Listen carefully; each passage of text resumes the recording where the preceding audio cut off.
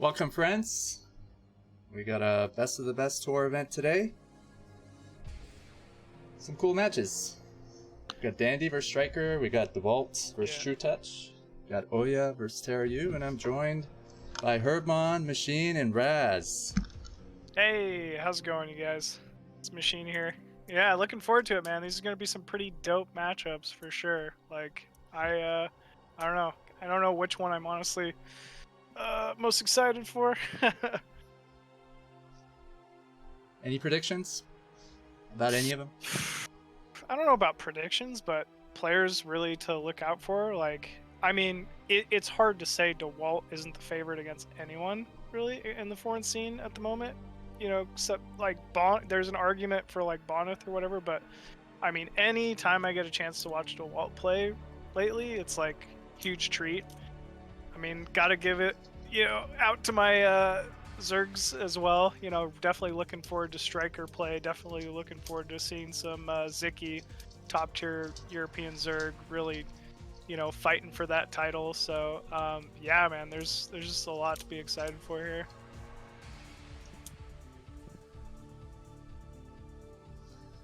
Just a quick note about our tournament format. So we got 12 players. Bonneth, Okay. Crossy, Dandy, Dewalt, Dragon, Koget, Oya, Stryker, Siki, Terayu, Trutacz, and Body. It's a round robin. To my understanding, that just means everybody plays each other. Nobody gets knocked out. There's a 5-game format, so each player has to play 5 games in their matchups. So a 4-1 or 5-0 outcome is possible. That means we have 66 show matches or 330 games. We got 4 Protoss players, 4 Terrans, 4 Zergs, which is pretty cool. Each race is equally represented.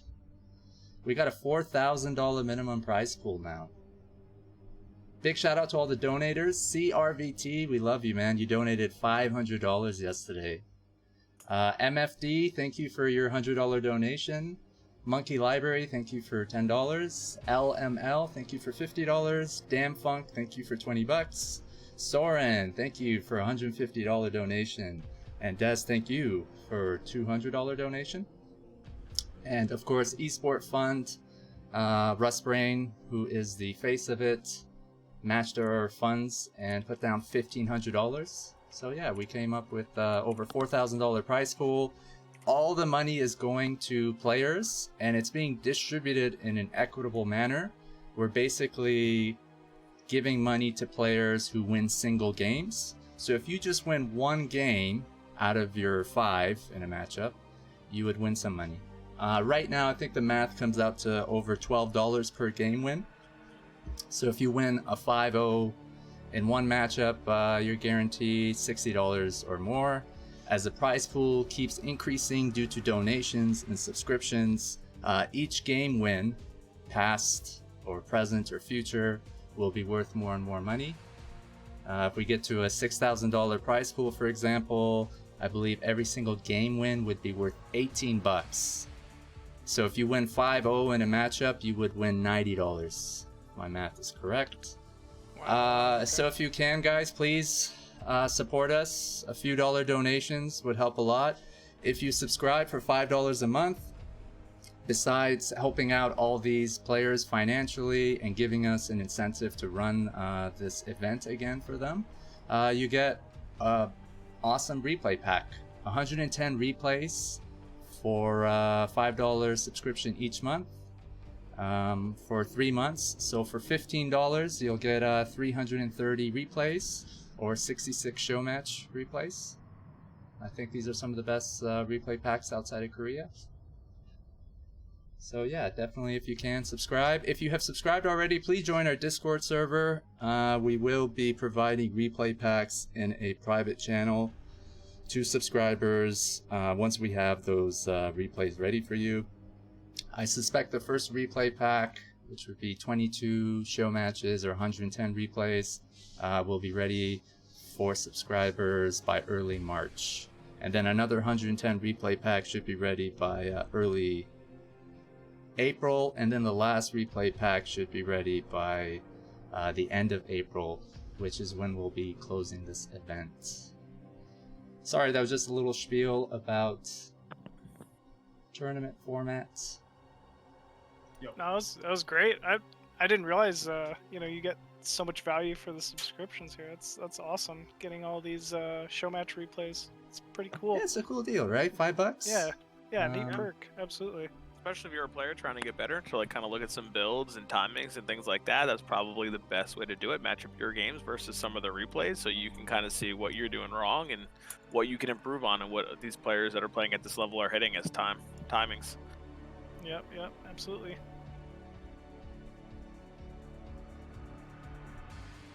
We got 5 maps that are being featured in every single matchup. Polypoid by the Korean mapmaker KM. It is the newer version, 1.51.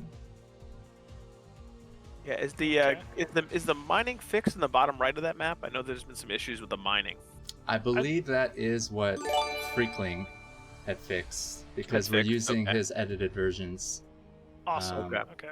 If we don't see that in a matchup, it may be because they're using one of our old replay packs, and it's my fault. We've updated it a few times, and players sometimes get bombarded with so many messages and like updated replay packs that they might accidentally use the wrong one. Yeah. I know I've done that before. The second map is Neosilphid, created by the Korean mapmaker Latius. We are using the edited version by Freakling. Not too many things were fixed there, or needed to be, perhaps.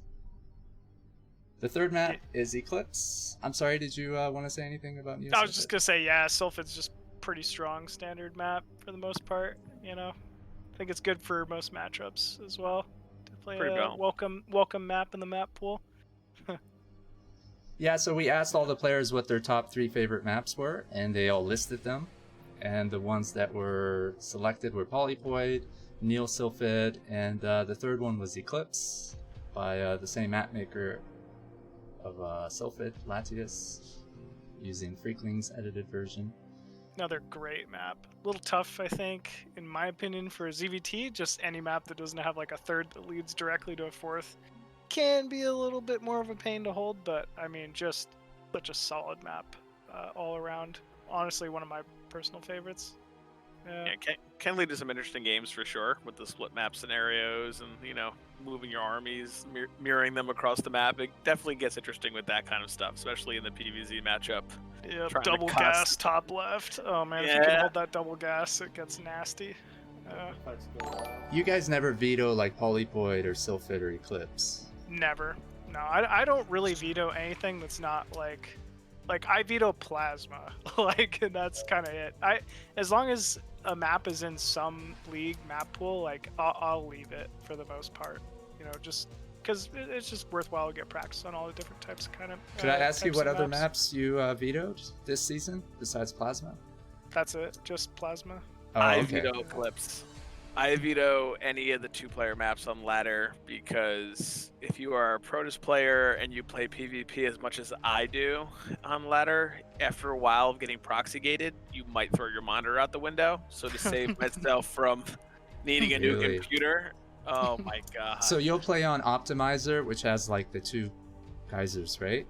I'll play an Optimizer even though it's definitely not good PvT. You'll play on Benzene, which has those cliffs that Terrans can drop on and has long I ban rushing Benzene. distances. 2-player map, I ban it because of the Oh, same right, reason. So I ban those 2, and I play all the 4-player maps. I mean, it's funny, I play enough, and definitely Machine has seen me play, and like the amount of PvP I play, the amount of proxy gates that happens, it's just, after a while, it just becomes so tilting. That's smart, man. Yeah, you reflect on like what gets on your nerves or whatever, and you veto things. It's just like, it's especially those Protoss that love to like send the first probe to your base and build a pylon, and then like a forge on top, another pylon, try to, and you're just like, oh, what am I doing? Like after a while, you're just like, why am I here? This is silly. So I do that would get so tilting. I mean, especially because PvP, right? Like your level, you're hitting so many Protoss on the ladder, like percentage-wise. that it would just, it gets so annoying. Like, I've seen Razz get proxigated like 3 or 4 games in a row on ladder, and it's like, oh, why would I want to do this? Like, you know. Our fourth map, Dominio Azul. It's a newer 3-player map by Last Curse and Freakling. It's being featured in season 11 of BSL. The little bit I played on this map, I do like it so far. It's a little different, like no ramp leading into the main, leads for more like aggression. I think like early game, ZVT, ZVP, you know, even like PVT, I'd say. A lot of aggression, but I think that middle high ground is kind of a unique place that most players just seem to want to avoid for now for fighting, but it could be good like TVP. How do you feel about the third mineral only kind of exposed out there, as opposed to Neosulfate, which has like no ramps like this map, but I think its mineral only is a little bit more. Yeah, I think you have the option out. of taking a third too, like on one of the hills, even though there's like a double ramp there. I still think that's an option for all of the players, depending on like if you're at 12 o'clock versus 4 o'clock, you can take the one to your left at like 9 o'clock, 10 o'clock. I think that's still an option. So I don't think you're forced into taking that as a third.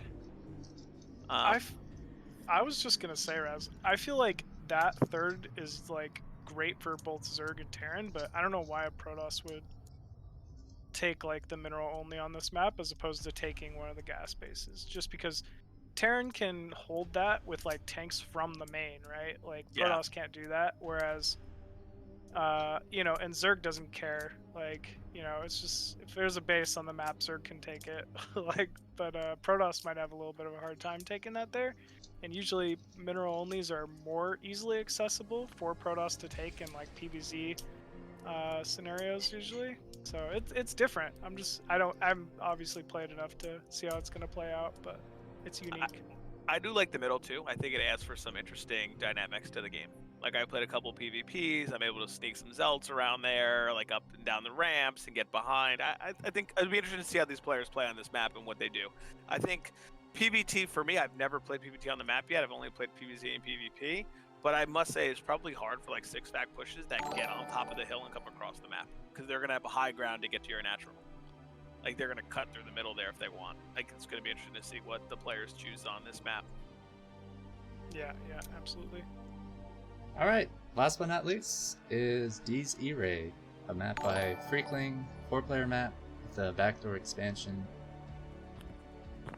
Have not seen this. BWCL map, right? It was a BWCL oh, map. Yeah. Ashworld tile sets. Yes. Yeah. Okay, I have seen this. Yeah. So super interesting because it's like kind of like Ringing Bloom with that giant ramp in the front. So like you can kind of hold a base in your own just by walling it off. You automatically guarantee yourself an expansion. I think some of the pathing is hard sometimes when you're trying to move units around this map. At least for me, I know I've played the map and you're like, oh my goodness, where are my units going because of the bottom bases, and walking through all of like the trees up and down the hills, like not trees, like whatever they are in the middle. I think it gets interesting for sure. Yeah, it definitely is interesting. I mean, as a Zerg player too, having those spores in the main, allowing that creep spread for early Sunkens to be able to defend that wide ramp into the main, like, is great. And it's something we obviously like semi see with Ringing Bloom. There's no creep obviously, but there's like the overmines, and you can place, you know, creeps under it early. So it's kind of nice as a Zerg player. Also, like, Zerg doesn't rely on walling off technically as much as, you know, like Terran and Protoss. So anytime there's just like a big fat wide ramp leading to the main, like, I'm all for it. It's got to be good for Zerg. Are there any like complaints about the tile set Ashworld? Like I've heard Zerg say, or I'm sorry, not Zergs, but like Protoss or Terran say it's hard to see lurkers sometimes when they're borrowed in some of the darker terrains. I definitely feel that way sometimes. I've had that happen where you kind of walk in, you're like, oh no, where are they? But, you know, I mean, if you're using your minimap, I know I always play with units on red, so I can kind of move as I move on the minimap. But I've definitely done that in a game where I've walked down one of those ramps, like through that little like pathing up to the next ramp, and you're like, oh my goodness, I ran into 6 lurkers. There goes my army. I've had it happen. GG on to the next one sometimes. Yeah, I don't really think it's a big problem, you know? Same thing with the tile set of Dominion Azul. It's got that like bluish. Yeah, personally, I don't have a problem with it, but obviously I'm not facing a whole lot of lurkers ZVZ, so I guess it's like something to think about. Right, Huh. and it's not really used Maybe I that should much, so it could be that. Yeah, for sure. What I like about maps like this, including like, I feel like it definitely forces different build orders because the aggression in the beginning isn't as strong. Like, it's harder to 2-fac TVP, it's harder to 973 ZVP, like it's harder to 2-gate push as Protoss because of the ramps. Like, it definitely changes the dynamic for the players and how they want to open on these maps and the games they're going to play. So it'll be interesting to see. One thing I love about these maps, though, are like the consistency with the trees.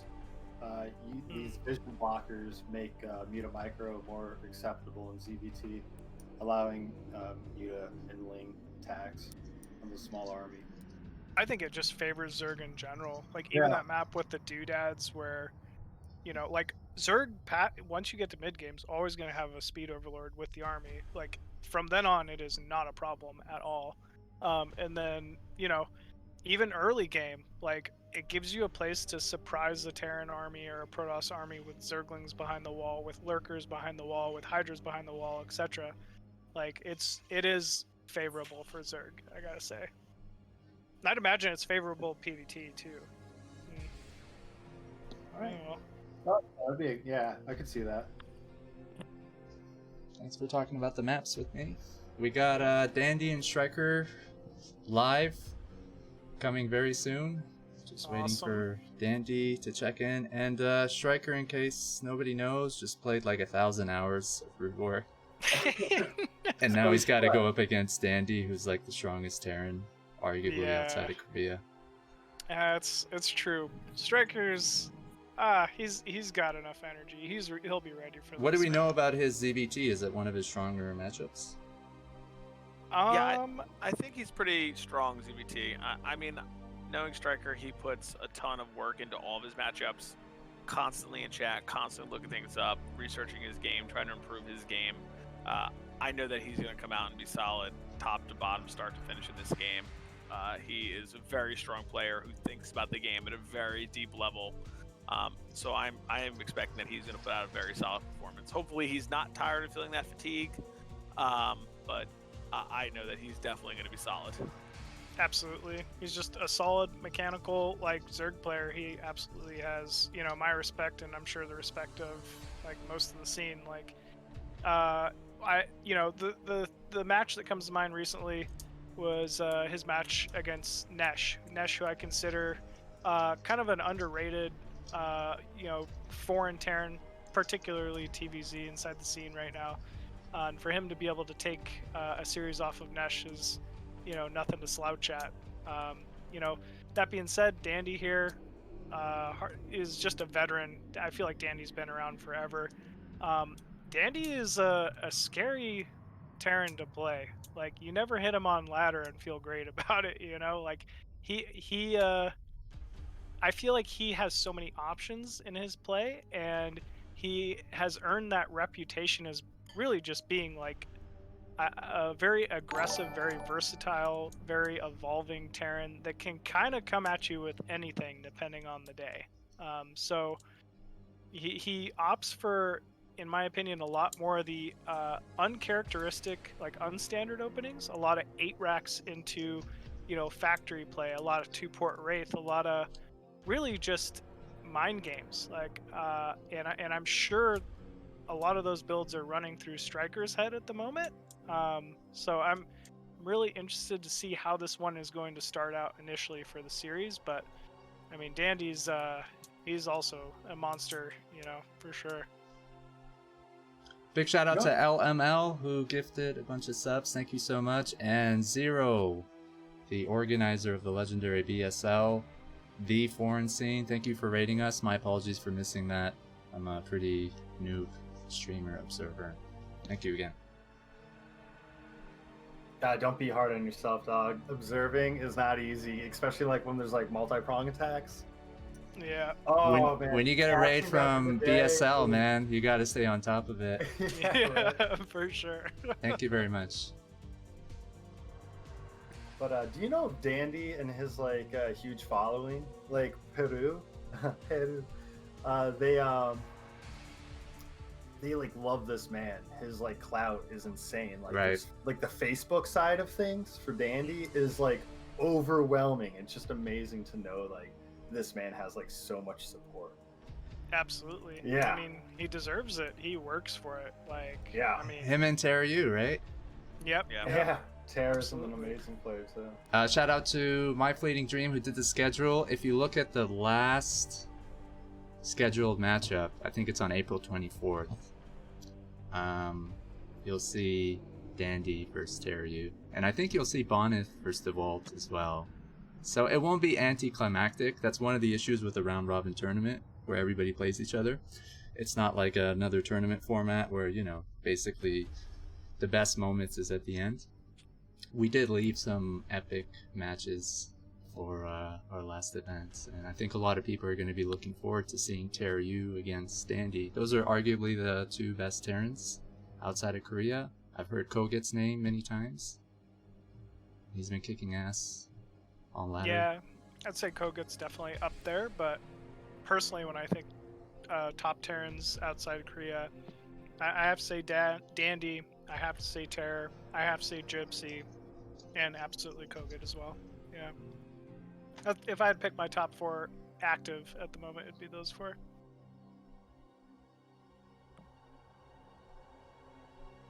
Mr. Grindboss, be nice in the chat. These are all very strong players. You don't Oh, need- he's salty because he didn't accept our invitation. Okay. So this was an invitation-only tournament. I invited a bunch of S-rankers from our Discord who participated in a regular showmat series. All the people you see that are in the tournament now, they committed and accepted, and we're pretty happy with it because they're really good players and they're good manner. But there are several other players that I invited that weren't interested or didn't respond. Grindboss is one of them. Madino, Cryok, Kare. I think I even messaged like Gypsy and Nyokin and Eon Zerg who never joined our Discord. But fortunately, we ended up with 12 really talented and good-mannered players. I'm very happy about that. Yeah, absolutely. The cream of the crop. These are gentlemen, as you could say. These guys put a lot of work into their game. And Oh, yeah. I agree with Machine's point on Dandy. You don't know what he's going to come out with. I think that's what makes players dangerous. He can play a macro game. He can play an 8 racks. That's why I'm curious to see how these guys pick their first build order choices. Especially in series, I feel like that's always like an interesting kind of dynamic to the series. Like, will someone throw a cheese in there, and how early? Not so early. Like, what do players what are they going to come up with? Because I'm sure think they all these will. guys are prepped. Absolutely. I think both these players are capable of it. You know, just because I was talking about Dandy's 8 racks opening, like, it's just what comes to mind. Dandy is very capable of playing an insanely strong, like, straight up game. You know, he's not going to miss depots. He can macro up there with the best of them, obviously. And same with Stryker. So I think this is going to be great. But yeah, I don't know. What, Herb, you ever played against Dandy? Yes, in several tournaments, and it's pretty one-sided. Yeah, exactly. You kicked his ass, didn't you? No. He comes. There's so many different strategies you have to look out for, and it's all aggression. So you can have like the one base factory outside your natural. You can have the siege tank timing with the drop ship sneak in your main. You can have a nuke rush. I've seen it all. It's all happened to me, and Dandy is a scary man. He's definitely a scary man. Yeah, he's the Zerg boogeyman. Yeah, he absolutely is. I've had some tough PvTs with him on ladder. We played a game at match point that I went carrier, 2-base carrier, and he countered with 2-base Valkyrie. Ooh, What? you don't see Yeah. that every day. Yeah. And that actually worked? Yeah, the Valkyries crush the carriers when they come out in small numbers. They just run them over. They kill the interceptors or the carriers straight up? Just right to the carriers because they're all clumped together. Okay. Yeah, because we saw Vadi try to do that to Dewalt last week. Yeah. And Did not didn't work work. out with them. Maybe he didn't have enough Goliaths for support, or there were too many carriers. Well, I don't And think he was Dewalt's targeting good the at that. carriers, actually. He was kind of Yeah. like hitting the interceptors, wasn't he? Yeah. It was Yeah, kind of DeWalt's wildfire. also just a monster, so he probably disintegrates stuff that I couldn't do. It was Bonnet. I'm sorry if I said Oh, DeWalt. Bonnet. Yeah. I don't know if Bonnet. DeWalt actually goes carriers. It's like microing the individual interceptors to draw the fire away from the Valkyries. Like, They're expensive units, right? So it better go right. Otherwise, I think you're screwed. yeah, that's Yeah. true. Oh, definitely. I mean, once you get into those massive air battles, like all it takes is one fight and can lose you the game pretty quickly. All right, guys. Dandy said he's coming, so I'm just going to run a short video, and we'll be right back. Sounds good.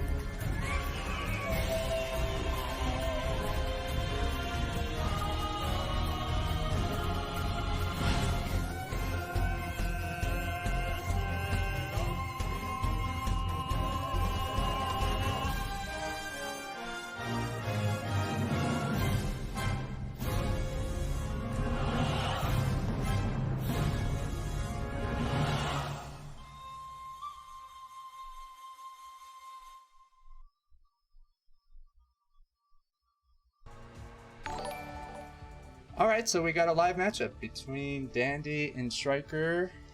Did one of you want to join me if it doesn't lag between North American and South American players? Sure. I'm in OpTQ on US West, square Okay. brackets around TQ. So one note about the live matches that were organized, My Fleeting Dream, thank you for doing the whole schedule for us. I think you try to pair up like South American, North American players as much as possible, and Europeans with Europeans, with some exceptions, just for lag and time zone differences. Actually, if you're streaming it through here, I think I'm good watching the stream. I'll just to keep the latency as low as possible.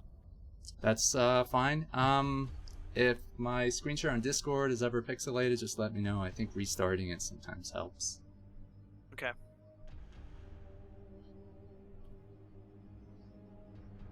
Sounds good.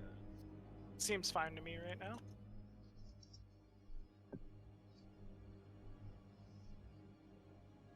Dandy's doing his little ritual, whatever it is, before he plays the Zerg. He's literally just smashing coconuts with his hands right now. I will crush Stryker. Is it good for Stryker that he played so many games before this, or is like how does it work? Do you get burnt out after you play too many games? Like You definitely get a little lethargic. You know you never quite play, at least in my opinion, as sharp later on in the day as you do at the beginning of the day. but you do want to warm up, right? Like you don't want your first. Oh, absolutely. You But have there's to a warm fine up. line between warming up and just exhausting yourself. Yeah, and a 4-hour tournament might do that, you know. And I mean, it's not like Stryker was playing with any pushovers. You know, there were some very strong players in that BSL qualifier. So for him to make it so far and obviously have such a successful day is great. But yeah, I don't think it's gonna work towards his advantage here playing against Dandy right after such an exhaustive tournament. But he can still do it, man. He's still very capable. He's young. young guy. He'll be fine. I think we should be seeing Stryker coming out pretty well. Jumping from a tournament to another tournament, I can only imagine like the mentality behind that. Just kind of like, all right, I'm still in it. Like things didn't go too well in BSL, but still be able to bring the pain. Oh, for sure. I think Yeah. they went pretty well even in BSL for him, so he should be pretty proud of that placement so far.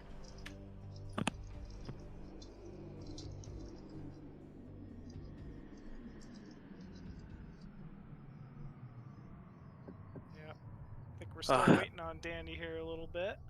Yeah, But- Dandy's been warming up right now. He's like, oh man, Striker's played 4 hours. He's been hanging out. He better get a game in or something. Maybe he's laddering. Yeah, Oh maybe. man. Quick ladder game before he starts this up. He's running back from the market with more coconuts to break open. Like, This time with his Everyone had forehead to coconuts. really. I have to break 100 coconuts before I start this game.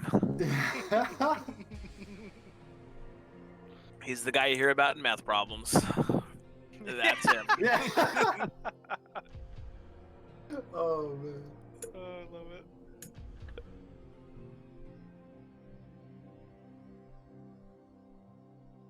All right, so what do we think? Score predictions here. Score predictions. You want me to go first? Ooh. Since I'm saying it, or you want me to give my prediction? Sure. Yeah, let's hear it. I think. Let's think about these maps too. I'm gonna go 3-2 Stryker. I think between Sylphid being a pretty good ZVT map, I'm curious to see Demano Azul because of the natural is over the water a lot of them, so I feel like there's gonna be okay for Micro. I think it's gonna go 3-2 to Stryker. Quark thinks 4-1 Dandy. What do you guys think?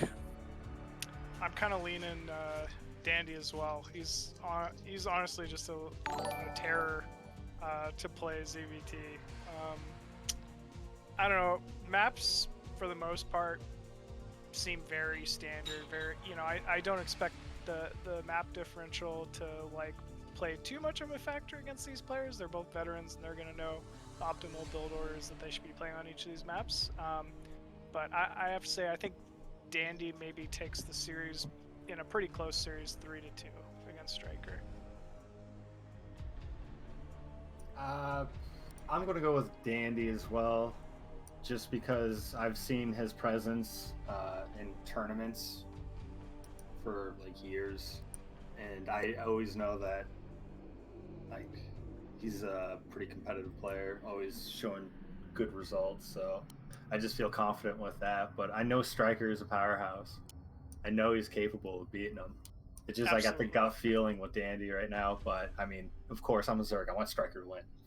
I was Yeah, gonna say, so I love wanna that know the how two, it- I the wanna- two Zerg guys are like, screw this Zerg, it's gonna But be that's Dandy. that's how Like, scary Terran is. Yeah, like it's exactly how scary Terror is. And I mean, like you're saying, will I be surprised if Stryker ends up taking the series? Absolutely not. Like that's why I think it will actually be pretty close in these games. But man, Danny's just got that killer mindset. Like he really he's going into this match to dismantle Stryker, and he's gonna do that with all these different builds that he has, everything he has planned on these maps.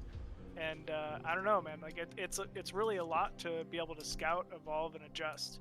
And he's just a difficult Terran to prep for. He really, really is.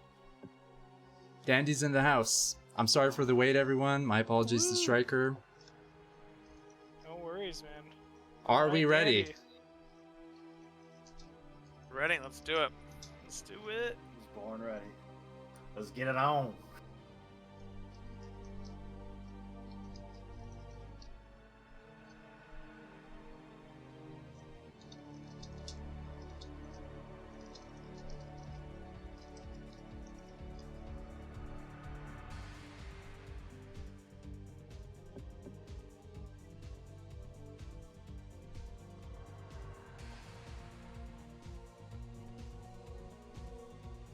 If I could ask a mod to run predicts, please, I would appreciate it. Yeah, I don't have the power. If we give you the power, you can't bet. Oh. All I already put my money down on Stryker.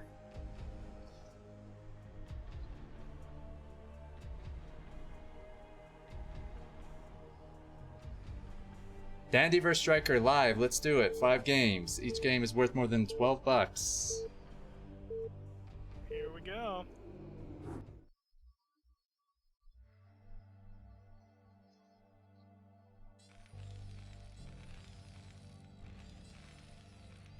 Alrighty. And spawning at the top left-hand corner as the red Zerg, we've got NA's own Stryker. In your top right, you have the South American Terran hero in orange, Dandy. Now, Machine, how do you feel about spawning? Does it matter that it's on both on top bases as Zerg ZVT on this map? It slightly matters. You'll notice like Stryker's first Overlord is headed south on this map. Typically, Zergs like to scout with their first Overlord over the cliff that is looking over the opponent's possible natural.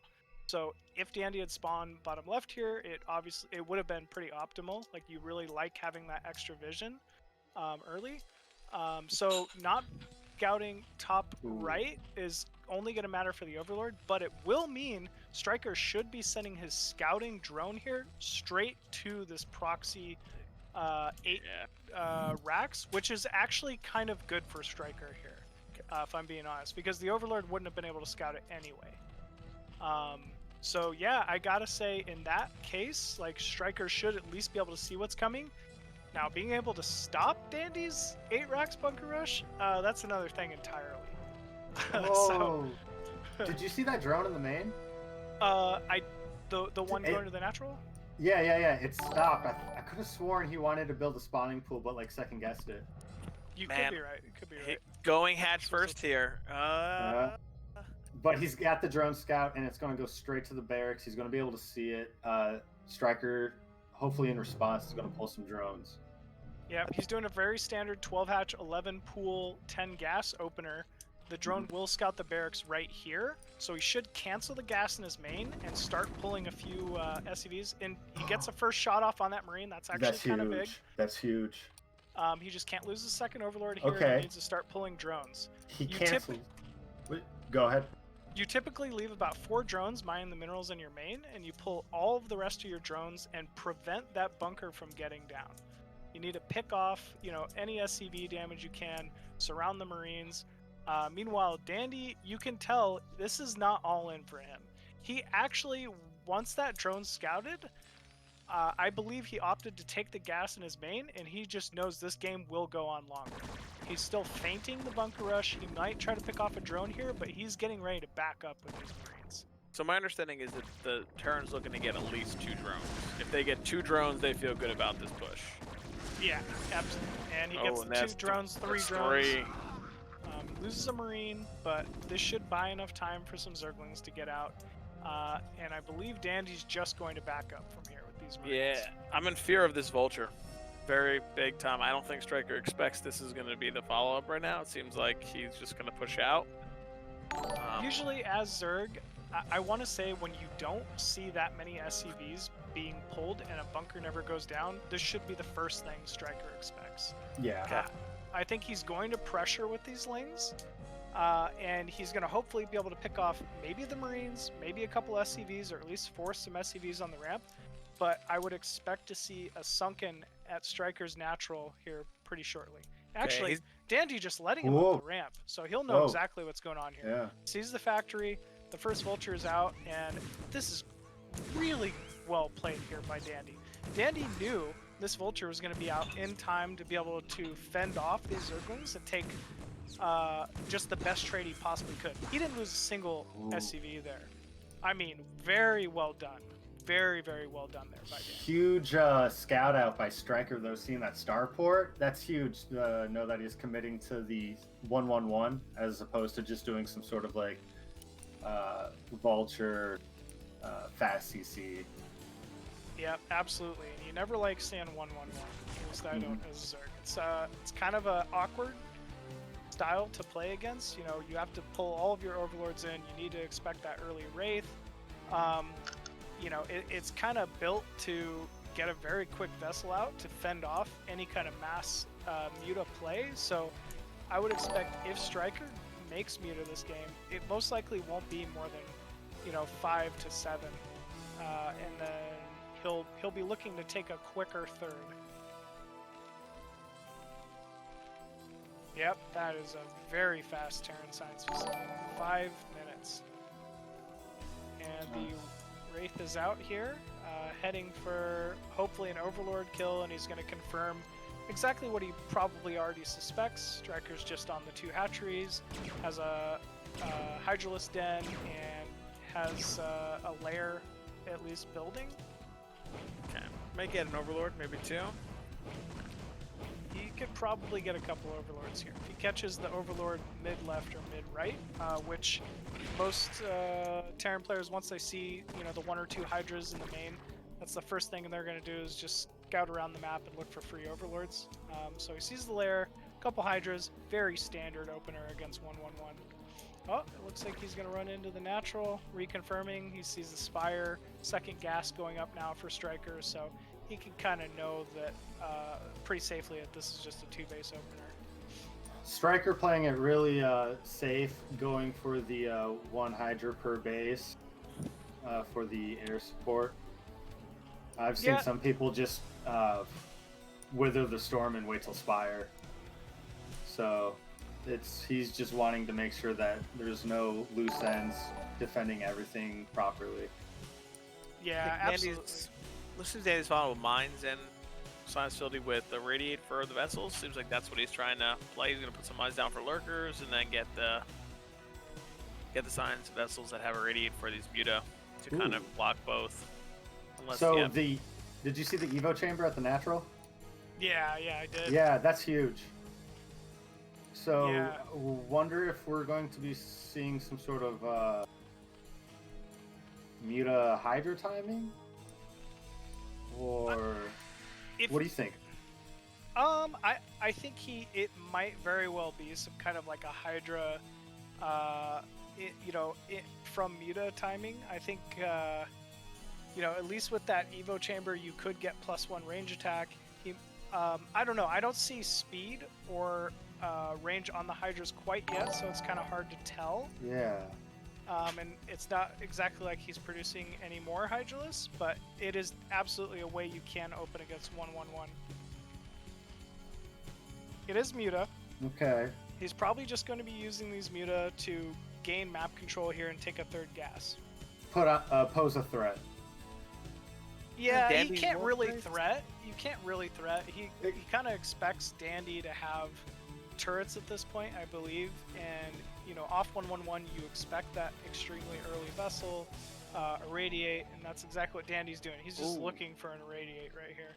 Oh, that's probably a misrally, actually. That's a misrally for sure. Yeah, it's definitely a misrally. Stryker, did he put an off-centered hatch? What's wow. Very smart dodge from there. He doesn't see him quite yet either. Wow. Dandy pulling back. What is happening here? Dandy's just 300 IQ, man, hiding that vessel. Okay. Wow, Dandy. Unfortunately, due to that mine, Stryker's going to have to misplace his 3rd hatchery. Which is not something you ever like to see out. He would have preferred to run a Zergling over there and sacrifice it to the mine, but still a playable position. We have a Queen's Nest down as well. So. Okay, so Stryker didn't misplace. He just put it up there on top on purpose because he was going to go with the 4th hatch there anyway, or 5th hatch there anyway. So he did place 1 under at his 3rd there to go into 5 hatches. Yeah. That's kind of a smart way to react to this. You typically against 1-1-1, if you can, you'd like to get a very fast hive and rush straight Ultralisk, which you never really see in a more of a standard bio opening from ZVT, but really just getting +3 armor Ultralisk, which I think is what he was doing with that Evo chamber, is getting that very quick armor upgrade, will allow him to hold this bio tank timing and just have Ultralisk tech out versus this, which is great. Big drone transfer heading to that third. Dandy not really on the map, minus Vulture and some mines. Meanwhile, Zerg having to kind of play pretty safe and defensive at the moment because of the fear of those mines being out on the map. The other issue with having to rush hives so quickly is he will not have overlord speed, which means each one of these mines is could possibly kill 5-6 hydras, sometimes accidentally if he makes a misstep. Now, and is he gonna get it? Nice. He gets one. Huge Huge. vessel dive. And that's exactly what Stryker wants to be doing with these mutas at this point. 5 mutas versus a bunch of turrets, very quick vessel. It's not really a great use of his Vespian at the moment, so he just wants to suicide those in with Scourge and trade for some of those quick vessels, in order to kind of keep that vessel count low. Big timing here coming from Dandy. Couple tanks, couple vessels, a lot of bio. This is a scary looking push. So, Stryker's response to everything Dandy's done so far has been phenomenal. And with all these extra hatcheries, his macro game is going to be able to make this engagement work. Hey, wait, no! Oh! Great I don't think so. No! He got caught out with a lot of these overlords are going to go down. Stryker should be supply blocked. Really, this is a very difficult timing to stop. He probably needed to pull back behind his Sunkens and kind of delay a little bit longer. But so it goes, man. That's 1-0 for Dandy here. Yeah, it's Man, that was anticlimactic as heck. Yeah. I honestly thought from Stryker's perspective that he was like, all right, this is going to be the push. I got the surround, everything's here, and then just Dandy was just there, and just with stem marines vaporized everything in sight. And Stryker was like, what? Oh, Yeah. my heart. Yeah, it Tough happens. I mean, if you're going Hive Tech, you have to get that Hive Tech up before the timing hits. And so that was kind of the fear there. I'm sure, Stryker knows it. He needed to get a little bit of a quicker Queen's Nest there, get to Hive a little faster, and hopefully get a few Ultras out. Yeah, I mean, if you think about it though, so from the 1-1-1, like, a Terran can go anywhere. So it seemed like he was in more response that he was hoping maybe like a little bit more mech play out of Dandy, but he didn't have the lurkers to hold back the Terran army from pushing across. So that just, in Stryker's position, he needed more time. He just needed to get those extra lurkers out, those extra lings out, because Hive obviously was not on his side there. Yeah, exactly. A little bit more time, and he might have been able to get the units out he needed. Yeah. But that was the thing. If you remember, Stryker went in, sniped off that vessel, and that was right then and there. Dandy was like, that was the trigger. He's like, all right, I got to push now. This is the moment. And just Stryker wasn't ready for it. Yeah. Very good timing there by Dandy. tough game one for Stryker. Hopefully he'll bounce back. Sylphid, from what I understand, a strong ZVT map with able to harass with Muta from behind the natural. So hopefully he'll be able to bounce back on this game. Oh, yeah. Curse of the commentator there, Herb telling him he's ready, gonna engage, and then not a good engage. Curse. Yeah. It had the potential. Everything was there. It just, they didn't do the things. Yeah. And that's That a common happens. thing for Zerg, yeah. Yep, definitely. You ever is. controlled Scourge? Be like, hey, go for that dropship. Oh, yeah, good thing you missed it. I'm so happy you did that 360. Oh, man. All right, well, game two here. We got Dandy spawning as the brown Terran at the top side of the map. Meanwhile, bottom right here on Sylphid, we have Stryker spawning as the blue Zerg. So I guess positionally now, we get to see the flip side of the coin here. Stryker's going to get that first Overlord scout off directly on Dandy's main. This is a great map for Zerg. I'd expect, we probably won't be seeing an 8 racks, which, we definitely aren't here from Dandy after game one. He's already kind of imposed his will here. Meanwhile, Stryker opting for more of a safe overpool. opening, which you don't see. You do see it in Zerg vs. Terran, but it's kind of a one-off.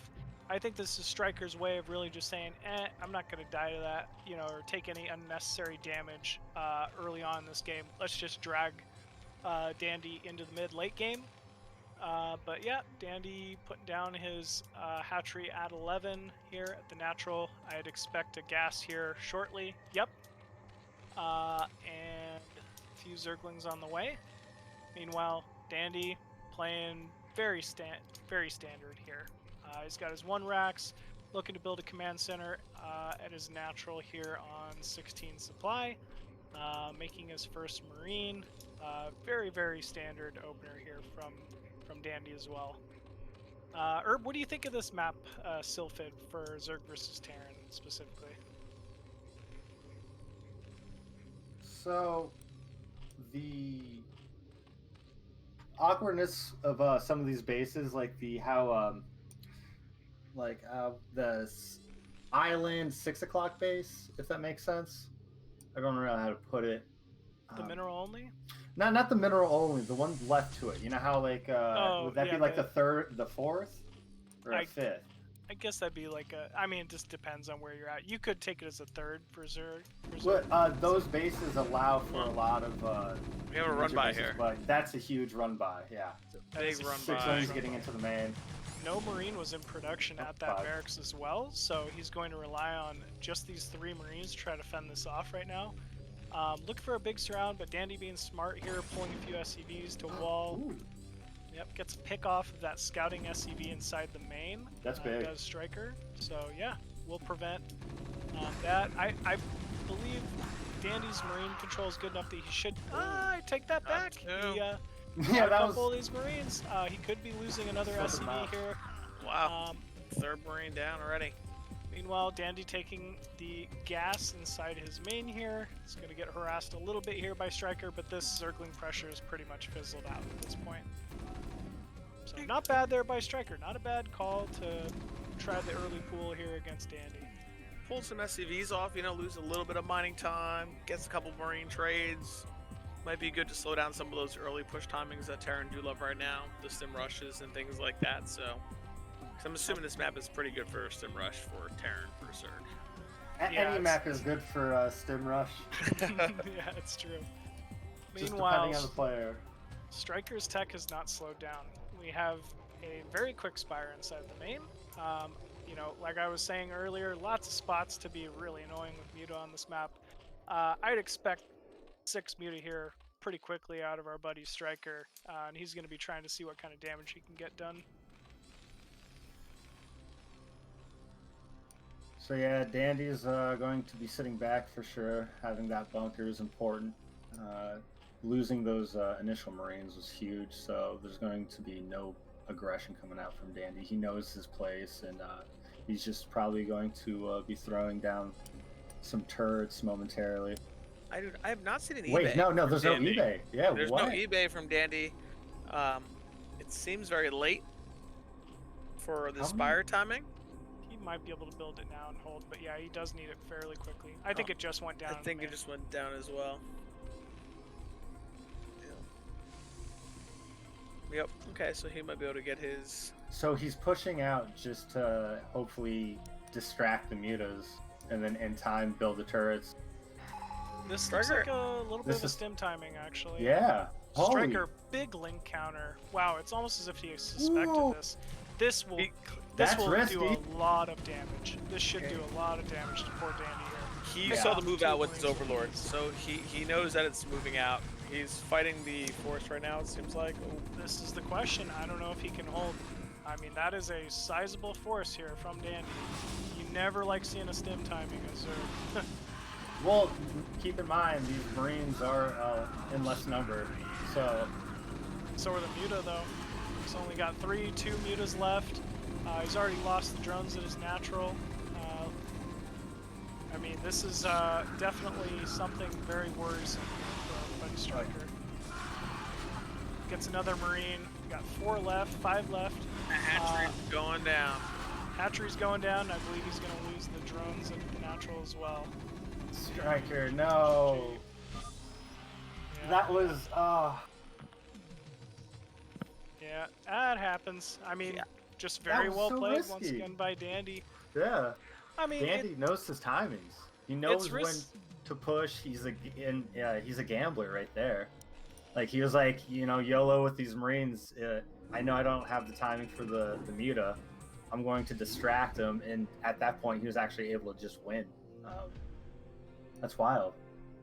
it Yeah. was risky, but it might not have been if you think about it. Okay. Dandy, when he pressured out with that timing, he did see the Zerglings that Stryker had made, and he might have known that that Stryker did not have the larva he needed in order to make the initial 6 Muta that could defend the timing. Oh, okay. Yeah. So I think that was actually just some next level pressure there by Dandy. Usually, if you take some Marine losses early, I don't know many Terrans that would transition into like a stim timing. Yeah. But it actually worked for that situation. I'm surprised. I mean, Stryker saw the move out with his Overlord, so I was surprised that he didn't drop a Sunken, or maybe he thought that he could handle the Marines just with his Muta. Yeah, he might have. Maybe just a miscalculation on his part with the Marines coming out. He did what every other Zerg does. There's no way those Marines are going to get here in time. Oh, these Marines are here in time. Oh, no. Yeah, exactly. Yeah, he might have thought that Danny was going to turn around when the Lings went in his base to kind of deal with them. He might have felt that way as well. Yeah, might have. Well, spawning top right as the Black Terran, we once again have Soul's Dandy, and spawning bottom left as like the green pea soup colored Zerg. I think We it's got olive. Stryker. Is it olive? It's Oh, it's olive. olive. Okay. I think we're going to go with olive. I'm right, Italian. let's go We with like olive. olives. We're going with olives. That sounds way better. I like green pea. Yeah. Green peas are great, man. Come on, what about the olives with the, the little, I mean, can't go wrong with olives. Olive little oil. peppers in the middle? Come on, man. Come on. There's some olives in This here. boy's going to slide his way into victory with all Pea that is a olive funny juice. word, man. It is. Yeah, pea is a funny word. Oh man. Well, I don't know. If you're Stryker, what do you do from here? You're down 0-2. It was a pretty quick series. Neither game really seemed to go your way. I mean, you can make arguments for the beginning of last game. He did end up doing some damage early, but I think Stryker just wants a straight up standard game at this point. Yeah. He's not going to win the mind games against Dandy at this point. I do feel like the first game he went hatch first and got 8 racks. Second game he goes overpool versus a standard build where he's been a little bit of disadvantage. Some of the build order choices that he's had. Definitely has. If he would have flipped his build, I think he would have been in better shape. This game, I think we're going to see a way more standard game with him going hatch first versus this not 8 racks. So Yep. I'm glad to see that this has happened. It's kind of balanced itself out. Mhm. Now, see where it goes from here. I'd like to note Stryker's first Overlord position. Normally Yes. on this map, you would send the Overlord directly to the opponent's natural cliff. Very standard. Obviously, every Zerg in the world wants to scout the opponent's natural. He set it there because this is Dandy. He's expecting an 8 racks, and if they 8 racks on this map and you send your Overlord the standard positioning, it dies, you lose the game every time. So, I mean, very good little mind games here from Dandy, and great corrections by Stryker. He's really doing the necessary steps needed in order to, take this series. Stryker understands the game. It's just Dandy's been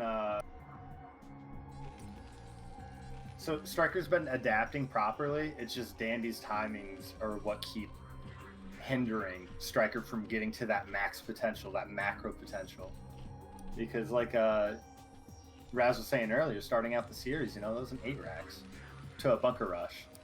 And then Stryker to 1-1-1, so Stryker in response tried to get this 5 hatchery, like big, army, but Dandy was there with the army. So, I mean, since it's a 1v1 map, I feel like Dandy is going to bring with the macro, but I wonder if he's going to try to slip in some sort of advantage. I mean, that's definitely what we're seeing out of him right now. Like, everything in Dandy's main says, all right, Stryker, you wanted to play me straight up? Let's play straight up right now. Like, let me show you what I can do. So I 100% agree. We don't even see a depot at the natural for Dandy, which is kind of more standard to help block some of these early lane timings yet. Dandy's taken some advantages here. Which he's scouting with this SCV. He sees the drone count, he sees the spire timing.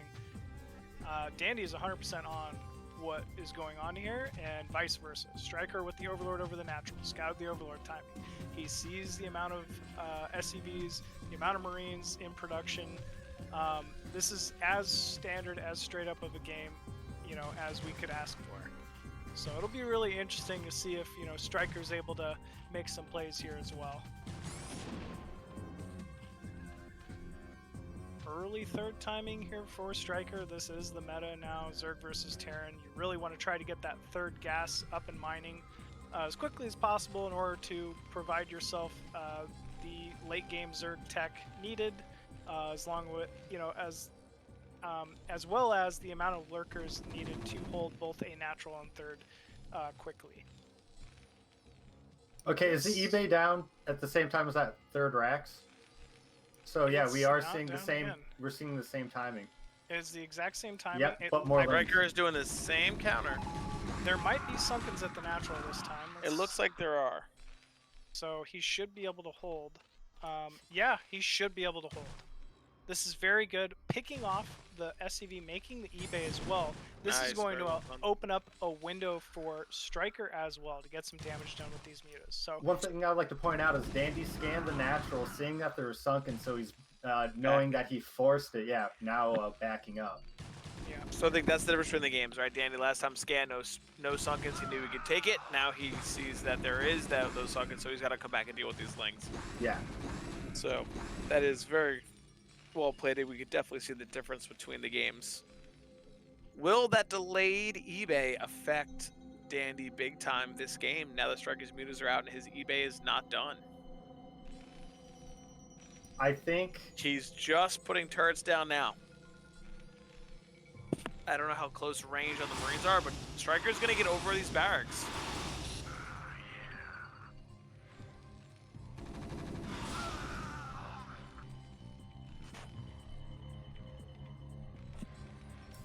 Right, the dance begins between these Marines and these muta.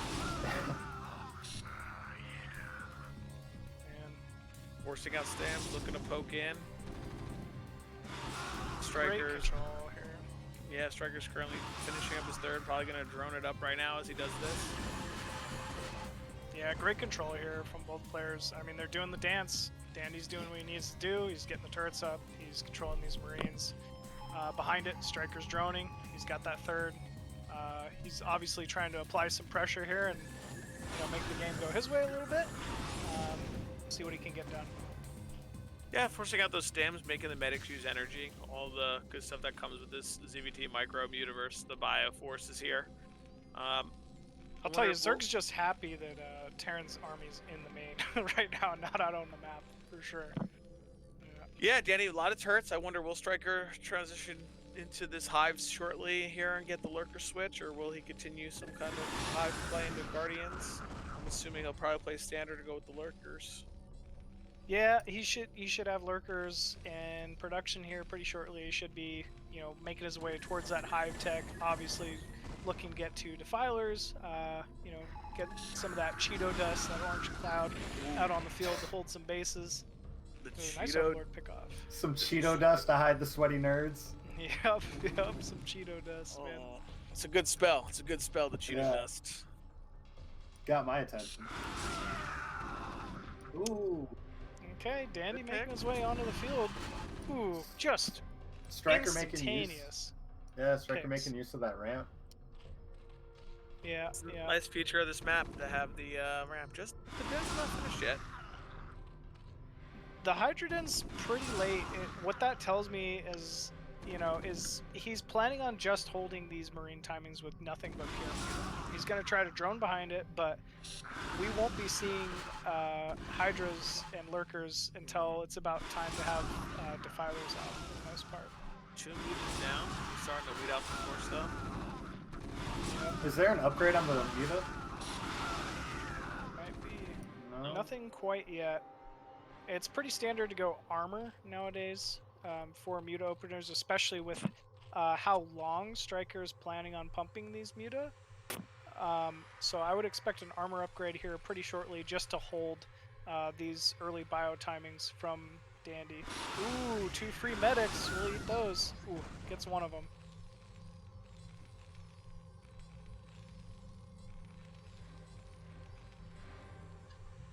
Looks like the game's kind of stabilizing.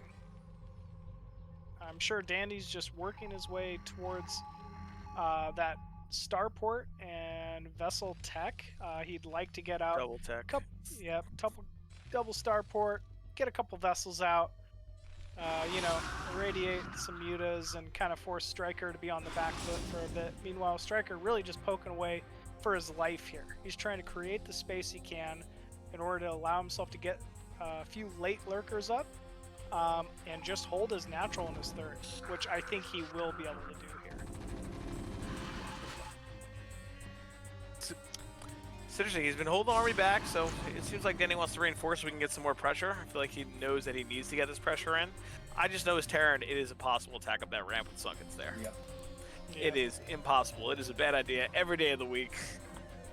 The Sunkens aren't the issue. If there's lurkers, yes. If it was just the single Sunken, I think he'd get up there no problem. You think so? Even with the micro, the Muta coming in and the...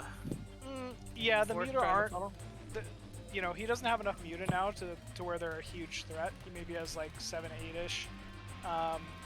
He's really just going to rely on those lurkers. But yeah, 100% Stryker is ready. His timings are on point in this game.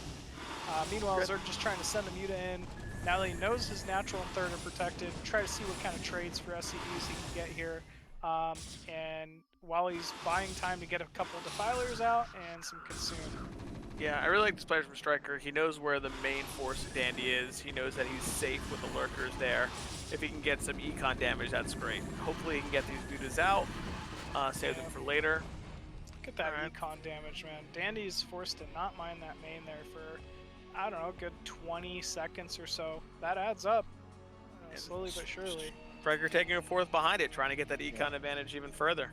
I like that. Those mutas have pulled Dandy all around the map. Yeah, you know, Dandy should have been sitting outside the natural, should have been sitting outside the third, and these lurkers never could have snuck down to bottom right. So Stryker really just reacting well to Dandy's decision making here. Yeah, I think, you know, Stryker's trying to make Dandy play his game a little bit. You know, chase him around, force him to make different multitasking decisions, which I think in any time Red War is important, right? You're on the front foot, you're making them react, force them to make a lot of actions and choices. Always a positive when you're in that position. Absolutely. And the two first science vessels are on the field here for Dandy. These are probably going to be looking to irradiate defilers and lurkers at this point. I think, you know, after that dive in the main, he knows Stryker's Mutaforce isn't a scary enough threat to really warrant these irradiates. Ooh, big scan on the third there.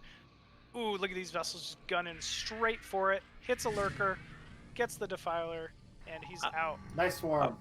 I would imagine that those lurkers are stacked. That's definitely not one there. That one, yeah, look at that. There's 5 in the fourth, and I don't know how many over there in the natural or the third, but I like it. Huge moment though, him getting the fourth. You know, Zerg getting on 4 gas is definitely something that they need, and it definitely helps them lock up a lot of games, so they can really get into that late hive tech. So it's Stryker making a good play here, getting this fourth, trying to hold it and secure it. We'll see what he can do. You're absolutely right, Razz. Zerg really relies on that fourth gas to really start having a big mistake. Big mistake. Well, you were saying these lurker stacks are scary. How does Dandy know if that's just 2 lurkers or if that's 5? And I'll tell you, I was almost going to mention it. I never see anyone send 5 lurkers to take a fourth. But man, that paid off. Yeah. Dandy has no business pressuring these 4 bases now. And as you said, Zerg hits a giant power spike once that 4th gas is mining. I think very quickly here we're going to see some Ultralists and see a lot of pressure out of Zerg. Stryker not only plagues the Marines and the dropships, but scouts the dropships. I think that's really important that he knows that they're coming, he sees them, and he can prepare for those as well now. Stryker's at full form right now. Yeah, he's gonna bring the pain. He's gonna turn this around. Win it up. He definitely is. Yeah. Code Plague on the vessels. Come out with 3-2. Yep, these plague vessels are annoying for Terran. Those are very expensive units that have been, basically spellcasted down to 1 HP. Stryker should be aware of it now. He should be pulling some mutas to go and try to pick off a few of these vessels here. I mean, the longer he holds these 4 gases right now, the more the game will turn into his favor. We see the Ultra Cavern at the natural. I'd expect these are a lot of Ultralists in production here at the moment. And he's going to be looking to whittle down this vessel count and keep Dandy from taking a 4th. Now, how much does I know the 3rd obviously helps, but how big of a power spike is it for Terran at this point to be able to secure that 3rd? Is Zerg super worried? Like, how does it feel when that happens? Is that just standard? You're like, okay, they have it. I'm not too bad because I'm on my 4th gas.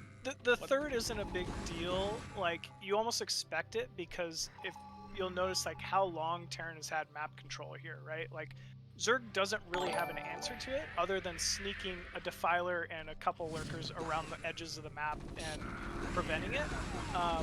But there's no way you fight the Terran army right now straight up and prevent that 3rd. Stryker doing a great job right there. Huge. Huge plagues. Could we see the upgrades in both the Terran and the Zerg? With the Okay, 2-1. 2-1. 2-1 for Ooh, huge plague. 2-1 and 1 carapace for Zerg. Oh, and the Ultras have their upgrade. Okay. Dandy obviously on top of his upgrade, staying ahead of the Zerg. Attack versus carapace, so that's big. I know that Ultras. Oh my goodness! Don't give the catch up to him. So much ketchup. Oh, ketchup with a side of ketchup. Oh man. Yep. That big Zerg power spike's just about to hit. I believe he's waiting for +1 attack on melee units for Zerg, as well as his +4 armor for the Ultralists. And then he's gonna make the move out, and it's gonna be big. Stryker already prying with these little counters. Oh no! Huge. Perfectly. Like, it was exactly what I was talking about. That's the most value those Mutalisks can really bring at this stage in the game. Ooh, he's got Scourge prepared to defend this 4th as well. He's got a Nice there with a Defiler. I like it. Let's see if he sees it. Stryker's multitask is usually pretty good. Let's see if he reacts. Not reacting. It's okay. He gets the drop off. Meanwhile, Stryker pressure in the natural. I believe there is. Okay. I don't know. I think Stryker might be looking to end anyway. Yeah, I know. Stryker. I don't know. Terran can defend this aggression. I think Stryker holds, and I think this is a lot of aggression here. It looked like Dandy just got caught way out of position. Yeah. Stryker just moved the links in with the Ultra. They're taking the damage. Yep, here we go. Yep. I'd love to see Stryker get in his base. Yeah, get on Stryker the barracks. cleaned up all the drops, right? Yeah, he cleaned up all the drops are taken care of. Yeah, this is it. I'd love to, I think Dandy's gonna clean it. He did some significant damage. I mean, he did a good amount of economic damage to that 4th particularly, but even the 3rd. Stryker's probably going to have to drone a little bit, which should alleviate some of this pressure. I think Dandy holds. Yep. He's adding a 3rd starport, so we'll see if he's going to switch. Maybe just is it going to be 3 vessel production, or there's a physics lab, so maybe he will be going into BCs quickly. I think that's the right call. BCs, really, some players love them, some players hate them. Either way, it's a very simple unit that you can kind of use to apply a lot of pressure that Zerg isn't ready for. Other than Scourges, there's not a ton of anti-air, in particular late game from Zerg. And although you can trade Scourges for battle cruisers efficiently, it's not that efficient. It still takes 6 Scourge or so to kill off a battle cruiser. It's not the cheapest thing you can do. Another big engagement here from Zerg. He's getting okay trades, but I'd love to see a Defiler with his next force. Zerg tends to do this a lot because it's very easy to just straight up put on pressure with Ultralists and Zerglings. the issue is defilers are just so immobile. A lot of times you're really having to wait around a lot, it feels like, in order to get a defiler into play. Yeah. Yeah.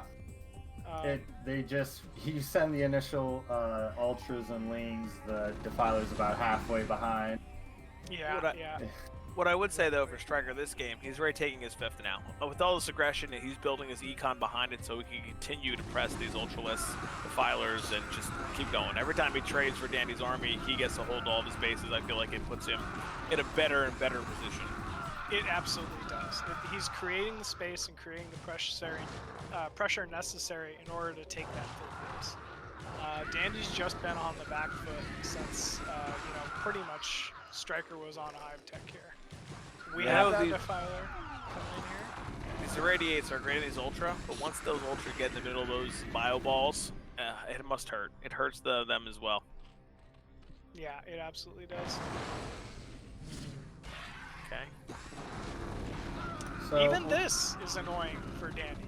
He's got an ultralist under a cloud that he cannot kill right in front of his base. Yes. You And can't it draws just all walk the by fire it. from the A left click, so Yeah, it definitely does. And Stryker denied that 4th from Dandy. He must know at this time in the game, 20 minutes in, Dandy's mining out, right? Now it becomes a game of attrition. How long can he hold up and keep trading armies before Dandy just runs out of resources? He's taking his 6th. Oh, here comes the Muta in. Oh. that was beautiful time. Oh, I was going to say no 1 HP vessels, but he's got the Scorch to deal with it. There were some plague vessels. I'm shocked what happened. Oh, I think he clears killed them. all of them earlier. Yeah, that's pretty much the crushing blow. There right it is. Stryker taking game number 3. GG. Well played by Stryker on that one. There we go. That was pretty refreshing to see. Great play from both players. Like I said at the start of the cast, this was kind of Dandy saying, "You want to play a straight-up game? Let's go." And yeah, Stryker obliged. Just beautiful work from Stryker that we all know he's capable of. It's really nice to see him kind of hit his potential in a game here. Really well played by both players. He didn't miss a beat. I feel like the moment the game turned into Stryker's game was when Dandy tried doing the multi-pronged drop at the 4th and the 5th, and then Stryker attacking, catching him completely out of place, and then Stryker being able to clean up the drops and then continue to put on aggression with throwing plagues at the natural. That was the best form we could see Stryker. So let's see if we can see it in the next game. Yeah, and I agree with you. That was a very pivotal moment. That takes a lot of multitasking, dealing with 2 drops and pressing the Terran's natural simultaneously. It's a feat not a whole lot are capable of. But very well played there by Stryker. I like that he continued to pressure trade armies and keep expanding behind, knowing that the prowess is on Dandy to try to put that pressure on him to take bases down. I think that's always a good thing. Yeah, absolutely. Alrighty, so spawning at the bottom left here as the red Zerg, we once again have Stryker. And spawning at the 12 o'clock, we have Dandy. Demonio Jessa. Azul. I would love to see a 9-pull speed from Stryker. Just throw it out there. Something a little crazy. Spice it up, throw a little bit of yeah, I could see that, the winning tilt. Yeah, you're down 2-1, you need to make something happen a little bit. You've been playing standard the whole time. Quit being so one-dimensional. I feel like it's the first time, it's the first time in the series Stryker's holding the momentum, right? He won last game. It was a, it was a very strong game from him. Yeah, maybe this is the time to get in Dandy's head, do a 9-pull speed or overpull. I don't think it's a bad idea given the map too, low ground main, there's no ramp to run up and get blocked off by SCVs. Maybe that's the call. Would have been great to see. But Stryker playing standard, feels confident. I think he's going to stay standard and keep doing his thing. Yeah, which isn't a bad thing either, right? We just saw last game. He played it. Was scary on how great he played that. Absolutely, man. He plays one hell of a standard game. I think this is a map where you know, like I said, I haven't played much on it, but if he can get his third inside the other main, he could secure himself 4 gases right away and put Dandy under the gun of attacking 2 different locations. Yeah. This You map's think- a little different because there's no ramp. Okay. Like, You don't think Zerg, those chokes in the front will be good enough to hold for him as a third and a fourth if he can take both? it's questionable. I think they're not big enough that you couldn't hold it, but you always feel safer with a ramp base as Zerg. Okay. I would expect Stryker to take 6 o'clock as his third. I could be wrong. But anytime there's not a ramp, it is significantly more difficult for Zerg to hold against Bio. Not to say it's impossible. You can still do it. But yeah, I don't think it's what you usually opt for. Okay. Yeah, it makes the 3 lurker stack a lot less scary, because half the reason why the 3 lurks can hold a ramp is due to the AI of moving up the ramp. If it's a flat ground surface, it's easier for the Terran to maneuver. Yeah, that's true. Very safe, very standard opener here from both. Probably going to see a couple Zerglings in the main here. Yep, pushing around that SCV. He got the first scout off with that Overlord, sees the command center timing.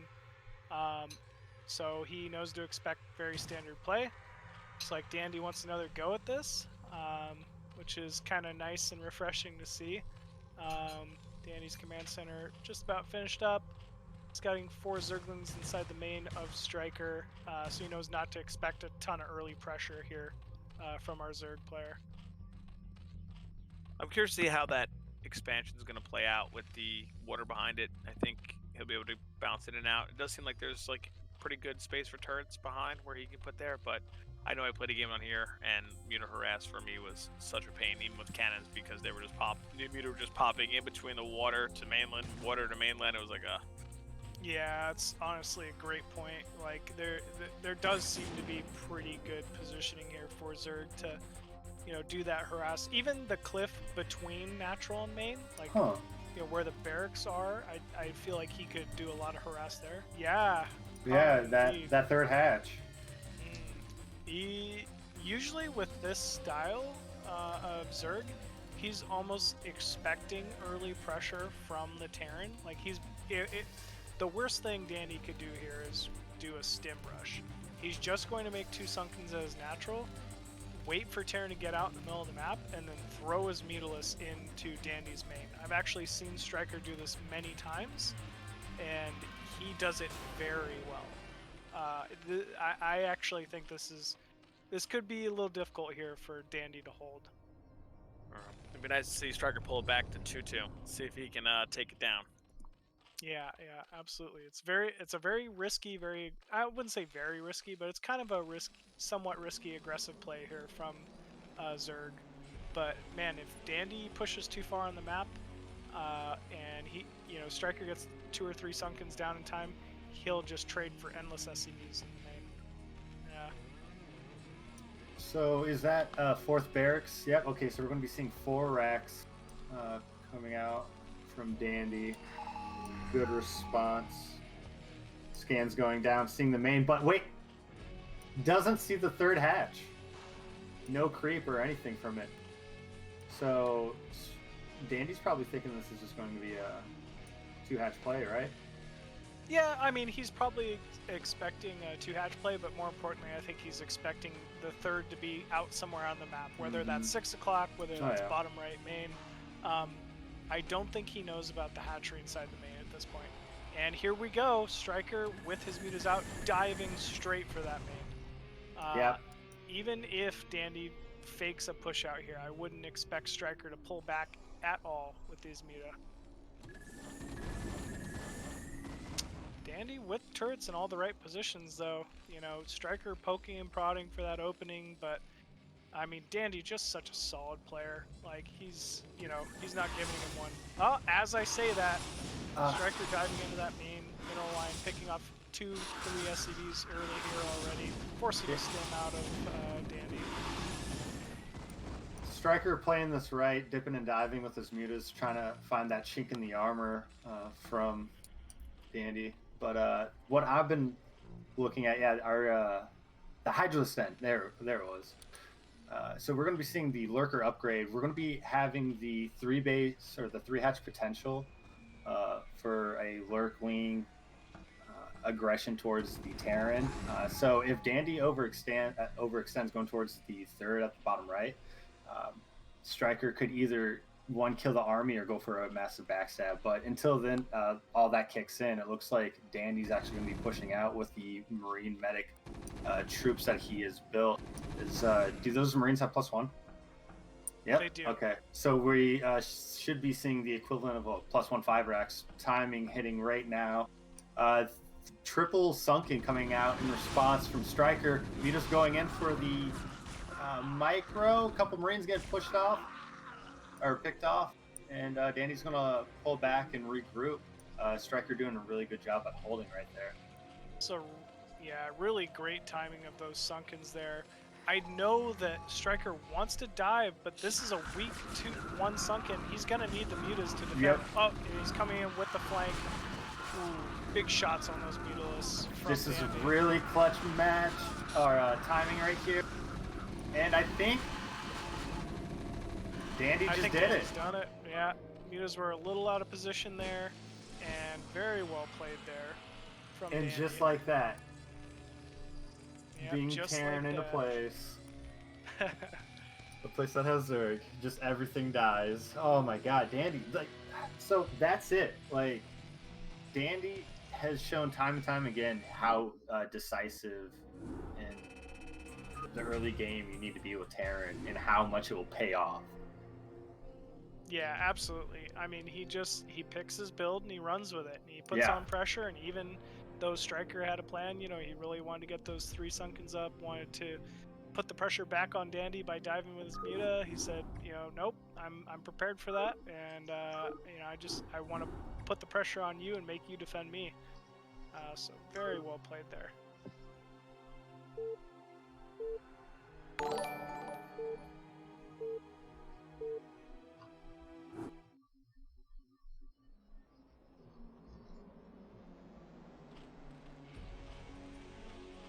All right. Once again, we have Stryker spawning as the blue Zerg top left. And meanwhile, spawning as the yellow Terran top right, we have Soul's Dandy. Yeah, no drone here. There's not a drone being built inside the Zerg's main. This can only mean one thing. Good old 4-pool. Yep, trusty 4-pool. Yeah, you gotta 4-pool your way into the family, dog. Yeah, I think he knows that this game's not, you know, he can't win the series still, so he's just trying to take a risk here, maybe take it 2-3 instead. I mean, Improve if the you're, results. yeah, exactly. If you're Dandy, do you expect Stryker to 4-pool? No, absolutely not. Big ramp leading to the main on this map too. It's kind of perfect for it. It's actually a pretty intelligent play given the situation. Only if we've seen that a little bit earlier, you know. Yeah. Meanwhile, Dandy chugging away. You know, he's already knows he's up in the series. Oh, I like the drone being sent out here. Yeah, he is Trying to not scout building position. a single drone behind this. This is just complete. Wait, yeah, there it goes. Yep. I don't believe, is that a full wall on this map? I have not played this map enough to know, Yeah, but barracks under supply depot, it seems right. Yeah, it does seem right. I mean, Dandy's got to be suspicious of the scout timing right now. Oh yeah, That is a very early drone. Oh, Ling's out. Ling's out. Barracks halfway complete. Yeah, I don't know. I think Dandy should get a little suspicious just by that drone scout timing. I'm surprised to still see him be building the gas in his main. Actually, he's not even mining it. I think he knows. Yeah, this is a complete is hold right. on Dandy. Yeah, he knows. Marine he's spawn got on the right side. And Lings Zerg, can't- It it's will Ling tight. wall. Yeah, it's Ling tight. He's just got to repair here. That's game. I think that might be game. Gonna pull that drone back and allow more Zerglings to attack the depot. Yeah, so killing a spore won't open up any space underneath it. There's a doodad Oh, okay. there, and Stryker okay. knows that. That's good. Factory being built here for Dandy. He's hoping to get a vulture out here very shortly. I'm surprised he pulled those SCVs back. Yeah. I still don't think it's quite enough. Second Marine will be out here any second. Yeah. And that's it. Good game. Just like that. And Dandy taking the series 4-1. Wow. I mean, you kind of expect it. He's the veteran. He's And that's kind of what I had my money going on too, was the whole veteran factor. yeah, he really knows how to play in those crunch scenarios. You know, just every game he's a problem. He plays the maps very intelligently. He's tough for anyone to take out in the series, you know, especially in a best of 9 series, best of 5 series. Well, most importantly, due to this tournament format, that's money in the bank. Every game they play is paid for, so like every win he makes is $10 in the pocket. We're at a little bit over $12 now. $12? Over $12? Wow. Yeah. Awesome. So Big shout out to thank you, everyone. CRVT for donating $500 yesterday. Wow. Dang, okay. That's a That's- big donation. Yeah, that's much love. Yeah, but there is an incentive to play every single game since there's 5-game formats and to win it because BBT days are paydays. Potentially for everybody. Okay. Yeah, and like 3 or 4 players can't grab all the prize pool for themselves. Even if Dewalt was to win 55-0, like each player has to play 55 games or 11 matchups. They can only claim such a huge share of the prize, but not overwhelming majority of it, right? Okay. So Yeah, that that's makes one of the sense. cool things. So seeing that game play out, it wasn't, you know, just for the series, it was also for the cash, you know? Yeah, absolutely.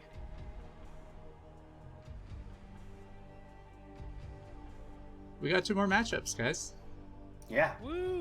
I'm excited about that. That first series was great. Yeah, it absolutely Dandy, was. just perfect example of why that guy's scary. You know, he knows what to do with his Marines and his medics, and the timings that he just knows and when to engage and when not to engage. I feel is just so far superior than mine. You know, because when he's knocking at your door, it's just like, do I have enough? Do I not have enough? Yeah, definitely. I mean, just his build order selection too, like given the maps, he's a very well-rounded, very intelligent player. Yeah. He's tough for anyone. Yep. And then Stryker just showing his, if you get that boy an inch, he'll run a mile. You give him the space and time he wants, he's going to come at you with everything. And you can throw anything at him and he will stop you. But apparently Dandy was able to stop him at just the right time. Yeah. Every time. Yep, absolutely.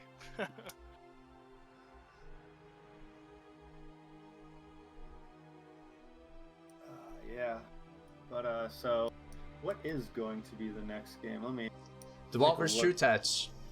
Yeah, there it is. The replay. So actually, What do you guys think? let me jump in on that so we're not hounding you for upgrades.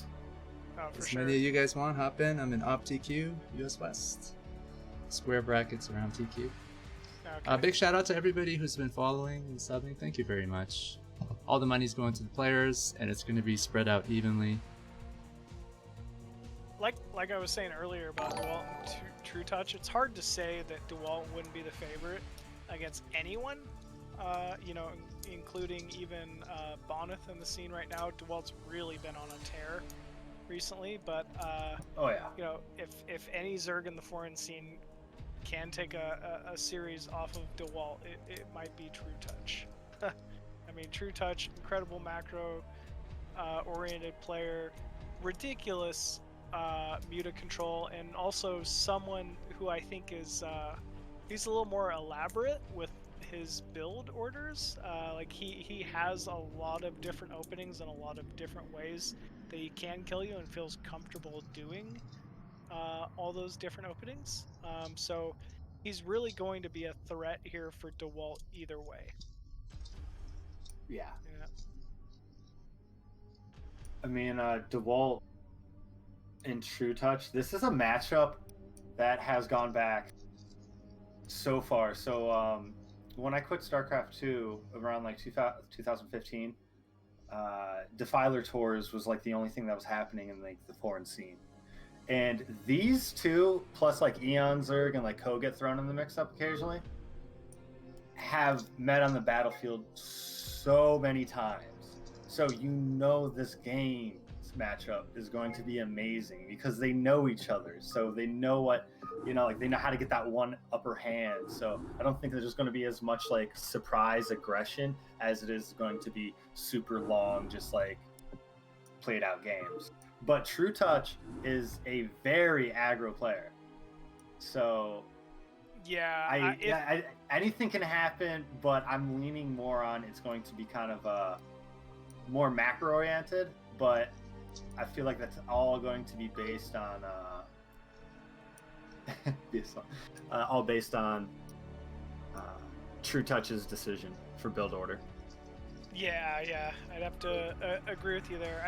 I actually think Trutacz knows how strong of a player Dewalt is, and he's absolutely going to take those chances and take some risks for early aggression here. Like, I wouldn't be surprised to see a 9.73 in the series. I wouldn't be surprised to see 9 full speed in the series. 2-hatch muta. He's got to do something to throw Dewalt off his game. Right now, Dewalt is he's too strong. There's no other way to say it. Like, Dewalt is the brick wall of the foreign scene. Like, he will do the most standard, the most straight up. Don't get me wrong, he knows how to pressure, he knows how to 2-gate PvZ. He can bring the heat himself, but Dewalt has to believe he's the stronger player and the favorite in this series. Yeah, I would say Dewalt's a stronger player. Alright guys, are you ready for Dewalt vs Trutacz? Please, if you can, subscribe. For $5, you're not just supporting all the players, but you get 110 replays of 22 show matches for each month. Huge. That's huge. The amount of knowledge and things you can learn from that. Yo, they're using their best strategies and builds because every single game is worth, money. Yeah, so like more than $12. Even Stryker's 4 pool, like, it's a good strategy to keep in mind when you're playing a 5-game format, that you can pull that out in a tournament, and where to pull that out in the game set, right? So he decided the last game. Yeah, like 3 minutes of your time, $10. Come on, give me that money.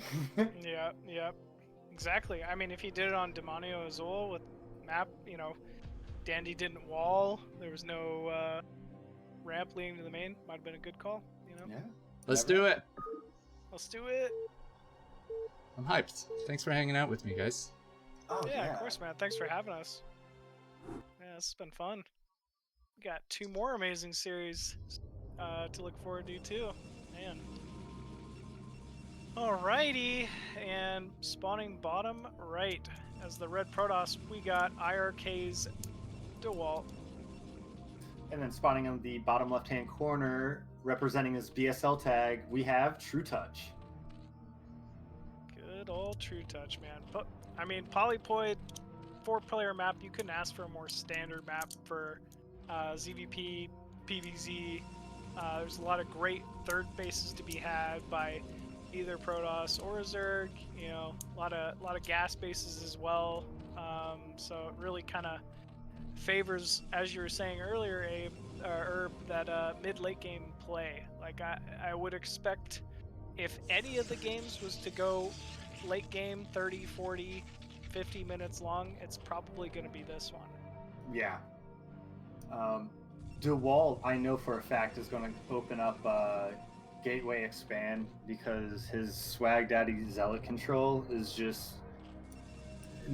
Bonneth is like the only other person I could think of that can amount to like the Zealot micro that this guy is able to put off. one zealot, you see it, you're like, oh, that's gonna do nothing. Next thing you know, the 4 lings you sent are dead, and you're like, wait, that's supposed to counter that. And the zealot's still like, oh no, I just lost shield, dog. You're like, no. How are you doing this? I mean, it's just such great control, like you're saying, so much pressure. He can really, it's where he separates himself from other players. Meanwhile, looking into Dewalt's main here, we got a 9 full speed. I may be completely off. It looks like he's going to be really trying to put the pressure on Dewalt here early and hopefully throw Dewalt off his build. I gotta say, if Dewalt doesn't get an early forge, which I believe he will, the second he scouted that gas, he put down the forge as natural. Trutacz might have been able to put some pressure on. Getting that quick Zergling speed definitely allows for map control. Meanwhile, Trutacz scouting exactly what's going on here.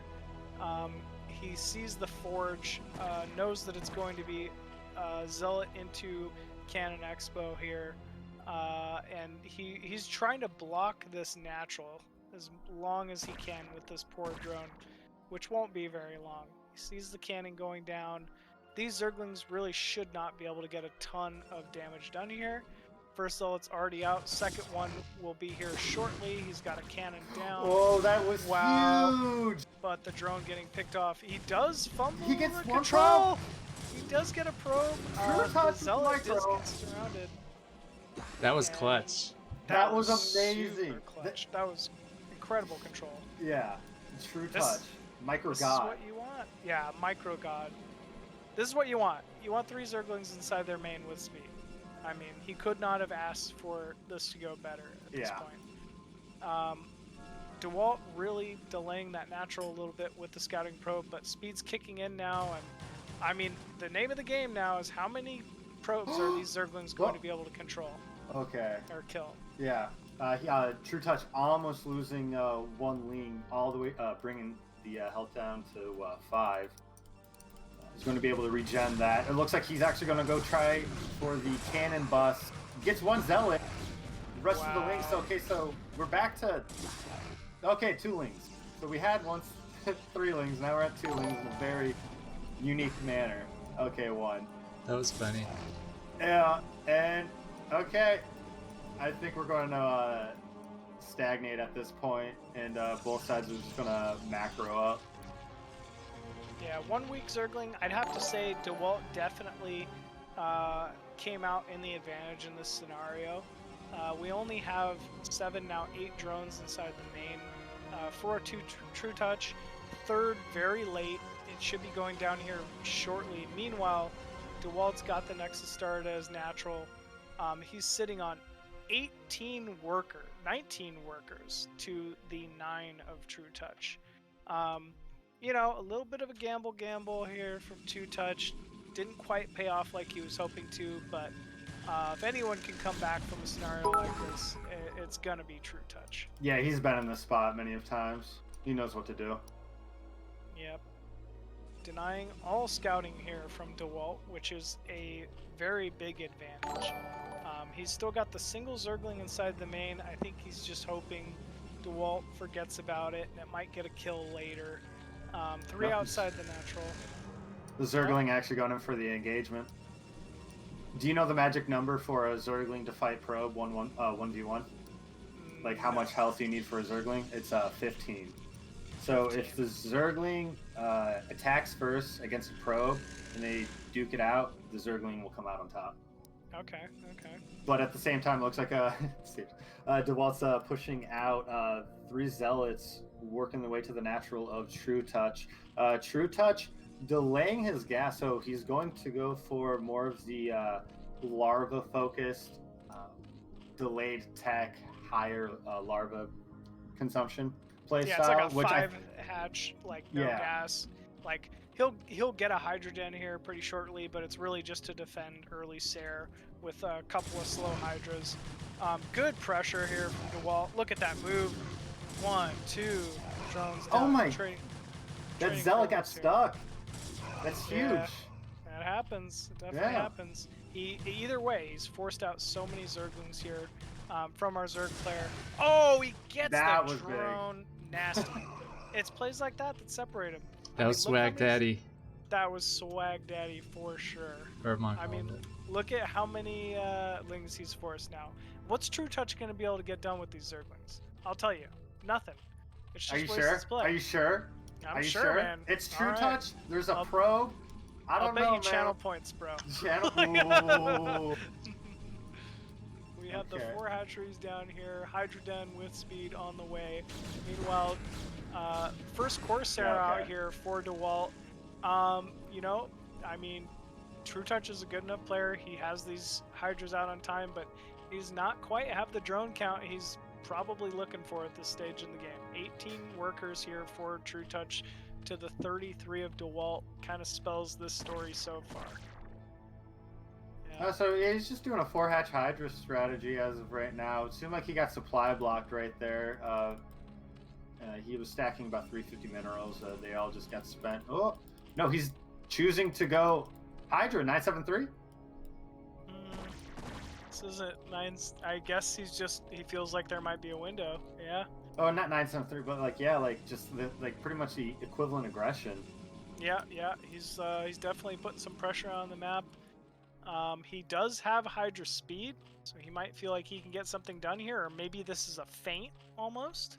You know, when Protoss scouts this many Hydra, they might just spam a lot of cannons. Dewalt doesn't see all the Hydra. Yeah, so what Trutacz did is he was like, hey, I'm going to play a macro game, psych. That's why he waited for his larva to be spent when there was nothing in his base, and then pop out with all these Hydras. I think that was really smart. Because, yeah, now look at Dewalt in response. No Hydralisk at the natural here for that's Trutacz, huge. so losing these 3 Overlords could be pretty big here. Meanwhile, Gateway goes down. Oh my a lot God, of the Zealots natural. under pressure, but Dewalt pulling the necessary amount of probes. He's really just buying time for these cannons to get up. That is the name of the game here. 1, Yeah. 2, 3, 4 Hydra down. And the cannons get up, and Dewalt survives. And Trutacz is all in with the flock of wings coming in from his side of the map, coming for the pressure. No, it looks like he's going to pull off, but if... 6 cannons and a Wait. wall, he's got to go. DT Yeah. at the natural, that's game. This is game. Yeah. I say that, and he gets surrounded. Very well played there by Dewalt, proving once again why he's just a brick wall, man. If you're gonna beat him, you're gonna beat him straight up. Yeah. Yeah, that's not gonna But work. like I said earlier, Trutacz, the game is going to be played standard unless Trutacz decides to do something aggressive. Dewalt, a lot of Protosses think like the late game's bad for Protoss in PvZ, but Dewalt has shown himself time and time again that he can manage himself base for base versus Zerg, and he wants to draw it out. Trutacz, on the other hand, is like, no, I don't want to see Dewalt get to his max potential. I want to try to break him early because he knows that the amount of effort he's going to have to put in to beat him in a macro game is, can we skip that as much as possible? Yeah, absolutely. I mean, like you said at the start of the cast, they've just played each other so much. It's all down to mind games at this point. Mm-hmm. They're going to hit each other again and again and again in tournaments. This is going to be their last series, but they both know that the opponents are scary enough that they could lose in a series like this. So they really just want they're willing to take those kind of risks. Oh yeah. I mean, honestly, they probably just look at it as just another practice game. Yeah, definitely. All right, game 2 on Neosulfid. Dewalt vs. Trutacz. Get your predictions in, folks.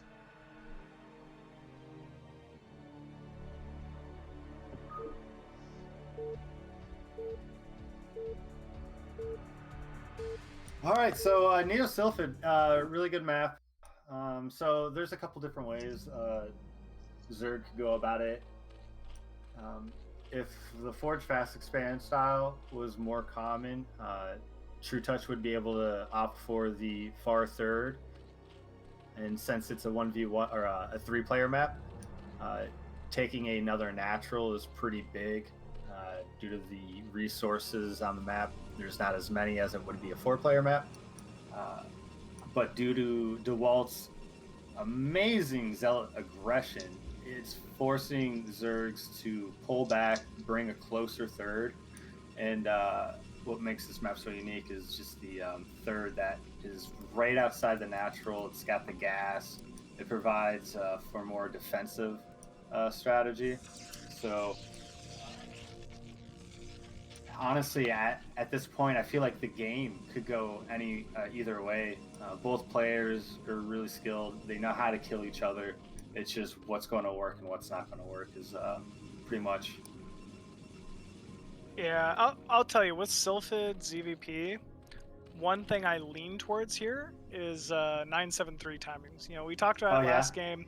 That wasn't quite a 973. It was, but yeah, like I feel like that was more of a meta, like more of like a mind 973, but like the economy was still 973.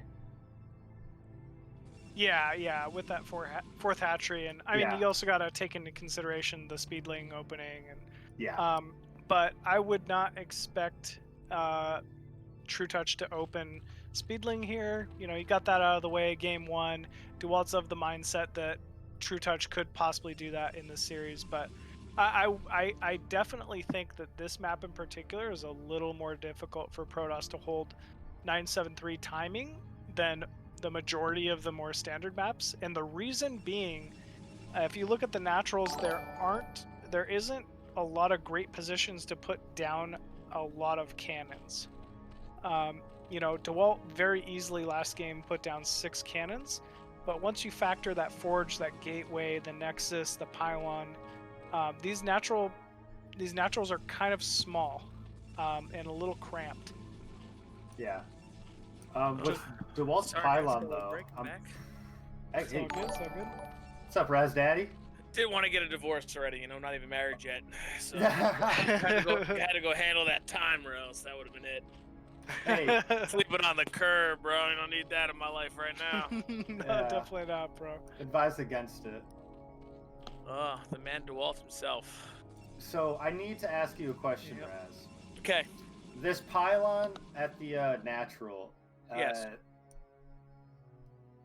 So the forge is going to go under the gateway, correct? Always under the gateway. Yep. And then it's so he's basically going to be able to defend just about everything, even if it is a 973, right? Yeah. So he puts it there so he can put the cannons behind it. Also, when you look at that positioning, he can actually put the core to the right inside his natural if he wanted to, and inside his main if he wanted to. Oh, that's beautiful. The problem right now is for Trutacz is this zealot is about to do so much damage with the probe in positions like this. But yeah, so did he go? Yeah, 3 pylons. He's going to continue the pressure with these zealots, hardcore. And he's going to continue to swap that probe back and forth. I was just noting that. The way he shifted it through the zealot to get better positioning was great. Yeah. High-level move. And what people don't, like, it's great that he's doing that just for the Zerglings, but he's buying so much time. The rest of his zealots right now are going to be rallied to the third. Little odd that Trutacz opted for that ling speed here and then pulled off of gas. I guess he's just getting ling speed to deal with the +1, the 1-gate zealot opening. I'm shocked that he went with the cannon there. I thought he would go core before cannon, which I don't think he did. I think he went cannon then core. Yeah. But look at this. This is so annoying for any Zerg. I mean, I guess I can understand why he went cannon then core. Like, if Trutacz just set these Zerglings straight to Dewalt's main and didn't have speed and he didn't wall, like, that could maybe end the game right there. So, maybe not a bad decision. Either. Yeah, I mean, he has to defend those zealots or he would just lose that third if he doesn't win the... Oh, there was a zealot in the main doing more damage. Dewalt, I mean, when you watch his zealot choices and where they go and how he plays, it just... Like, I'll be surprised if I know he loves the Sair, but for someone like myself, when I see that they go no lair and I'm kind of pushing the pace myself, you can go. He's gonna go Stargate. Citadel? Yeah, you can go Citadel and just really push it, because he should know that Trutacz is gonna go. Yeah, all Hydra build here. Yeah, Dewalt, I feel like he's feeling pretty confident here. We see the second cannon go down pretty early. That's usually a sign that, hey, I feel like I'm in a pretty good spot here. I just don't want to die to anything goofy early on. And, especially with Trutacz getting that very quick ling speed, it's not a bad call. Yeah. He's in such a good spot. He created so many positions where he got effective trades. More Zerglings had to come out. He knows that Trutacz had to just produce all those lings instead of drones. He's feeling confident. I'm curious to see if he's just going to go one Sair to scout to see if he's going to all in with the Hydra, or if he's going to be producing drones. That's usually pretty standard for Protoss now, where they I love that he's putting the probes there, by the way, just to get the counter. But I think he's going to be looking right now, like, is Trutacz going a 973 style build? Is he going a 5-hatch all-in Hydra? What is he doing? And his Sair will help him figure that out as well. Trutacz just discovering that there's 5 Zealots about to be pushing into his third Corsair, gunning down the Overlord, going to drop the supply, and the drone line already losing 1, 2. Oh, Big kills on these early Zealots. Really unfortunate, because you can tell Trutacz expected this, right? That Sunken was seconds away from being completed, and this might have been a completely different turn of events. But hats off to Dewalt once again. Perfect timing. He made that opening and took advantage of it. Ooh, cannons going down here at the natural for Dewalt. He scouted the 5 hatcheries. He sees the Hydra, no lair. He knows what to expect from this point. And I hate to say it, but Trutacz in a tough spot. Yes. Like, not having that eco behind, 28 drones only. He's going to feel it as this mid-game comes into play. Yeah, he absolutely will. Pretty standard, 3 gates behind. We're going to be seeing a lot of drones being produced. I feel like he's not in that bad of a position. So I think the issue is going to be, right now, Dewalt's going to see these rounds of drones, and he's moving. Oh, here's out. That press. Okay. Yeah, okay, that was the defining. Yeah. Yeah, that was the cue for him. Yeah. These should be Hydras behind these drones. Yep. So even though it was a queue, he's got a decent enough wall at both the natural and the third that he should be able to hold. He really should. Here's the problem. He's gonna knock out so many Overlords while he attacks these Hydra. Ooh, these Hydra moving into a pretty poor decision. Poor position. The drones are blocking really well, but there's gonna be some major cost. Drones are going down. Overlords, yeah. As soon as Dewalt saw that round of drones, he said to himself, "This is it." That was the trigger. Yep, this is it. Yeah, absolutely. He moves in like a surgeon, just cutting every one of those drones out, picking off all the Overlords with the natural. It's going to be a while before a Trutacz can really look to get on the map. Yep. DT working its way to the natural where all the Overlords are killed. They're going to spawn, so it's not going to be able to do much unless Dewalt kills these, but... Yeah, I don't think he will. Yeah. He just knows that Trutacz has been supply blocked. He knows that he has time to just get to 7-8 gateways if he wants, or take his third. That's the biggest issue. Like, Trutacz's economy's been hurt. He knows that he is in the driver's seat of whatever he wants. Yeah. Trutacz, really struggling as far as that drone count goes. I'd like to see him transfer some drones from his third to his natural. Really needs to get that lurker tech up, which should be completed here shortly, and then maybe after he produces some lurkers, he might be able to push out, hold a fourth base, and kind of continue this game. But Dewalt looking like he has other plans. So Yet Dewalt, another Zealot timing. he put the Sair over the third. He saw drones pop, and he moved out again.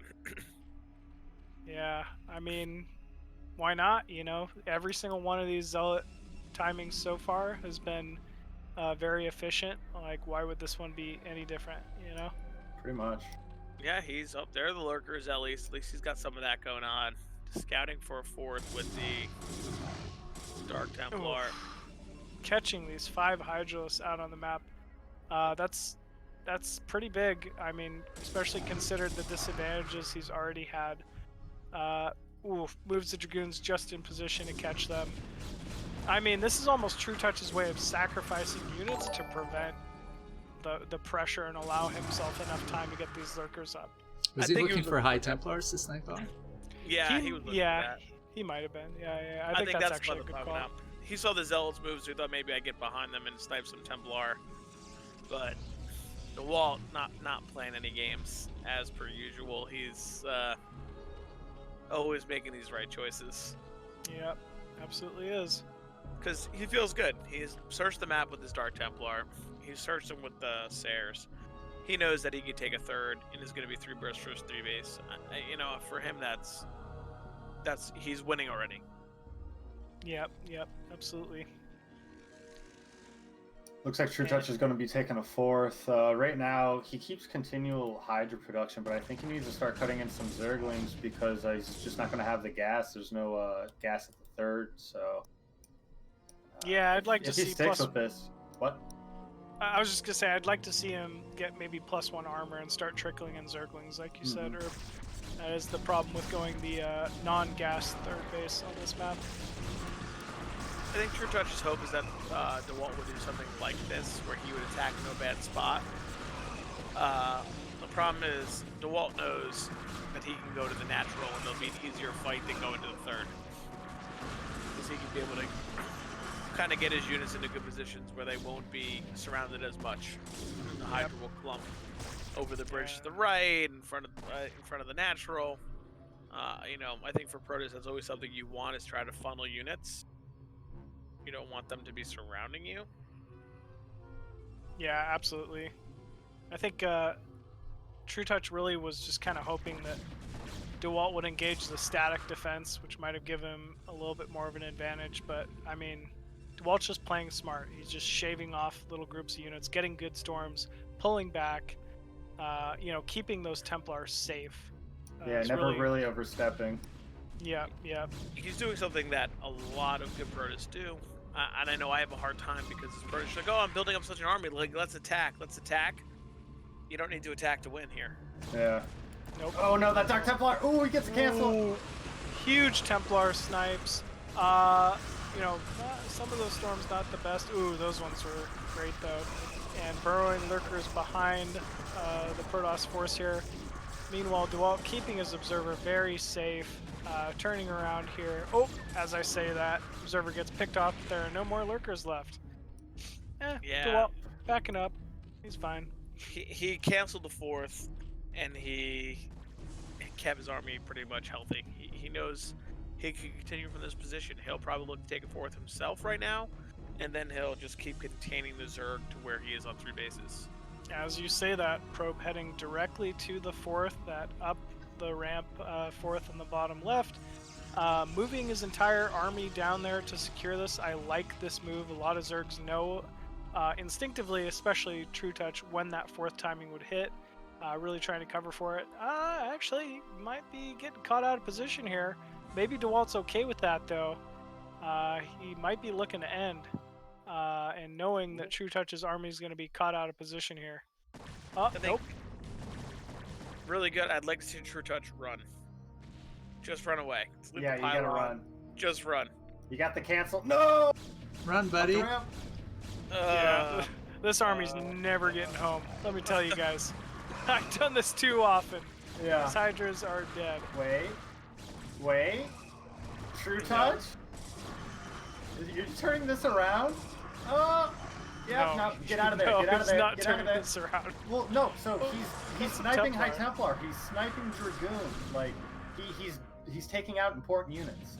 If all there is Zealots, I mean, he made the most and saved the rest of the Hydras. Like that was a great play with the situation given to him. Yeah, he made the most of it, but the problem is he's getting doubled in supply now. Well, yeah, we already knew that. Dewalt is. yeah, yeah. Dewalt's already in a commanding spot. It's all, what can Trutacz do to stay alive? I think it would have been nice to see him go down there like 12 Hydra, snipe the Nexus, and snipe the Nexus and get away. He had a good trade of the 4th. It would have been nice to see him do something like that to try to get himself a little bit back into it. Because right now Dewalt is feeling, and Dewalt's upgrades 2-1 strong, you know. I'm surprised that he went with the +2 attack before armor, unless he has 2 forges spinning, but because right now meta 2-2 anyway. Yeah, he does have the 2 forges spinning pretty early, because usually new meta is the armor before attack so that you can deal with the Hydra a little bit better into the mid and late game. Hydra and Lurker, right?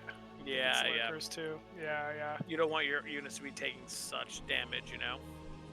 Yeah, agreed. Just keep them alive. Like, you know, it helps everywhere. It helps keep your High Templars alive, helps keep your Zealots alive, Dragoons, like, just never a bad idea. We do have that 4th down, 3rd gas here for Dewalt. Once again, feeling like he's in a pretty commanding position. Trutacz trying to make the plays, you know, in order to get himself back into this one, moving his army mid-left to try to draw Dewalt away from his own 4th. But Dewalt's not going to fall for it. Yeah, he saw Dewalt trying to take the 5th with his Overlord. The Sares pushed it out, but the probe is there already, looking to take a 5th. No lurkers at the 3rd. I'm actually shocked at Dewalt's probe count. I thought it'd be higher at this point. Knowing he went to 3 base, I thought he would continue probe production. Usually you start again once you get to the 3rd base, but huge engagement though. This mineral only. I mean, beautiful storms. He put himself in the perfect position to make this happen. All of the drones going down here for our Zerg player, Trutacz. Evo has been sniped. This will be 3 hatcheries down as well. And he's probably going to walk out of here with this army. That's the worst part. Once you get the production down too, once you kill those hatcheries, you're just as British. You're feeling just fantastic. And there's the GG. There goes the GG. Oof. Tough first couple games here, you know, for Trutacz. Not sure what he's gonna have to do to get himself back into this. It's tough, man. I mean, Dewalt is just so solid. He really is. You know, we always talk about it. He's a player who makes all the right plays and is solid from start to finish. He doesn't take huge risks. He just plays a very strong macro-oriented game that keeps him in it all the time. Like, he's just rolling through. Yeah, exactly. And happy to do so every game, you know? Oh, yeah. Yeah, he doesn't need any risks. I don't know about you guys, but I've played him in a couple of things between Nation Wars and on ladder. He's a player that I just go up against, and I'm like, man, what do I do versus this guy? Like, exactly. I have no chance. Makes you rethink your play every time. Like, you know, like. I'm like, I got to become a full-time league player. I can't beat this guy. What am I doing? Yeah, no, like, to piggyback off what you're saying, the machine, like, after Dewalt killed that army, instead of just finishing the game, he's like, no, I'll just take the 4th. You know? Yeah, that seems way more fun. I think it's the safe play too, though. We're not giving Dewalt enough credit. Like, I think he's not doing that just to draw the game out. Like, a player that is as strong and as crafty as Trutacz, maybe if he does go for the instant counter there, that, you know, Trutacz has some way he can miracle hold, snipe an obs, hold position lurker, you know, get that, you know, engagement that he needs, you know, until Dewalt is able to take advantage of that economic advantage he's created himself. So, you know, like really just Dewalt playing solid start to finish. It's really incredible to see. So we have spawning at the top right as the pink Protoss, IRK's Dewalt. And then spawning out the bottom left of Eclipse, we have Trutacz. So I always find this map interesting, PvZ. We mentioned it. We were talking about the maps. Army movement on this, in this matchup on this map is huge. Mm-hmm. Mhm. It can hurt you. It is key for the Zerg to have good Overlord placement, Ling placement, to see where the Protoss army is moving. Because you can contain and move back and forth, but if the Protoss army gets into a spot on your side of the map where you have to move into them, the lanes are so narrow, it is hard to engage the Protoss. It really is. Fortunately, there's a lot of great positions for Overlords to scout on this map, you know, with that entire neutral area in the center of the map, stretching from kind of the top right to the bottom left. Plenty of cliffs. Like, you know, Zerg kind of has the tools they need on this map, whereas they wouldn't on, you know, let's say a map like Shakira's Temple or something like that. Ringing Bloom's kind of okay, actually. But yeah, you definitely have to take advantage of it.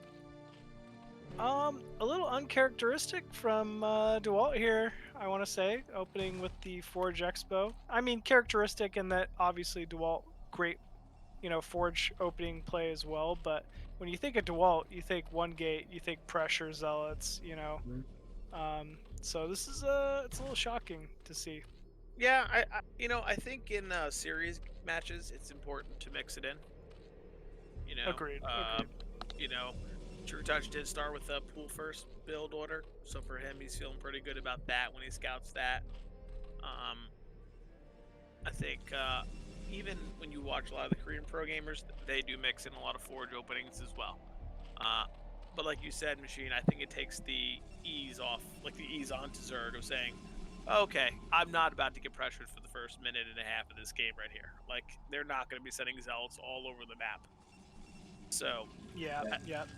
you know, if I was Trutacz, I'd be like, whew, thank God. That's been a nightmare. Definitely. It just allows for a more passive kind of standard opening. You know, we expect to see the quick layer here as we do from Trutacz. Meanwhile, fairly standard core timing from Dewalt. Both players just kind of get to sit, macro up, build the worker count that they need in order to get to the next phase of the game. So it's kind of nice to see. I'm curious if Dewalt did this, the FFE, an attempt to put on some aggression, specifically for this map to get a third. Like, I wonder if he's experienced a lot of like contained styles.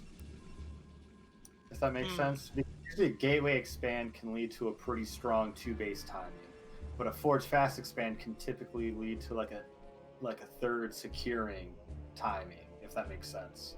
Yeah, I'm not sure actually. That's pretty interesting. That's a good way to think about it. I think most everything in Dewalt's build right now says it's very standard. I would expect him to go for that quick-ish third. You know, maybe after a little bit of zealot pressure on this first Corsair. Yep, we see the Citadel going down now. Meanwhile, fairly standard Spire timing here from Trutacz. I would expect to see a couple more hatcheries being thrown down here shortly at the natural and the third. This is most likely just a 5-hatch, you know, opening here from our Zerg player Trutacz. We are getting +1. Yep. Yeah. Cybo. He got supply blocked here a little bit, which is kind of unfortunate. Did Trutacz anyway. So did Dewalt right now, but nitpicky for Dewalt because he's on it so well all the time. Yeah, yeah, exactly. It's like the one time we notice it, you know. Like, oh, there it is. Yep, Idiot yeah. Dewalt, so bad at this game. Can't Got believe supply it. blocked once. Yeah.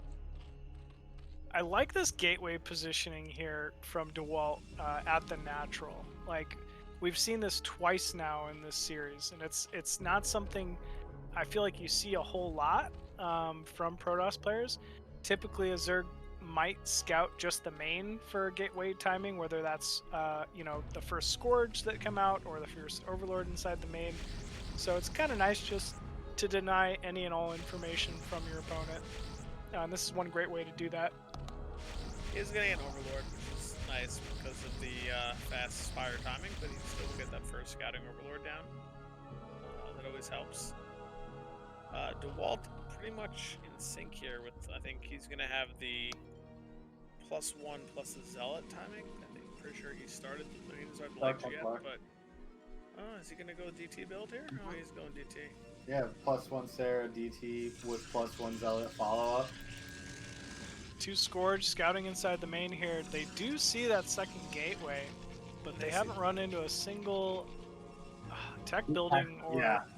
Has he scouted the +1? He has, right? Yes. Yeah. He knows everything now. He just ran his Zerg away from the Dark Templar. Trutacz is in complete aware. So he knows to hide. Yep, I'd like to see a sunken maybe at this third. This Corsair timing at the third could be a little difficult if the Hydras aren't able to tear these Corsairs down fast enough. 2 DTs running to the third as well. Needs to split those overloads. Oh my god! DT running up into the main. He is going to get those overlords. Oh, that's huge. This is a completely open third. He's making 2 more overlords at this third, 3 more at the same time, but it might be too late. He's just got to run away with all of these units. 3 drones dead. Yep, drones going down here for our Zerg player. The real issue, lost mining time. The overlord's lost his supply block. He's going to kill at least... 3 gateways being thrown down. 4. What? I was just gonna say, I believe these DTs made themselves. Like that, they did did plenty enough damage at the third. Also, with the Sair, if you look at the drone count now, with the blocking of the overlords, getting a couple, he's really killed and forced a lot of drones to be stopped having production. So it's definitely a win for him. He's already had 46 probes, which I'm assuming he's going to stop making probes if he's going to play 2-base play again. And then from there, he'll just macro out. That's something we will continue to see Dewalt do. He scouts with the Sair. Okay, oh look, there's a round of drones going to mine. He might think about pushing out again. Every time there's a round of drones, he knows that he can have the advantage of units. Oh man, he knows that with the +1 and the Corsair count that he can just dive in. Trutacz block once again. Yeah, it seems like the story of this game, man. When you face up against Dewalt's constant Corsair pressure, it's so tough not to be supply block constantly. And this is exactly what Dewalt wants, We should be seeing a very big Zealot Storm timing here coming up pretty shortly. I believe because his supply blocked him so much, he's banking that Zerg will either not have enough Muta or not have enough Hydra to be able to deal with this pressure. Well, I think it's always hard for Zerg to Hydra switch once they've seen that many Sair. Yeah. 6 plus 1 Sair. I mean, how do you Muta switch against that? Like, you're just asking for trouble. And you see me here going to dive on these 4 overlords and oh no! It hurt. And now he knows. He goes, okay, he's going to attack in here. These Hydra will die along with these overlords once he gets his Templar here, and he's going to resupply block him and just probably rally units down. Yeah, well placed Hydras, but yeah, you never want to be backed up in your natural against Storm. Oof. Doesn't even go for the Hydras, he's going for that mineral line, just trying to clear out any and all econ from Trutacz. And sniping all the overlords. Yep. He may have sacrificed his army, but he killed 10 drones plus so many overlords. He's going to get a couple more. Corsair's still alive here. Yeah, he's not even worried. He's just poking all of the overlords over and over. See, that's what people don't realize on these timings with the Zealots and the Sair. If the Sair can be effective, it doesn't matter if your first couple Zealots die because the Zerg is supply blocked. You can continue to rally because the Zerg cannot reinforce. Okay. Like, if you go to negative supply, you can't make any more Hydra. So as long as you're trading decently with your Zealots, you will have more Zealots. And the Zerg cannot make any more units. I crunch the numbers. The math works out. Yeah, okay, good. Get to that Artosis math. Get to the Artosis math board. Oh my gosh. A lot more old overlords here at the natural going to go down to these Corsairs. I mean, Dewalt just applying constant pressure here, taking his own third at the same time. Here comes out more Zealots to tank some of the damage from the Hydra, and he's gonna jump on this group of overlords. Oh no! Oh boy! It's here, right, Razz? Oh, I hate to see it as a Protoss. On the inside, I'm smiling. On the cast, I feel bad for Trutacz. You don't have to lie for us, no. Kill every one of those Zerg overlords. I don't feel bad for that. Yeah. There it is. Oh, he's about to take out the Spire. And then more Look girls. at fantasy turn Zerg. Oh man! If Fantasy the pro gamer turned into a Zerg player? No, that's what I'm saying, like the Oh. timing. Oh yeah. Oh boy! Oof. GG. That was big GG move there from- from Trutacz. Oof. So, Dewalt, good unit, right? Dewalt is a great unit. Maybe the best unit. Dewalt is a very good unit. I mean, nothing special there from any of it either, right? Like he No. just plays the most solid, straight up Like, it was a PvZ imaginable. textbook Bisu build right there. Yeah. Like, Yeah, isn't that the absolutely is. Neo Bisu build? Yep. Yep. The one that, like, defeated Savior? Just Yeah, pull it absolutely. out. Boom. Yep. Made it Corsair look like DT. of course. Yeah. Oh, man. Scary. Hey, how come I didn't get my points? I voted for Dewalt. What's going on here? Waiting for my points to only plus 10. What? I put in 2,000. He must have been that heavy of a favorite. What is this? What's going on here? It says I voted Trutacz. I don't think I did, but okay. It just didn't register it. I don't know. It said I voted Trutacz, but I don't think so. But that's okay. I lost all my points for saying voting on the wrong person. It says. You know, it happens. It happens. Oh man, how could this happen to me? Oh, All right. Well, spawning bottom right here, as the I think it's like a pinkish Zerg is we got Trutacz. and then spawning at the 12 o'clock position as the Teal Protoss, we have Dewalt, the Zerg Slayer, the Zerg Terran Slayer. Penetrator. Oh my gosh, The- the Terran Penetrator. Yeah, that doesn't sound right. That's not PG, Herbmon. Like, Well, he bulldogs his way in, you know? he Like, does. He does. Definitely does. Poor Zergs being out here. sweat runs through head. No. Well, I don't know. This has been a unfortunate series for our boy Trutacz here. I'd like to see maybe some early Ling pressure, something. You know, not having the ramp into the main is, I mean, it allows for some opportunities maybe that he could take advantage of. It does. It's tough when you're playing these matches and you're down 3-0 in a best of 5 and you know it's over.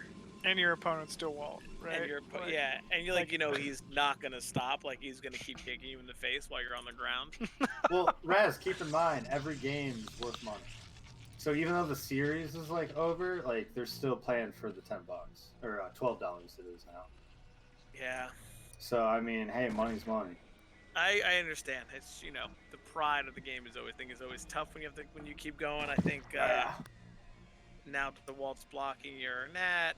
Yeah, he just feels like that puppy that like peed in the corner. Now he's getting Yep. his face rubbed. He's like, oh, He's just like, I really just don't want to be here anymore. Yo, this 5-game format is brutal, right? Yeah, You're going head it's- to head, yeah. and everybody's a giant. It's not like in the tournament bracket where you sometimes get an easier opponent. No. You look into your Yeah. left, there's Terryu. To your right is Oya. You got Bonnet, Dewalt, Crossy, like everybody's a monster. That's what I Yeah, love they're- about the format. Exactly, a man. moment of breath. You know, It's a big strain playing these types of games when you're down this much. You know, it's hard. And it's like in other tournament brackets, you can say, I won that one, first place, I'm therefore the best.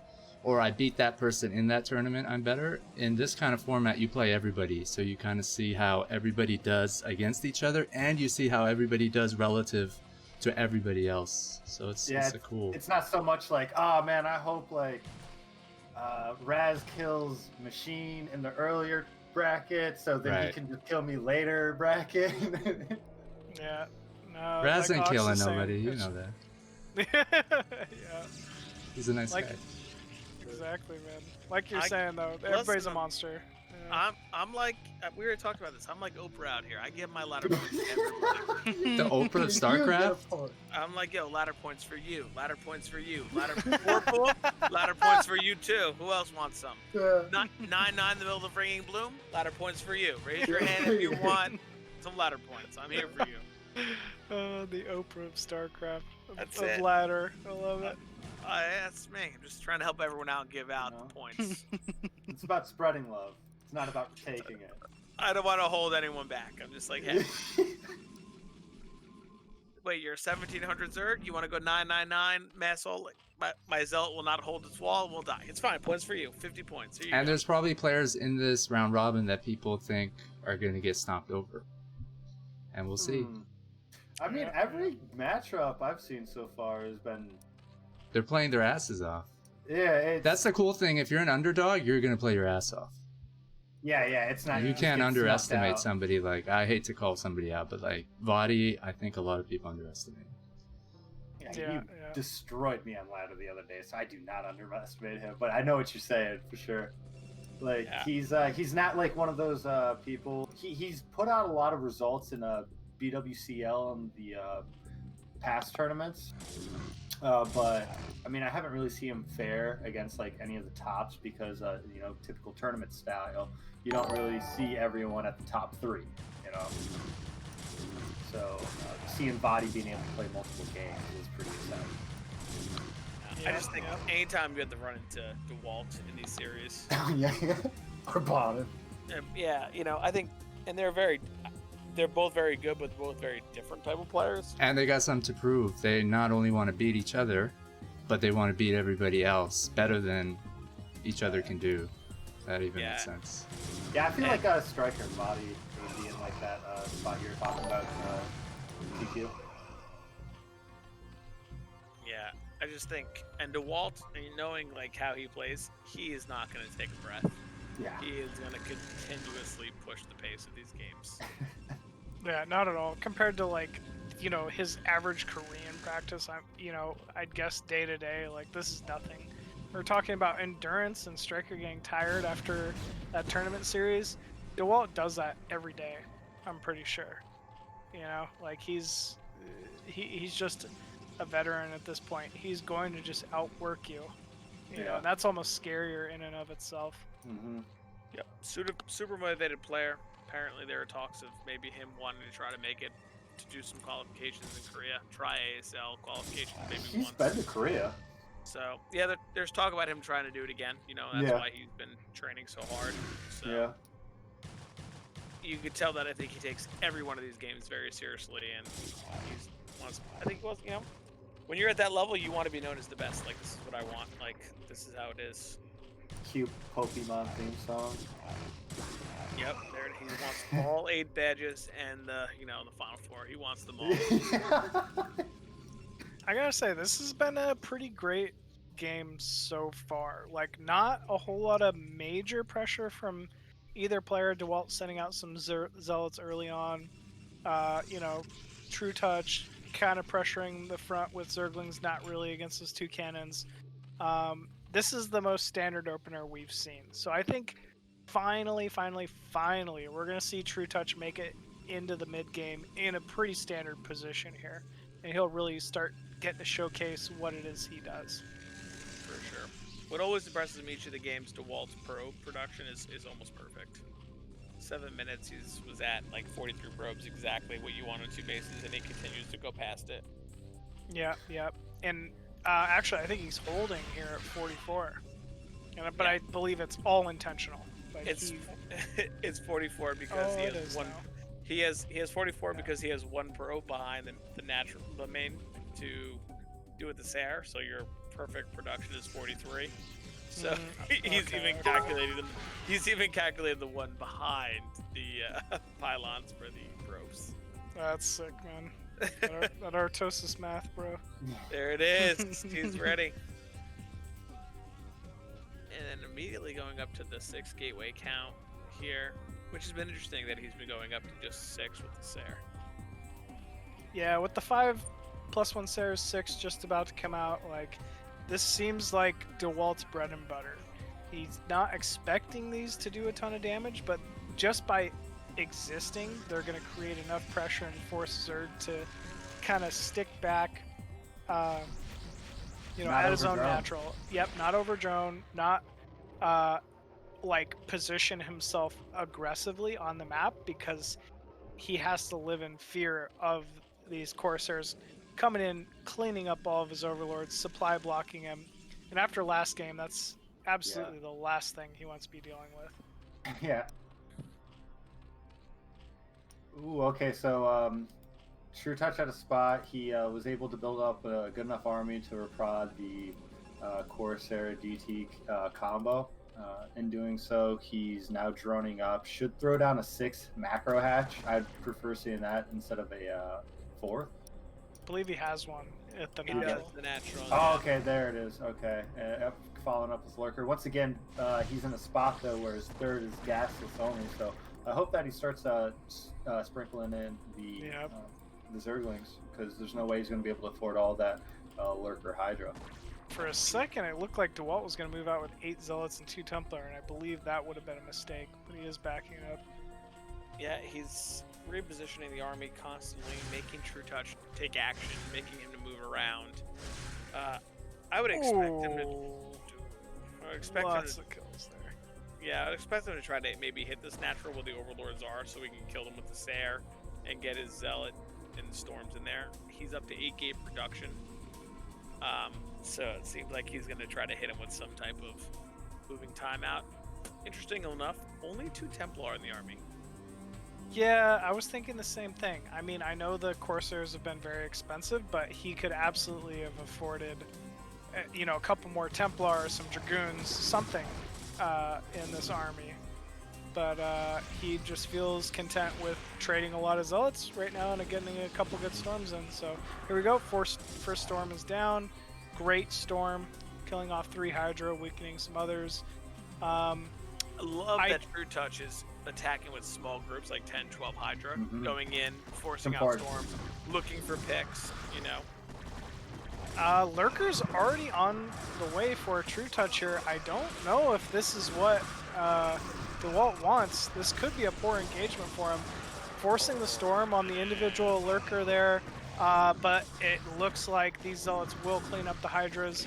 Wow, I mean, I think Trutacz, he'll hold for sure, but the question is, will Dewalt kill enough drones here to make this worth it? The other thing is he's, once again, causing him to make his army attack the Zealots, and he's constantly just picking. He's like, oh no, please don't find those 6 over. Oh, the Lurker's Please at the don't kill this natural. fire. Yeah, great Lurker's wall. At the natural at the Protoss. Yep. Good. Walling off that natural Protoss, great decision there. Dewalt picking off that Spire in the main, and look at this 3rd cannon. How cute is that? You never see this, but he saw a Zergling at the 3rd, opted to make an out-of-position cannon just to get that Nexus down earlier. I love seeing this from Protosses. It's not something you see every day, for sure. I mean, not loving Trutacz's 4th. That was questionable. But it is a small ramp to get up it, so I mean you could use that. The only reason I don't love it is because it's so close to Protoss they can reinforce so easily. But They it's can one of those bases to least expect though. yeah. It might be what he needs to be able to hold a He's base here against Dewalt. He's trying to just get back in there.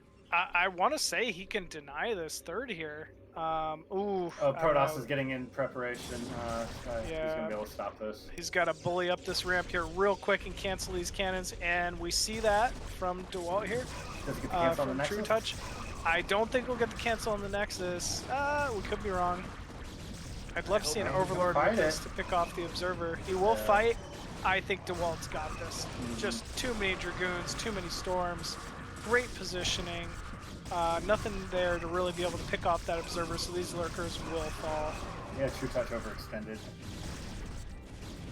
Good intentions, just was once he's seen the reinforcement of Dewalt, he should have just pulled out. And now Dewalt is aware of the fourth with the Sair again. This is Is it? like he ran the Sair over there, so he saw that fourth. So now he knows it's there. Makes sense because he had the Dark Templar at the 6 o'clock waiting forever. He's just like, when is he taking this base? He's pretty much like, huh? This is weird. Where's it at? Oh, big timing attack here from Trutacz. I feel like he's just wants to end this right now. Yep. Pushing into these Dragoons, a lot of Dragoons, a lot of Storms here from Dewalt. Definitely with the overwhelming force, keeps his Observers alive. It's just not able to crack it. Yeah. It's just not enough. GG. After losing all that army at the third, trying to commit to that contain after taking that fourth expansion, he's just doing too much. Yeah, I think he did a little too much. It was still a great correction from Trutacz. I feel like that was the best game in the series so far. Yeah. He had his Hydros in great positions. The Corsair count didn't end up doing a significant amount of damage early. So it was definitely the most even game of the series so far, but I don't know, man. Dewalt's he's one step ahead. He's a monster. Yeah, he absolutely is, man. He's just a monster. He's a brute. Is it a privilege to play Dewalt in a 5-game format show match, or is it? I would. Yeah, I think it's a privilege. It's a privilege when you start, and then after you play the 5 games, you're like, why did I do that to myself? Oh, yeah. Like, the aftermath is terrible. Or like after the second or third game when it's 3-0. How demoralized are you going into the fourth or fifth? To me, I would go in thinking, like, this is practice. Like, he's forced to play games with me. It's not... I'm forced to play games with him, like now I get to test my things to see what I can work on because he's going to punish me at the timings that I need to be better at, So I think of it as like a way to improve, but going through it and like the aftermath of being then and there, it's not going to be a fun one. Like Trutacz has been around for a long time from what I learned. I think he's won 4 BSL seasons. These guys go back. Is he still a top foreigner, top 15, top 10? I'd say inactive top 15. As he is. Yeah, I'd say top 15 for sure. Yeah. No, I mean, any other day hitting Trutacz in a tournament is like that's something to be afraid of. Absolutely. It's just he just happens to be hitting Dewalt. Like when you think of top 15 foreigners at the moment, they're all monsters, but Dewalt might be a level above. Yeah, he's up on that like Bonus level, where it's just like he just there's less and less bad days is what he's consistency. Yeah, he's just so consistent. It's just keeps getting better and better. Yeah, absolutely. It's tough. It's tough, man. You go up against Dewalt, it's you run into that wall. It's just hard. Mm-hmm. You see the full force. It's like. Trust me, for USA versus Russia, I got in both times in the random draw. And I was like, damn it, no. No, anyone else, please. Not him. He's just tough. Yeah, it definitely is. Well, we have Game 5 going down on... is it Diaz Array? Yeah, that's close enough. Diaz Array? Okay. I don't know, what do you... Razz, what do you think of this map for PvZ in particular? I've played it before. I think with the ramps, it does help for you to secure the base in the back. Like it's kind of like a Ringing Bloom. You auto secure your natural with the gas. I do think with the trees that block the vision, it does hurt. Like that's definitely hard if Zerg can get a contain, especially by the ramps that go towards the middle of the map. Things can get a little bit challenging for Protoss. But we're gonna see what both these guys do. I'm not surprised that Dewalt chooses the gateway first because of the big ramp, so he can get his zealots in. I would have loved to see Trutacz try like an iron pool speed or something. That makes sense. Yeah, I didn't think about that with the huge ramp, but that would be kind of nice. I mean, I don't know. Meanwhile, as a Zerg player, like having those spores there and being able to just like put down a sunken on the ramp, I might not mind like a gateway opening here from Protoss, but who knows? Looks like we will be seeing the early pool here from Trutacz. Take it as natural after overpool. Pretty standard stuff here. He's making 6-lings, probably expecting that early zealot pressure from our Protoss player Dewalt. I'd like to see Dewalt take an expo after gateway on this. I think he could do it. Yeah, these Ringing Bloom styled maps where like the main and the natural, or the natural's hidden in the main. I've seen Protoss gearing for some unique openers where they'll go like gateway, and then I don't know if they know, but Zergs typically we don't click on buildings. So like in our mind we're like, oh, that's a cybernetic, or that's a forge. Then a cybernetics core pops out, and you're like, oh no, I should have linked all in, but it's too late now. But actually, does not seem to be the issue because it seems like Trutacz is able to slip in 3 Zerglings into the main. He's got to be happy with this. Yeah. It's also interesting because DeWalt went 3 pylons before Nexus, so that says that he's going to get more zealots for a little bit of pressure, or at least play a little bit safer. Okay. He's just going to rack and stack them, and then just go for like a 5 zealot push out or something. I think some Protoss see the overpool, and they know that there's less larva being produced, so they decide to add the pylon and push the zealots harder, because if you continue to press zealots, they have to continue making Zerglings with the less larva count already, because they went overpool before hatch, they can't produce as many drones. So you see a little bit of that decision happening here. But as long as Trutacz can get maybe another probe or 2, I feel like he's done a pretty good job, and he'll be happy with what he's done with these lings. I mean, at bare minimum, Dewalt can't feel good about moving out with that early planned zealot pressure right now while these Zerglings exist inside his main, like there's always a potential more Zerglings run into the main while you're trying to move out, and if we look at Trutacz's outer Zergling positioning, that's exactly what he's probably planning on doing. So, you know. It's as opposed to the zealots putting on the pressure, it's flipped, and now Trutacz, even though the numbers aren't in his side, he still has the potential threat, and he's just been droning behind this entire time, going for a 4-hatch style once again. So aiming for that larva pickup for that disparity you're talking about earlier, Razz. Yeah, this is the counter of the quick core. Zerg never ever likes to see a core before cannon. I hate it. Yeah, it's so painful. He's got the 2 overlords positioned at Protoss's base. They might die to the first Corsair. They could, they possibly might. He's definitely gonna get at least 1 in the front there. Oh no, you're right. He's gonna get both. He's gonna get 2 of them. Oof. Yeah. Meanwhile, Trutacz doing what he needs to do. He's got his 4 hatcheries, the Hydra Den's up. He's going to be positioning some Hydras to defend some of these Corsairs, but not before he probably loses some supply here. Yeah, so do you think, Machine, is it hard for him to defend the 3rd as well because it's so far away from the main? Like, he's going to have to defend that ramp to his main? Like, is it an issue defending the main and the 3rd, or he has no issues with the double ramp going up to the 3rd, and he's okay with the big ramp at his main? I wouldn't say that it's like the worst thing. Like I definitely am most concerned about this mid-right base. Anytime you're defending 2 bases with 1 entrance, like his main and natural here, I don't think that's going to be a problem. He has 3 hatcheries at that location. He's going to be able to rally enough Hydra that, good Zealot pressure shouldn't be too big of an issue, but mid-right will be an issue. And once again, we see Trutacz going for this 4-hatch Hydra timing. I have really not seen this a whole lot until this series, but it seems to be something that he feels like he can catch Dewalt off guard with.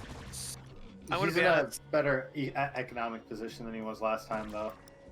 I don't love the Hydra pressure on this map because of the ramp. Yeah, I don't like it either. I mean, if he'll snipe the gateway, maybe he'll snipe the forge. But how is he gonna break? He's not going for the break, I think. Well, he's on 973 right now. Yeah, and there's a continuous. So last time he tried droning out of it, and then Corsairs caught him off guard at home.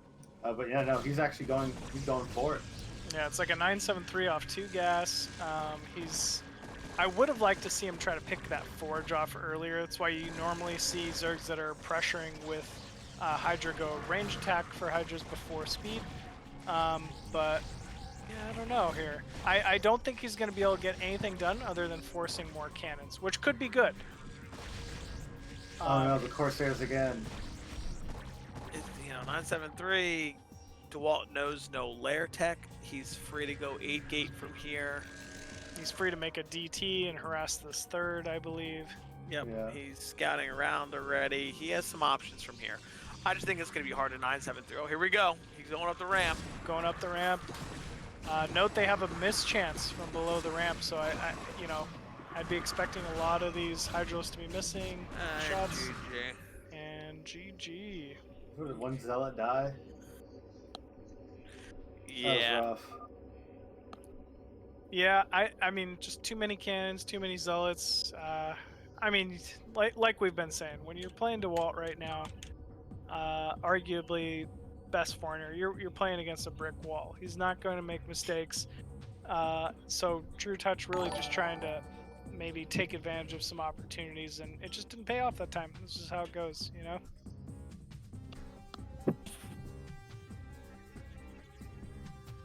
Yeah, it's one of those things, you go for it and it works, it doesn't.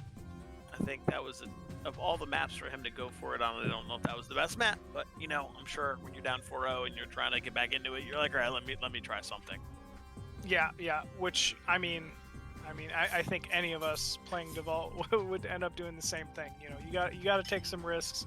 Probably not going to beat him in, any kind of a standard late game scenario, so why not? But still, extremely solid, extremely well played there from Dewalt. It's exactly what we've come to expect from him, and yeah, just hats off.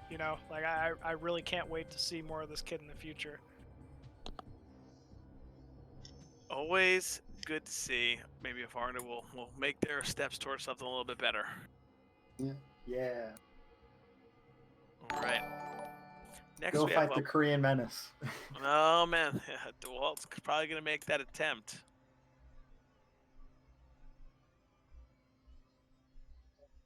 Are we ready for Oya versus Terryu? Oh yeah. Oh yeah. Oya versus, this is gonna be great. Oya, really strong player. So is Terror. I think it's gonna be a fantastic series between these two guys. To see what happens. Love Oya's playstyle. Loves to do the Arbiter into carrier switch. I am a big fan of that late game PvT as well. So I'm really excited to see what Oya pulls out. And he's also one of those guys that can pull the proxy gate out, one proxy gate. I feel like he does a ton of mixture stuff. Definitely a Sauna fan, so hopefully he'll bring some interesting stuff to the table tonight. Meanwhile, Terror, the other South American Terran, next to Dandy, just an aggressive monster. The only player I see consistently win with a nuke rush, including Dandy, I watch him just nuke these S-rank Korean Protosses while he's laddering, and it's comical, how consistent he makes it work.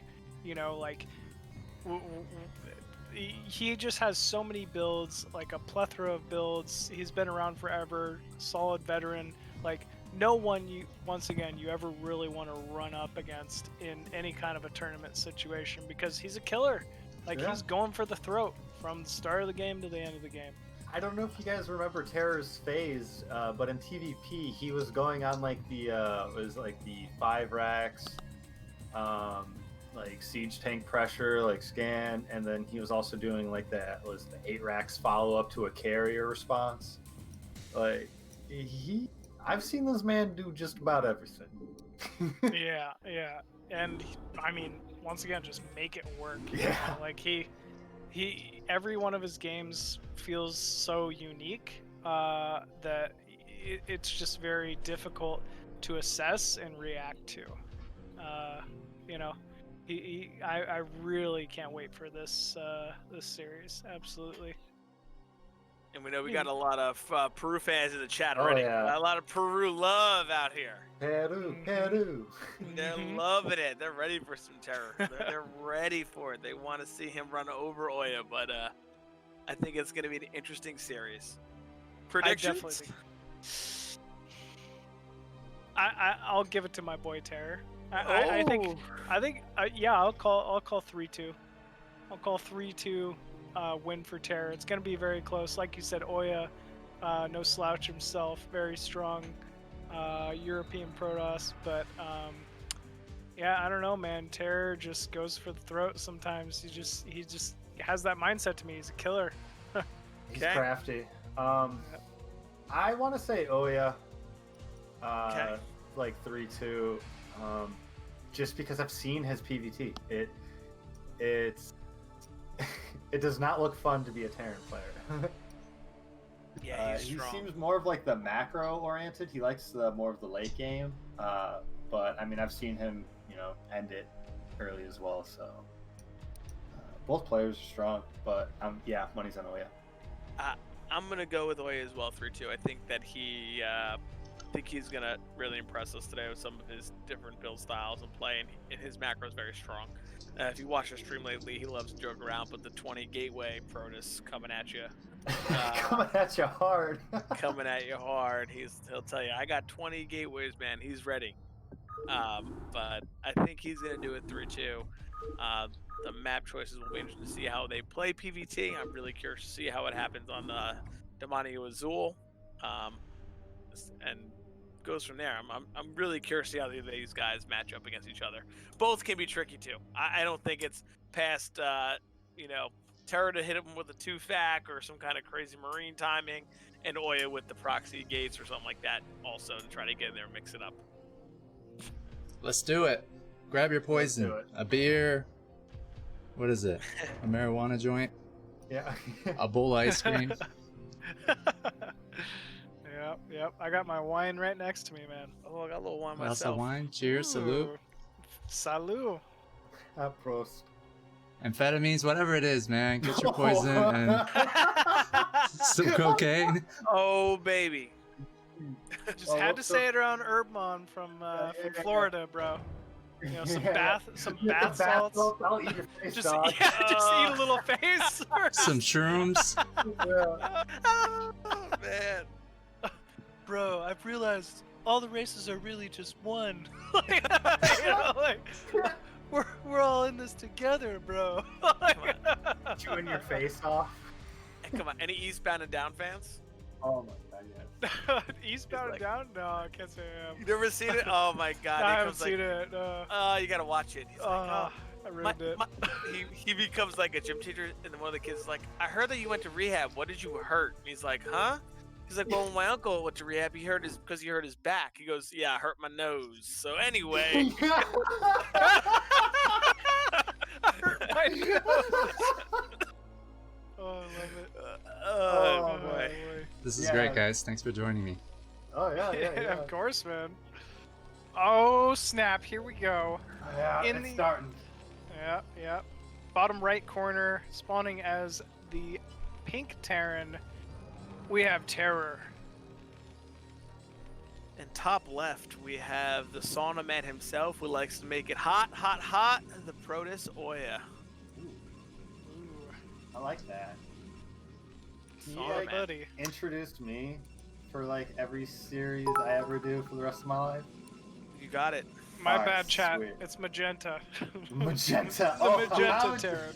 Who said Man, like double caps. It's magenta, like twice. Like, oh shit. Like, my Color bad, police. bro. Like, Well, listen, you could have been Blackman PL and said violet. No, Blackman, that's double wrong. It's either pink or magenta. Pull it together, man. Pull it They together. didn't snap on you with the green pea, but magenta, everybody's... yeah, I know. sensitive Green about pea that. soup was fine, but The coders didn't use green pea, guys. Oh, guys, Oya is just a Protoss of my own heart right here.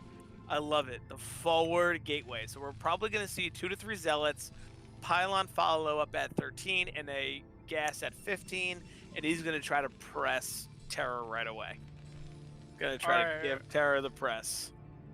so Razz, as the only one in this game with any semblance of actually what's going on, like how do these positions kind of play out for PvT? So this sucks for the forward gate. You really are hoping that they are next to you, whichever way, horizontal, vertical, whichever direction, because the diagonal positions, cross map, longest travel distance for the zealots really becomes makes a sense, problem. makes It can hurt you. He's Well, I feel really like hoping. It comes back though if you think about the late game, because the travel distance for the Terran going to the Protoss when he's got his 3-2.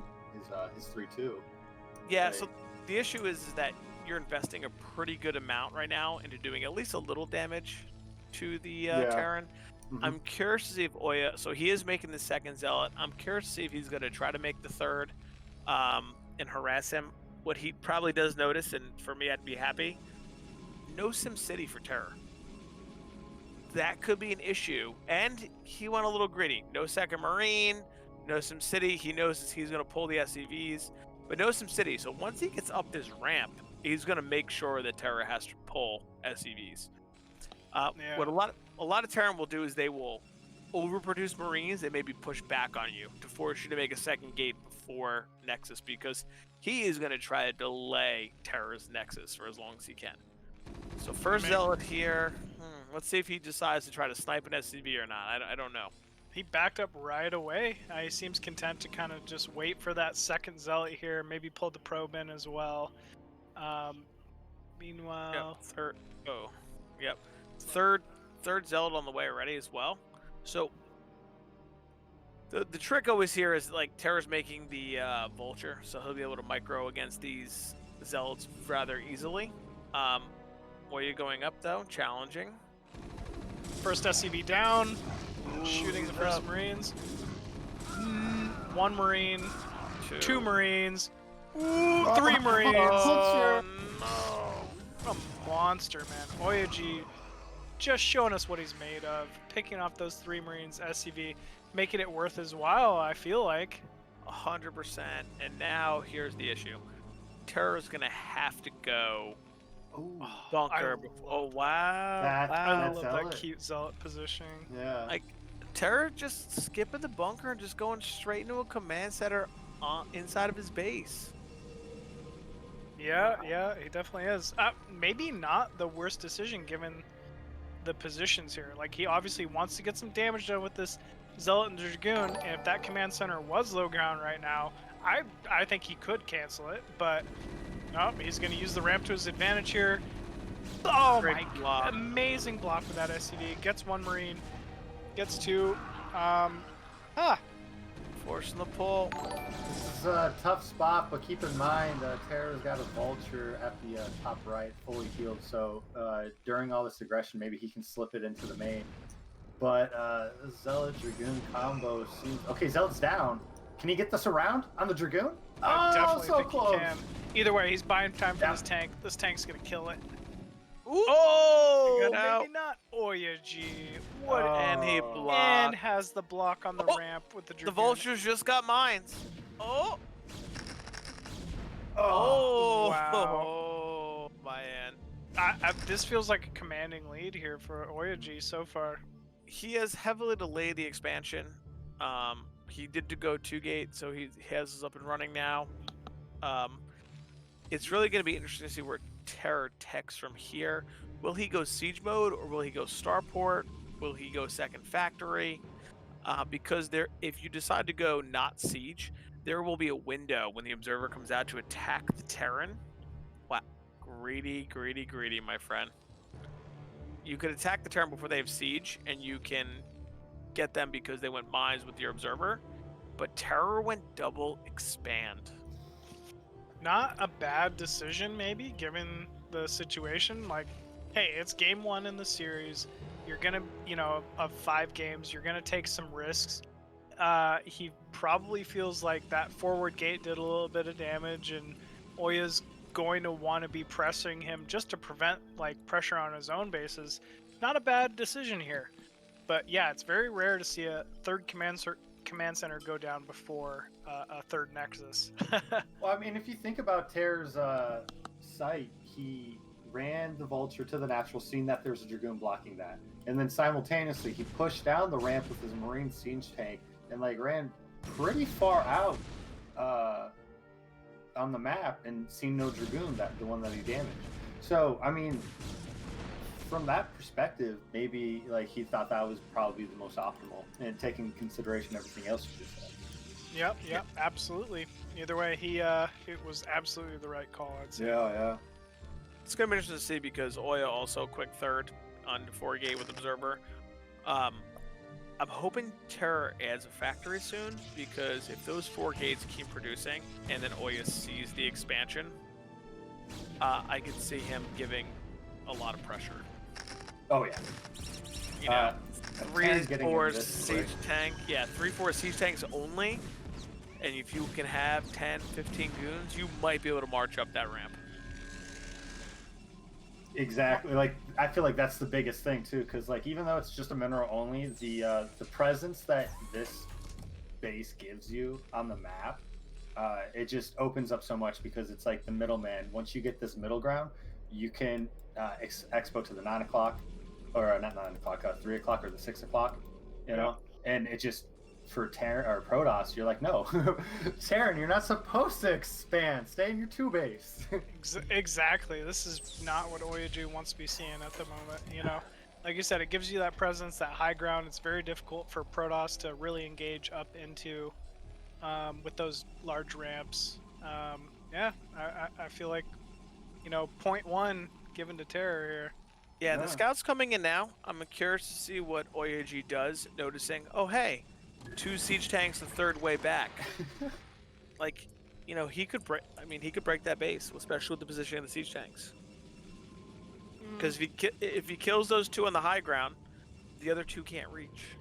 Well, the only thing he would have would be slow lots. If he gets a shuttle, hopefully that could bomb something. But yeah, so as Protoss, if you go up there with 15 Dragoons and you split them, you send one in early and he takes the tank fire, there's no splash. So the tanks will fire upon the first goon, you spread them, you poke the 2 tanks down, and then he has no more tanks. He'd have to move those 3 tanks up, and that's the weakness, right? Yeah, that's the weakness of the Terran army, right? They gotta unsiege, moves. In that process, you can try to get on top of them again. But it seems it seems like Oya is content though to just take a 4th and play into a macro game.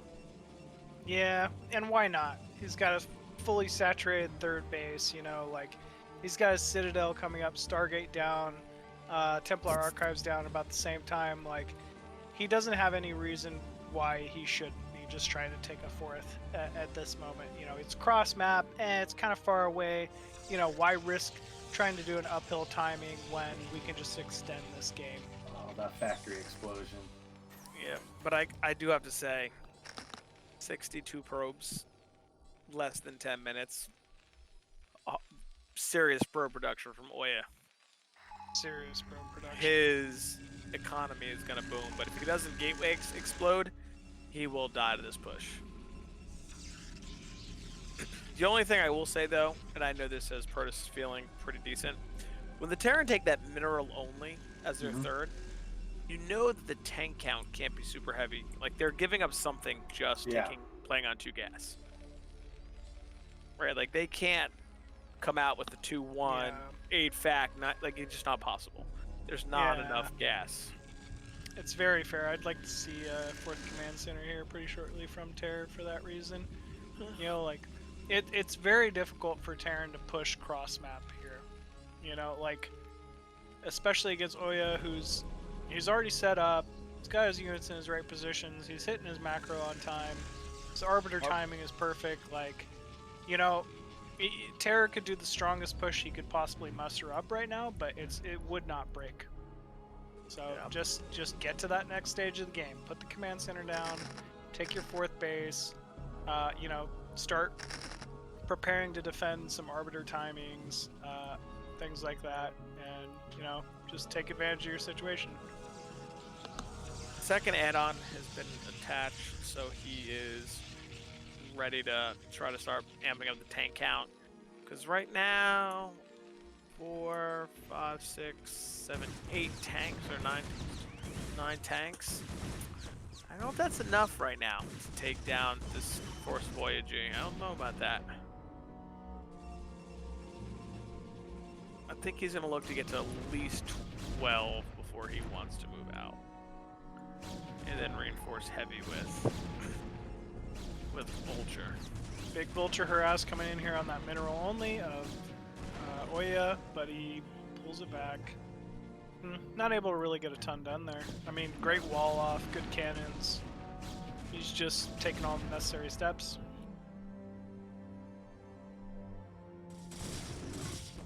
Fourth command center though for Terror. Ooh, grabbing some free zealots here. That's big. That's big. Every unit in this situation counts. Let's see if he gets the cancel on this Nexus. He may. Ooh, mines hitting a lot. Oh, Massive detonation there. Oh no! Again. Oya just throwing away zealots and units right here. Not good. Walking him straight into mines, no observance. He does have observer. It's up the front of the army. Yeah, but that he lost almost 12 zealots. Yeah, it's pretty big. That's Still big. no 4th command center from Terror here. I mean, that can really only mean one thing, you know? Like, this has to be some type of a 3-base timing. Yeah, it looks like a 2-1 timing. Yeah. No, I'm looking not. for the armory, yeah, and I only see the one spinning. It is not. Yeah, you're right. Machine one spinning and just getting his +1 armor. No second one for. I don't think that's intentional. I think it was a mistake. Yeah, I think he's just late on some upgrades. Oh my God, Terror again with the mines on the high ground. Oh, okay, I thought he was about to get that Nexus. Taking all the shields off that Nexus. Yeah, I mean, he's pretty close. He threatened it for sure. Terror's got to feel good being on 9 factory, killing all these units with just vultures, because he's producing vultures rapidly. He is going to push out here. Let's see, we have 12, 13, 14, 15 siege tanks now. With 9 fact production behind, he can really push out here and reinforce, no problem. He's gonna have to. No 4th command center behind this. This is gotta get some damage done. This will get the amount of armies killed with the mines and everything. As long as Terror doesn't get clumped up, he's going to be able to deny whatever base he goes to. Yeah. Alright, so this is a scary Terran army, huh? Mm-hmm. This It's is a big the boy mass. army. This is a big. The upgrades are not great for the Terran army right now, but just here's about to be a massive. Stasis, yeah, that was big. Massive stasis. Wow. But is he going to be able to hold because of just the sheer mass? Yeah. Yep. It's just so many units. I think Terror just sits back here, doesn't get too crazy, waits for that stasis to wear off and continues the push. Oh yeah, losing a lot of zealots again. Yep. Another couple flanking arbiters here, but 2 Goliaths did survive the initial timing. They should be able to pick off these arbiters. Meanwhile, being forced to pull off and engage the zealots. Where are Terror's reinforcements? He does 9 factories. Rally those vultures and get back up there, man. You got this. You should be able to push right through. Yep, here comes the unstasis. He should be able to rally, yep. Yeah, he's got more tanks at the 3rd. He's just got to gather everything up. A lot going on right now. Oh, yeah. Once you siege tanks on the high ground and cut off that surface area. Ooh. Yeah, Oya absolutely doing the better job re-rallying everything. Yep. So I feel like the beginning of this engagement was all terror, and I mean Oya just being more consistent, staying on top of it. I say that stasis wears off. A few big tank shots. Terror's back in this. Yeah. No Goliaths. Yeah, we do have that +1 armor now for Terror, so that brings his upgrades up to 1-1. Meanwhile, Oya at 2-0 with that Arbiter tech, sitting on 1, 2, 3, 4, 5, 6, 7 base. 2 of them not really mining, but I mean, quite an impressive macro feat already. Huge surround on 3 tanks here. And we see that Terra is now putting down the 4th command center. Yeah. I feel like it's almost too late. Yeah, like I feel like almost too late. I think he should have reinforced his attack to try to win the game, especially with the style he played. He stopped production of SCVs, 3-based it, 9 factory. I think it's a long and hard road back for him if he wants to make it back in this game.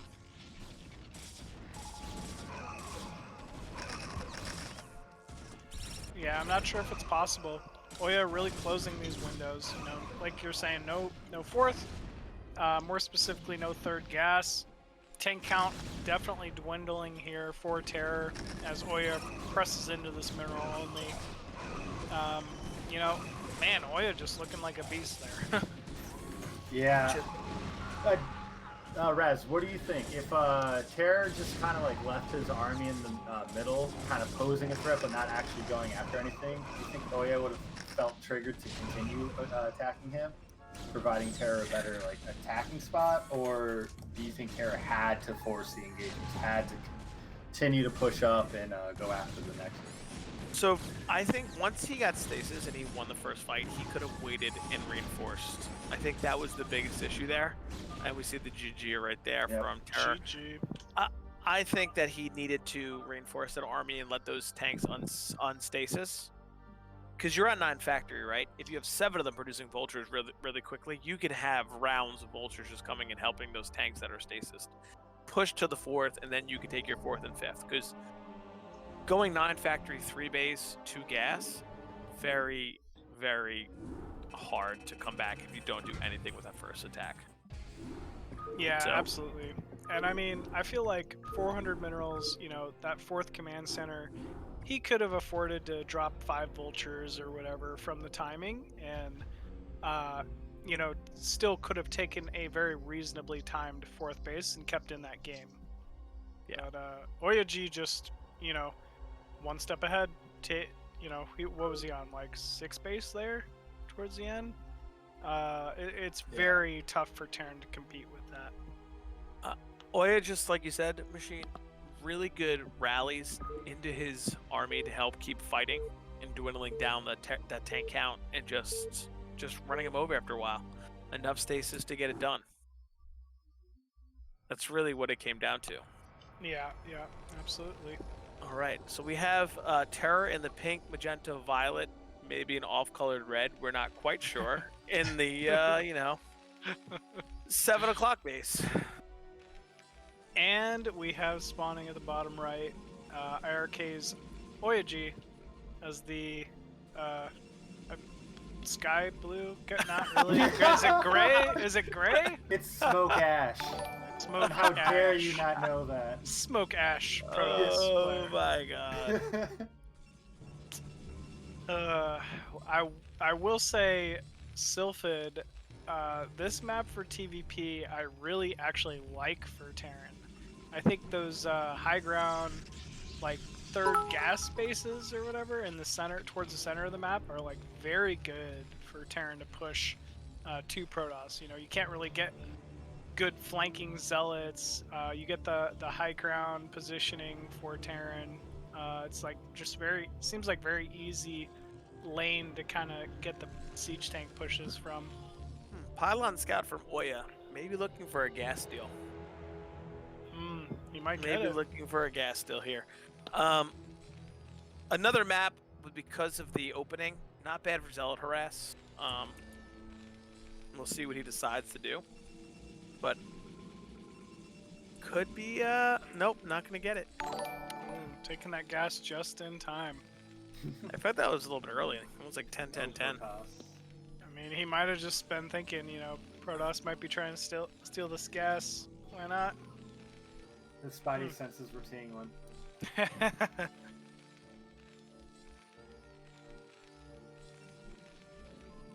Boy, looking like a 13 core standard type of play.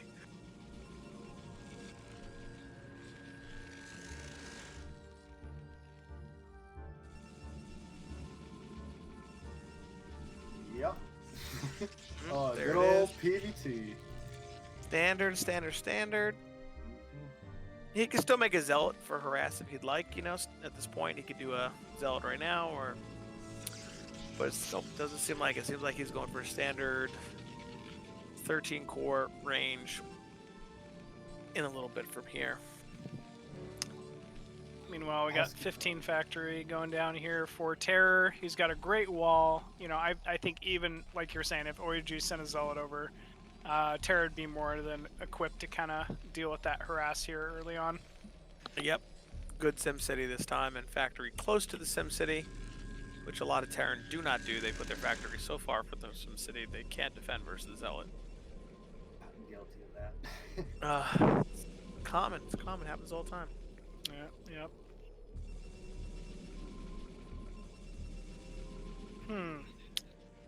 So if you're Terror, do you nuke from here? Yeah, of course. Funny that you brought that up because. I think it's the only way back in. Yeah. Down 0-1, let's just go ahead and humiliate him, Just Oh, man. lift your base, hide it, pretend you're on a different map. Maybe he'll leave. The old tricks. The old tricks. Pause game. Tight has left the game. Yeah. OUG leaves the game. Oh, game 2 goes to Terror.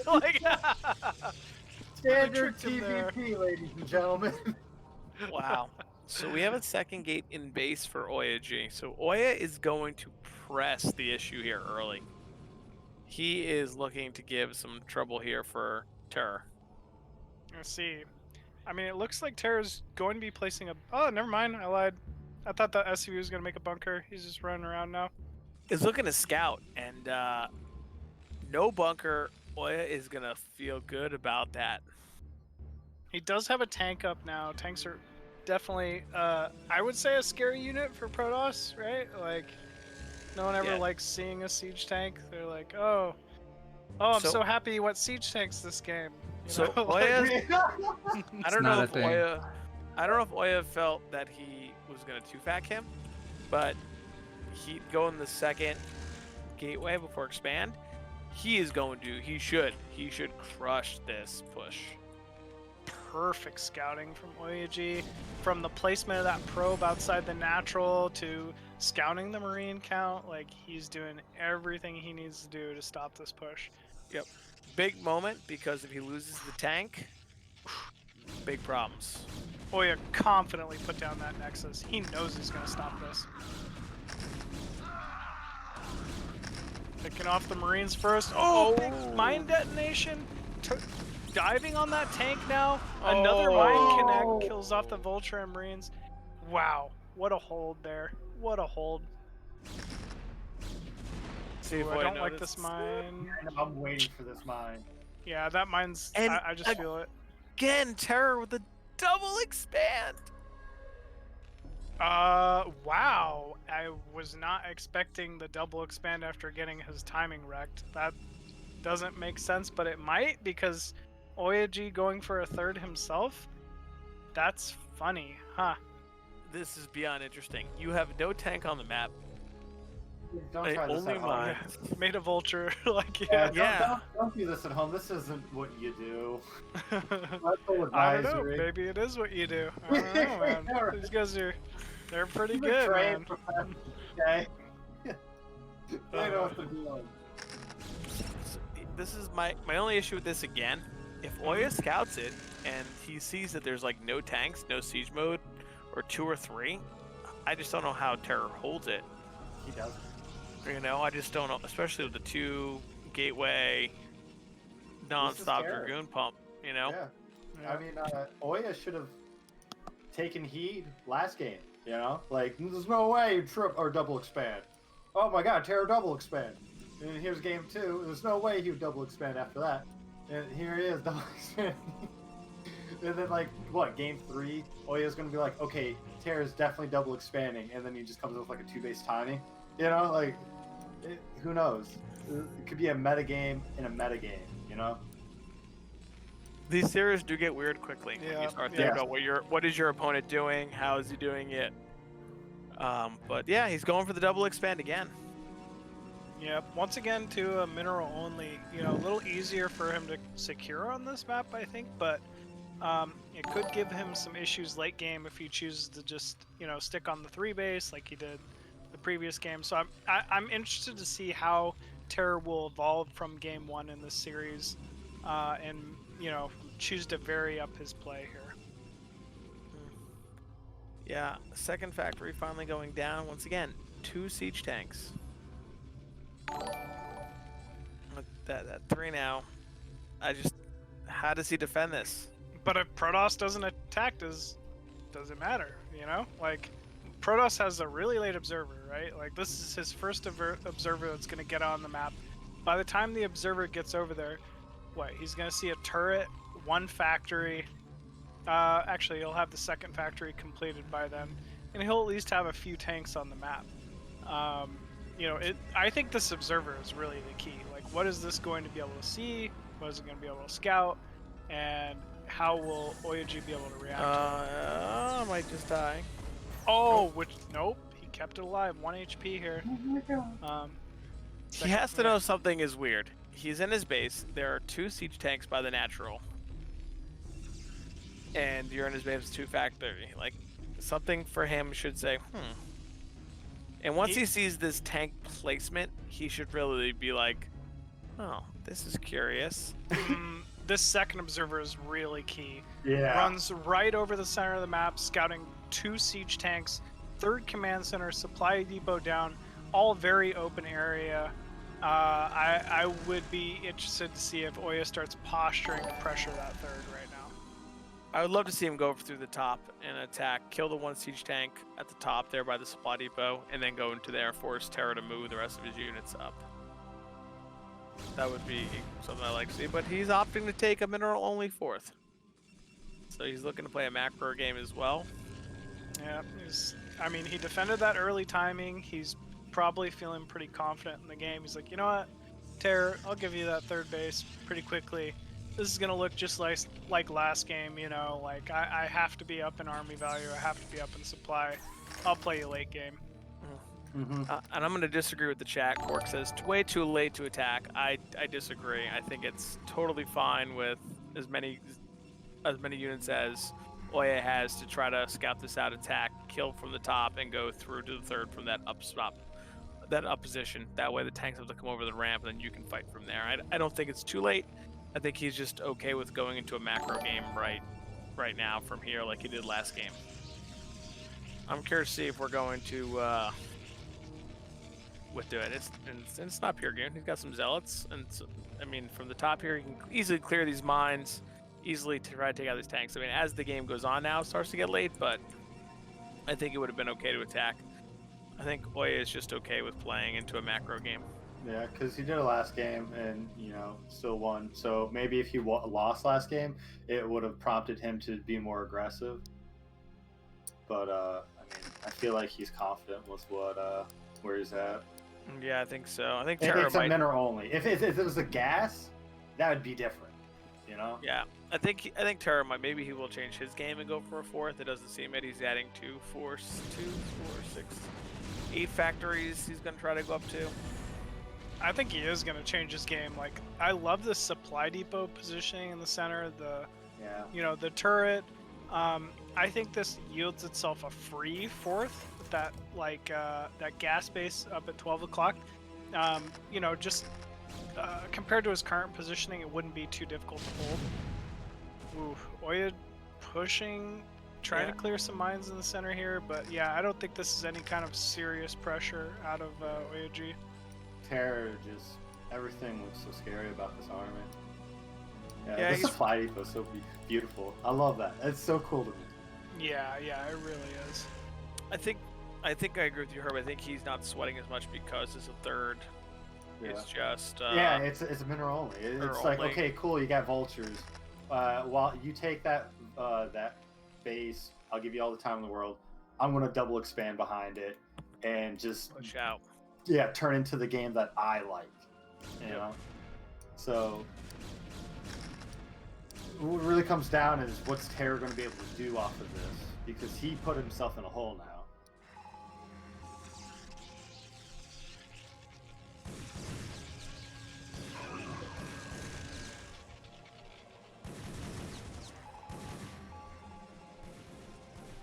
Last game, Terror did go for the double expand behind this, so I think he might just do that, like maybe drop the CCs before actually moving out the army. I feel like that is like the only variation he could do different one.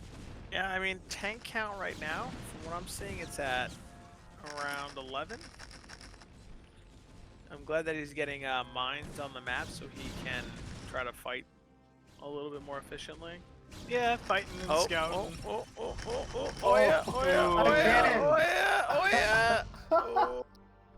yeah, Ooh. It happens. He got some detonations off. Not bad mines there from Terror. I'd really love to see that 4th command center go down about now. Okay. But it looks like Terror's pushing. He 12 siege thinks tanks. this is the timing. Okay, 12 siege tanks again. 13 out. He feels like this is the move.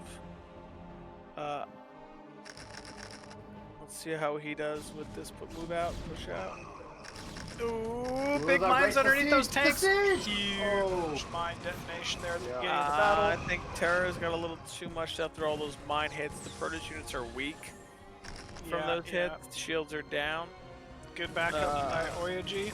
Yeah, Both no players harm sitting there. at 175 supply. Another movement. Oya running. No siege. No siege here from Terror, but Yeah, just because running Oya into ran mines. his zealots into the mines. You got no trades for them. look at these flanking vultures, laying mines, pushing Oyaji and funneling him up top right in order to secure these kills. Oh, big reinforcement though! God, the Are mine you killing kidding? everything. Terror! The mine killing everything for both players. I think resetting the tank count once again is a bigger advantage for Oya. Yeah. I do think it's going to be hard though for Oya to reinforce as fast as Terror because he does have so many factories. Like he'll be able to produce these vultures so quickly. We don't have a stasis yet. These arbiters could go down. There's one down. He needs this one to survive to get that stasis off. He needs 4 energy. No, Another don't guy die. mine, another guy mine! Oh my Oh my god, the mines this game. God. The mines making the difference. Oh! Oh my god! What is going on here, man? Forget about This is Terran a and Protoss. slugfest. Forget the Terran and Protoss units. Just talk mines. Yeah, I hear mines are pretty good. Actually. Yeah, mine good unit. Mine is a strong unit. All the mines finally cleared though here from Terror. We're gonna see Oyaji get on top of the last of these siege tanks. I kind of think he stifled the push. I kind of think he did what he needed to do once again. I also think the 4th from Terror is once again a little late. And Oyaji just, punishing him at the next stage of the game. Yep. We'll see if he can deal with these last 3 tanks, a couple of units. If he can, without so many reinforcements coming in, he should be okay. I mean, he's back on 9 factories, Terror, so he does have a lot of unit production and vulture production. It'll be interesting to see what Oya can hold from here. Yeah, absolutely will be. So clutch. I don't know if he loses this Arbiter. Don't lose that Arbiter, Oya, if you want to live. He listened. Yeah. What a good boy. I mean, he doesn't know, but it's still 5 days first. Oh, these mines! Stop it! I'm scared. Oh my God. my goodness. Yeah, big scan the going off, losing the Arbiter. Arbiter. And I mean, just great positioning here from Terror, like really showing what you can get done with just a couple siege tanks. As long as he's got a buffer of mines in front. Oh my Huge gosh. detonation again, man. What this about is those nuts. mines? This is just the game of mines, man. This is not a TVP. Arbiter rallied directly below that Goliath once again. He could lose it. I think if he loses this Arbiter, this push might do it. It's over, yeah. If he loses, he needs the stasis. Oh, it goes down once again. Another wall of mines in front, just picking off the Oh my rallying zealots. God! The mines Oh. again. Huge. This is like the never-ending engagement too. Yeah. This is just Yeah. taking forever. Big repair on this tank? You're kidding me. Oh my God. That was. Oh my God! There's been so many clutch moments. Repair many clutch overpowered. moments. But Terra has not taken the fourth. No. Nope, he has not. He has a fourth command center located at the mineral only, so he's prepared to, but yeah, it has not gone down yet. Oh my gosh, he's aiming for that last Arbiter. Don't do it. Okay, I think he's 3 gonna- more tanks coming in here. I think this is too much. He gets that tank on the high ground. He drags that mine. Oh, Jotai. Oh, I God. would have felt so bad for Terror. Yeah, no, I think Terror's got this one, man. That one last weak Arbiter, he's got 4 tanks outside the natural of Oyaji. Just continually rallying in these vultures, these Goliaths, these tanks, and I think it's just proven to be too much. The 9-factor reinforcement is going well. He's finally floating that CC for the fourth. Hard to fight out for Oya. Yeah, absolutely going to be difficult. I mean, he's just had this endless rally of units to the meat grinder, Like, he's just... Yeah, he should have It's just slowed down. not quite enough. I think, like you're saying, he just needed to get like 1 or 2 arbiters out, get a good stasis, even just give up that third at this point. Like, base count's not his issue, But yeah, he got consistent, inefficient trades at that natural.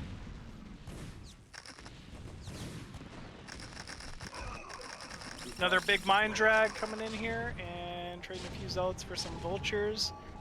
Man, looks like Terror taking his 4th base finally. Terror. Yeah. This build is interesting. I'm curious to see how it continues on as the games go. And then Terror takes down there as the GG. GG. What a game, guys. Everybody's putting on a show for you. The players, the organizers, the casters. If you can, please sub. You get 110 replay pack each month. If you sub for 3 months, $15, you get 330 replays. Please join our Discord server where I'll be distributing those replay packs. That was insane. That was insane. Yeah. Oof. I mean, pretty back and forth, I gotta say. Like, I really was happy to see Terror use the exact same build and kind of pull it back. That game really just kind of showing Oyaji, like, hey, like, this build works. Like, I don't really need this 4th, and if you continue to overexpand, I might be able to take advantage of it. So very well played there. Yeah, it was very interesting to see him continue with the with that build, just to push in like that, just trying to make it happen. If you watch Terror's stream, he does that build all the time. He loves that build. Hi, Corey. Oh, what's up, Quark? Hi. Hello. Yeah, he's he's just so dominant in all matchups, but it was pretty awesome to see there. Just super quick free base. No 4th base, no second army, no starport. Just goes for the timing. And if you don't have your arbs with 100 energy as he goes, nothing you can do. It's beautiful to watch. So, now that Oya has played against Terror and has seen a double expand twice, do you think he's going to like prep anything for this, or do you think he's not going to read into it? No, I think if he goes- knows that Terror does this. I think if he goes the standard 1-gate, expand, robo, 3-gate, he'll be able to get the observer out to stop the 3rd base. I don't think he would have any issues. That low tank count versus enough goons, he should be able to stop it easy. The issue is I think Terra mixes it up so much. So Yeah, I kind of would assume the same. Like, he probably did not expect Terror to hit the same build 2 games in a row there. And you know, I would expect Oyoji to be really looking out for it this game. You know, and if Terror does make the mistake of double expoing off a single tank or whatever this series, he'll punish him for it. He's just too much of a veteran not to take advantage of it. Yeah, I think he'll be fine with it now. I mean, that's at least how I played. I play super standard, don't even 2-gate, just get the observers out early, then you can break through that initial block. But we shall see what he chooses. Yep. We got Oyoji spawning as the Protoss at the top right of Eclipse here. Meanwhile, we have Terror spawning as the Magenta Terran, bottom left. Not gonna mess that one up this time. No. So I've seen a lot of Terrans. Oh, he for a went really with quick gas ban for the first third. here. Look at this. Oh, You know yeah? I might steal it. He went with the gas first. I like that. I like it. Yeah. I mean, why not? You know, no Terran likes to really be forced to go gas expand unless they choose to. Ooh, pylon block. He did that, no barracks, no units to kind of kill it, so he decided to go pylon block. Yeah, not a bad trade. Not a bad trade at all.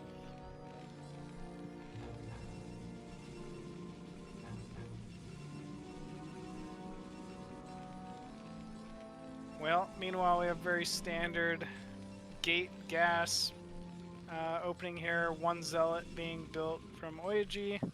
Looking to put a little bit of pressure on the map, especially with that you know, annoying little pylon already inside the main of Terror. Like, he's just trying to look to throw Terror off his game, I think.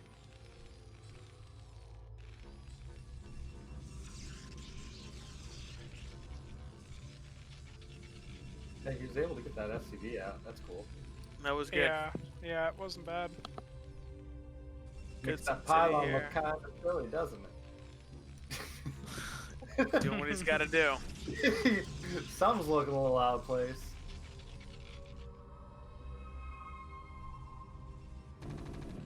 Alright, so, yeah, so, talking about Oya earlier, I mentioned that he was more of a macro-oriented player, but I really like to see him throw in some sort of aggression, especially on a 1v1 map. 1v1 maps compared to like bigger maps like 3-player, 4-player maps. Would you think, would you be more prompt to do aggression on this, like coming from a Protoss as yourself, Razz, or would you try to play more macro-oriented? So I think there's a good balance of the two on this map, but I think you know that it's very hard for Terran to push to the third. Okay. So I think there's that piece of you that wants to make sure that if you can get a quick third yourself, or just maybe get up to 6 gateways right away on the 2 base and macro units, shuttle, speed, whatever you want to use, you can make it really hard for the Terran to get to their third base. Okay. I also think Reaver builds in this map really fine, speed shuttles.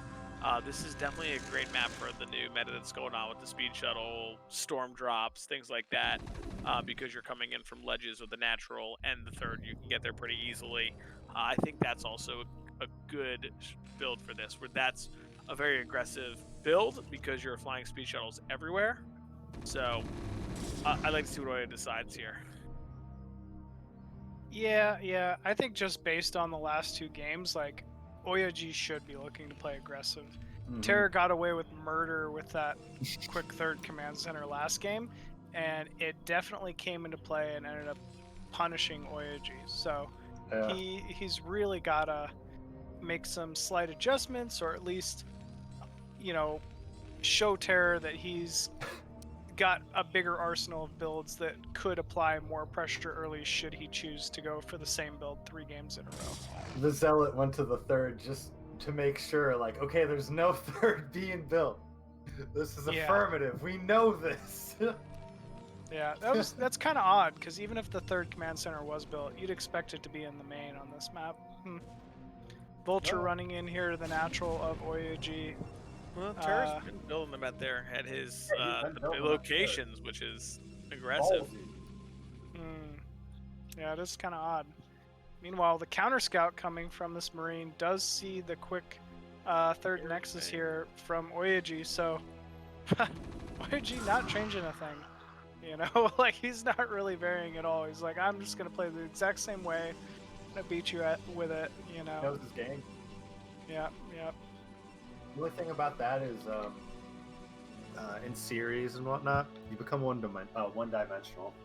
You need to make your opponent think, in my opinion, at least. I don't think anyone who's made it.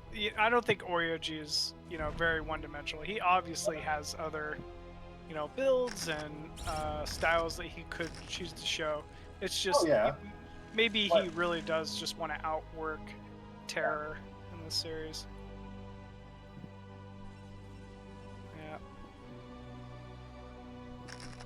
Yeah. Ooh, big mine detonation here in the center. It's gonna bruise up that one Dragoon here from Oyaji. We're going at it again. So yeah, you were right in so Terror actually going for the third CC in the main, and then that mine killing off that Dragoon was huge. 4 Marines, 4 Vultures pressing in here. The natural, he should be able to grab a couple probes at least. For some lost mining time. Ooh, nice mines around the ramp of Oyaji, but Oyaji showing us he's not really afraid of mines. He's willing to walk his units into them, get some big detonations off on the Terran army. Series of mines. Yeah, that last game in particular, man. Oof. He will hold. Oh, come on, the mine's so close. Oh, I can feel it. Wow. Oh yeah, do it. I don't think Oya is gonna move. Yeah, I don't think so either. I think he knows. Got to be around there somewhere. Yep. Walling off his third base, which I like. Why take any unnecessary vulture harass at this point in the game? He's already got himself in a pretty good position. Just about 20 supply ahead of our Terran player, who once again, very quick third command center, even before eBay. Very odd to kind of see. Yeah.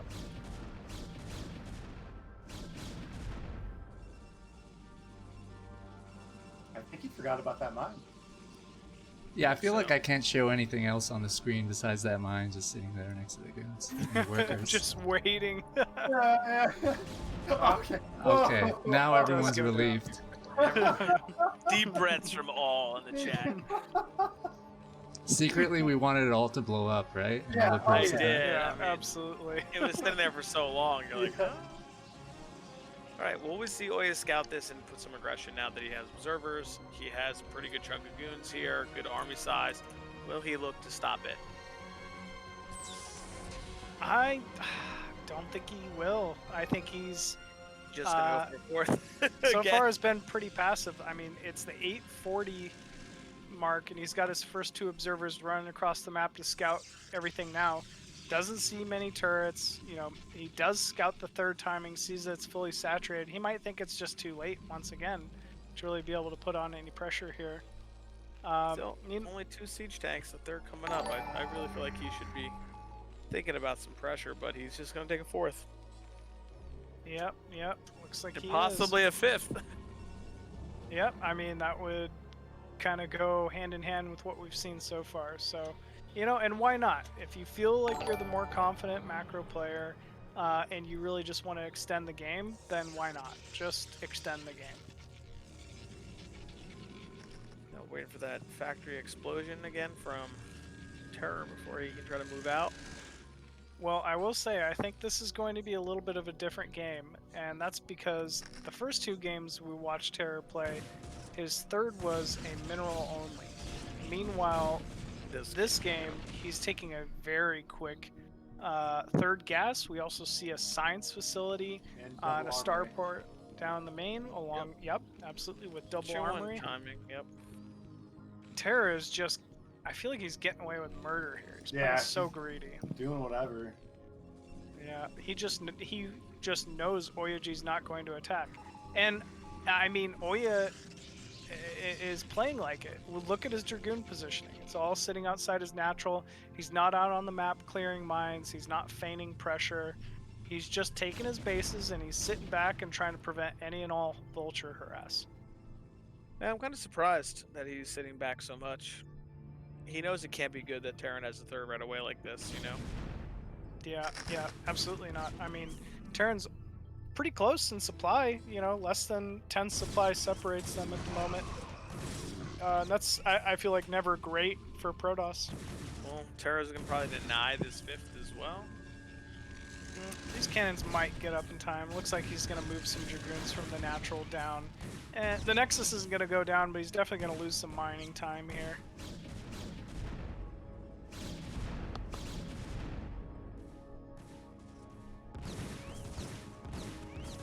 Nuclear launch attack. Just nukes him. That'd be funny. Alright, looks like these vultures are going to get cleaned up, but not before they've killed a cannon and denied a lot of mining. I mean, meanwhile, once again, Oya back on his 5-base PVT. Gotta be feeling pretty good at the moment. Yeah, this first Terran push is definitely going to be the tough one again. You know, I think these games are always coming down to this just one engagement, the way the Terror's playing. Well, last game's one engagement took about 6 minutes to finish. 40-minute first engagement. 10,000 mine kills. Yeah. Oh, I mean, if we get another one of those, I can promise you that I will be tuning into any future Oya Terror matchups. Yeah, I just want to see Oya not run his entire army into the mines. Yeah, oh, we're at a good start. All right, just one Zealot this time, two. Okay, because that's something that's really hurting him is running all of his mines, his units into the mines. I mean, he's running a lot of Terra's units into the mines as well, but this is better. This is better.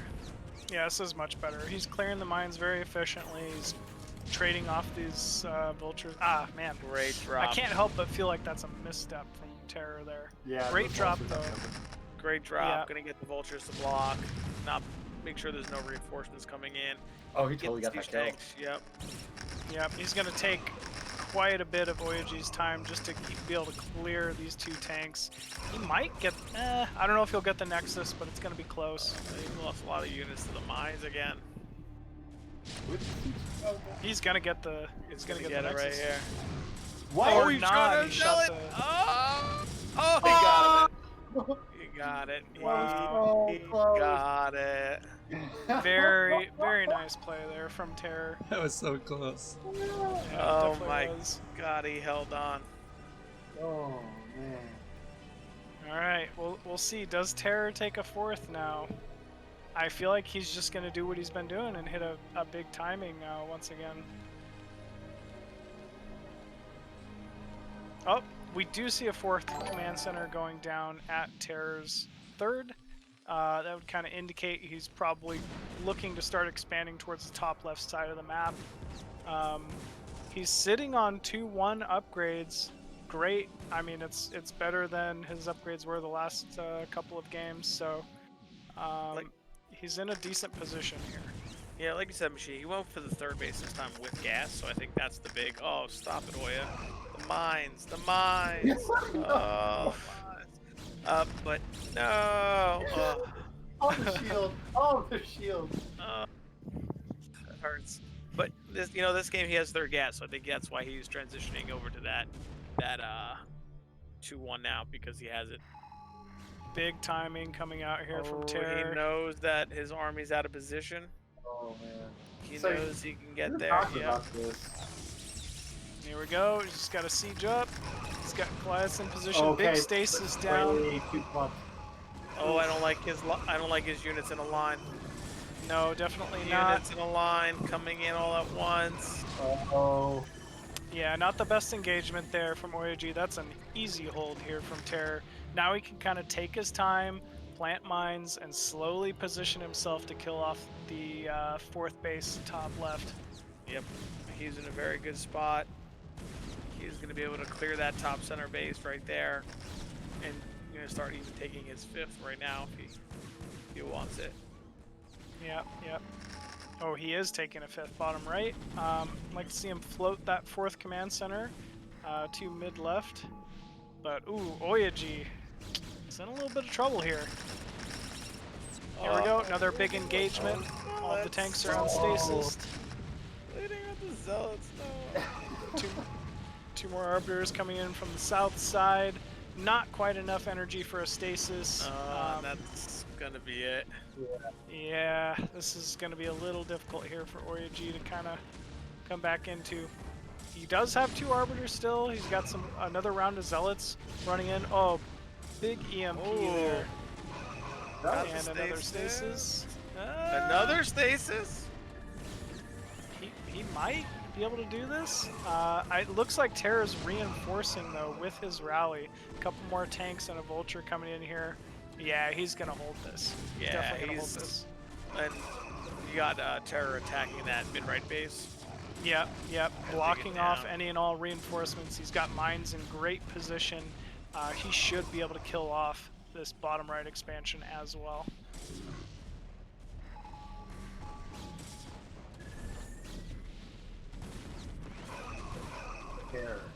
Terror just everywhere.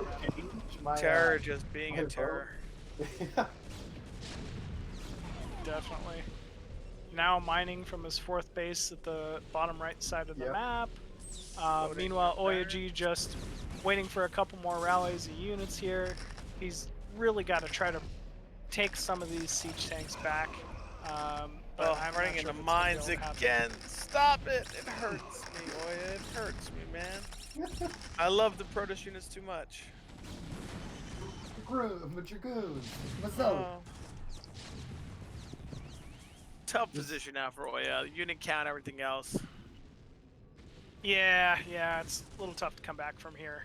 I think he,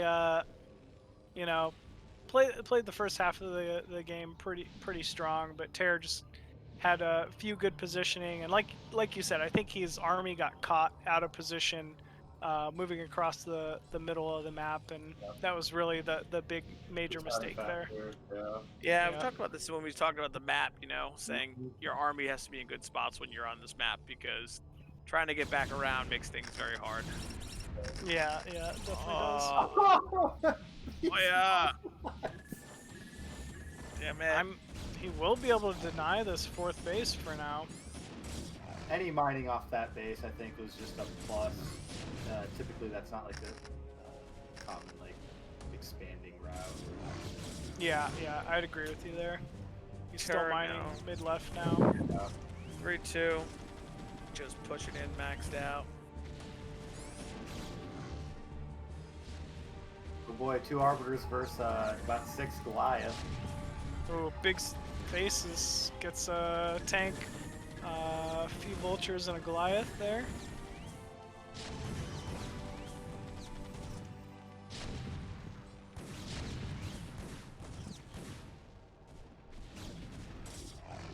And the 3rd base will fall here for Oyaji.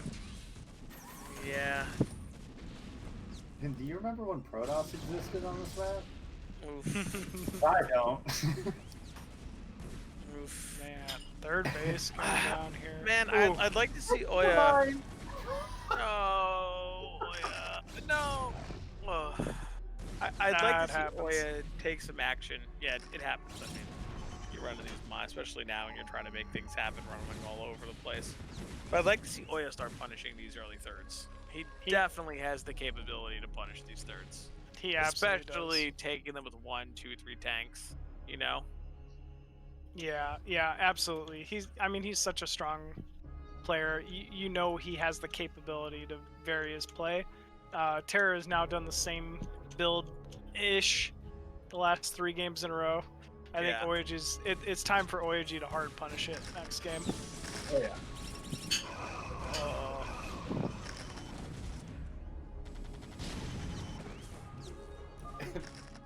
There we go. All right. There's the GG. Very well played by both players. Yeah. 2-1, huh? So far, tough one for Oya. Playing Yeah, well. definitely tough ones for Oya. You know. Peru is straight flexing right now. That's all I know. You had Dandy, but now Terror. They're going on. Yeah, Peru's pretty strong, man. Peru's strong. Yeah, what do you They think have about two these? dominant Terrans? It's interesting to see these 3-base, like one factory 3-base plays. I mean, it's obviously this game he goes 2-1 because he gets the third gas. The other games he goes just 1+1-0 attack, timing Yeah. attack. Yeah, of course. interesting that- It's a different build. I called it out like during the cast, earlier. But the semblance is still a very quick third, defended with minimal amount of tanks, minimal amount of factories early on. Yeah, So I feel like I don't see a lot of. I mean, I've seen sometimes when you go quick, like a quick base for the mines, you do it and you go for it. I see Terran do the 3-base push, especially in maps like Fighting Spirit, where it's a little bit easier to hold. But I mean, it's interesting to see these types of builds all 3 games in a row by him. Yeah, I mean, it definitely is a little interesting. When I think of Terror, I don't think of someone who does the same build 3 games in a row. Like, usually he varies his play a lot more. This is kind of what makes me think that, like, Terror really feels like he has Oyoji figured out. He knows his style or something, he knows his play, and Terror has kind of calculated that if I'm up against Oyoji, this is how you beat him. And he's proved that so far. He's up in the series 2-1, pretty dominant displays a couple of those times. And even the game he lost, you could say like he was in it for a while. It's just, it's really on Oyoji this game to vary his play and really just kind of make an adjustment from here on out. Yeah, and I'm gonna let someone else call these colors. All right. So spawning bottom right Wow. as the magenta Terran, we got Terror.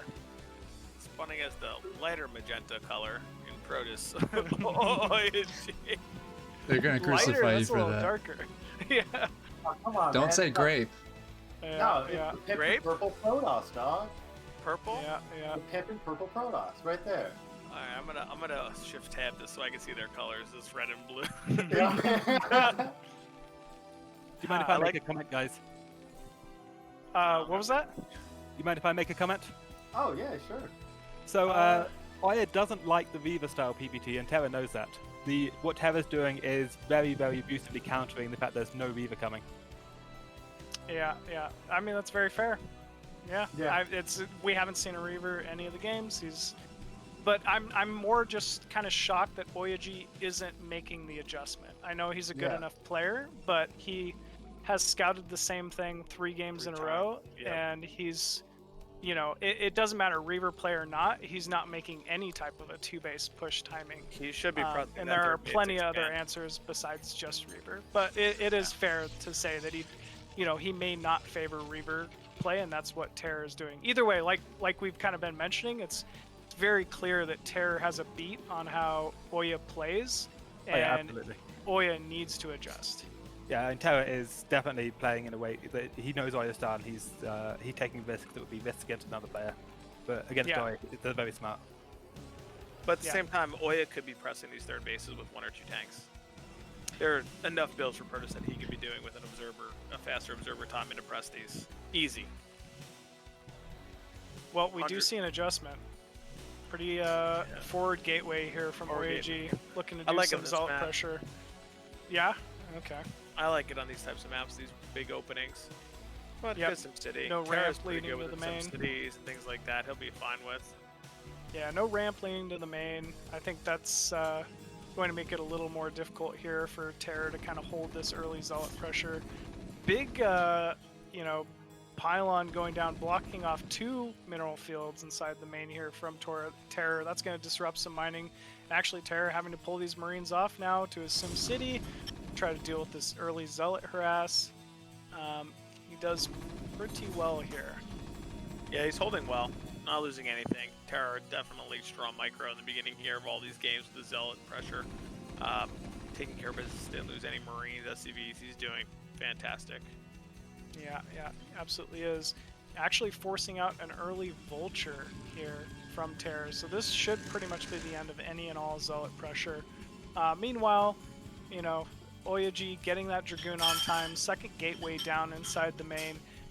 Usually when you see a second gateway this early, would you say that he's expecting some type of counter pressure from Terror? Yeah, so he's definitely feeling it. He saw how many Marines were made, and this is definitely one of the counters to the forward gateway. If you stop the first couple Marines with the Zealots with no pressure, you can counter back with a bunch of Marines, Vultures, even a tank. And you can see here, he's going to get the first Vulture in, which is going to be a problem. He's going to press the front as well. So he has to add the second gate because he did no damage whatsoever. Oh man, Dragoon still just sitting outside that natural, little hesitant to move inside the main and defend this early Vulture. 3 probes going down, 4. With the bunker going Fifth. down at the natural. Oh. Is that a... And that's not going to wall the Zealots, I don't think, but it will wall the Dragoon? And now that is big trouble. Man. Terror just showing why he's a monster, focusing down that early pylon. First Dragoon comes out, or second Dragoon comes out. He's a little bruised to join his 2 buddies. 3 Dragoons here surrounding this bunker, but the pylon could go down. Yeah, the problem with the bunker is it focuses a bunch of everything, so it'll still go down. That SCV, man, he's a linebacker. He ends up taking that down. Yeah, it was all him. No one else helped him. Wow. Incredible play here from Terror. What an adjustment. And, I mean, so different from the first few games as well. We have a siege tank being rallied across the map here. Another Marine to join the fray. I mean, Oyaji pretty confidently putting down an expansion here, but I believe it feels like a hope. He's hoping the Terror just turns around here. He's got to sit here and wait. He's getting the range. He's going to, kill this bunker because of the range. That's all he can do. Tank coming in to add some pressure to these goons. Oh man, he's repairing. Dragoon goes down. Go get the bunker. He might not get the bunker. Oh. 2 mines going down. Ooh, this is not good for Oyaji. This is not good. This bunker will be repaired to full HP. It's so you never see That this. hurts. This is so silly. That but yeah, hurts. it absolutely hurts. The fact that he can still hit the bunker with the Nexus with the tank. Oh. Another Vulture running inside the main. He's got 2 mines available. Should be able to pick off at least a couple more probes while he harasses this natural. And the SCV is there to repair the tank. Oh, if he does. Oh, and the Vulture getting some probes. Oh, Terror! You're amazing! Terror just showing his abilities, man. Ow. Showing his ability. He's just a killer, man. He's just a killer. We got a natural already down here for Terror. He should be able to mine it, unlike Oyaji, who's still fending off this siege tank, bunker, Vulture timing. Ooh! He got it. He microed that one. Well done, Oya. Yeah, he did. Ooh! Didn't micro that one. Didn't micro very good. I mean, or he microed it, but the mine gods didn't go in his favor, bro. Oh, and now there's siege behind this. Yeah, he's most likely going to be able to tear down this Nexus here. He does get an observer started on the way, which will allow him to see these mines that have been placed at the natural, but I don't know if it's going to be in time to save the Nexus here.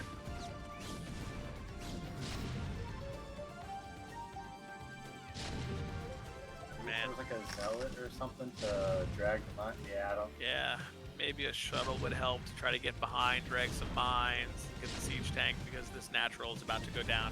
And if this goes down, it's a very hard road from here for Oya. Here he goes, he's pressing out, trying to get there. He might get it. Ooh, 2 Dragoons going down. Bunker still full HP as well. I mean, he almost might be able to pop the Marines out. And, Yep.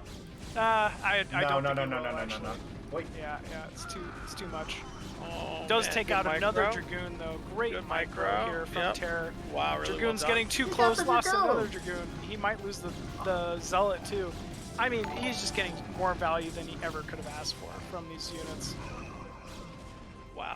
Here And comes he- another He just won vulture. the lottery with this pressure. Oof. Another vulture. Oh. Great probe transfer timing. Ends up denying it though. Pro block. But Sending in Terra another tank. relentless right now. Relentless with his pressure. Knows that he's got him on the back foot. Yeah. Absolutely, man. He's ruthless. The observer scouts it, but I'm not sure if it's gonna matter. Another turret going down out here. Yeah, he just wants this Nexus, man. 150 HP on it. Bunker going down. Yep, you're right. I think he's looking to just get to this Nexus and be done with it. Yeah, this is what we were Run, talking go- about with Terror. He's ruthless, man. Like Yeah. he smells blood and he thinks he can end a game. He's gonna go for it. All right, good bunker placement, good turret as well. SCV slowly crawling towards the Protoss natural here. We have some siege tanks being rallied, 3 in total outside the natural of Oyaji here. I mean, Oyaji's got to run in here. He's got some slow zealots, few dragoons. Observer placed pretty well, but it might not be enough. It is not enough here. Oh, Oh, gets the second bunker in, and he'll be able to repair that tank up to full HP. This should be a dead Nexus momentarily. yeah, it looks like Yeah. he's gonna go down. He's got the speed zealots to try to break out again. Every second that goes by, every unit wasted here is just more tougher and tougher. He's Gets getting the one tank. tank, He's getting the tank. He's got it. gets okay. the second tank. No. He's got the other tank. Wow. He continues to hold. He continues to hold. He does very well played there by Oyaji. I thought that was it, honestly. Like, Yeah, he's going to 7 gateways. He's trying to break out, trying to find his stride here. he does have another tank in position to start sieging on top of this Nexus. 2 bunkers though. I mean, just these bunkers this game, great value. They're just getting so much value, so much information.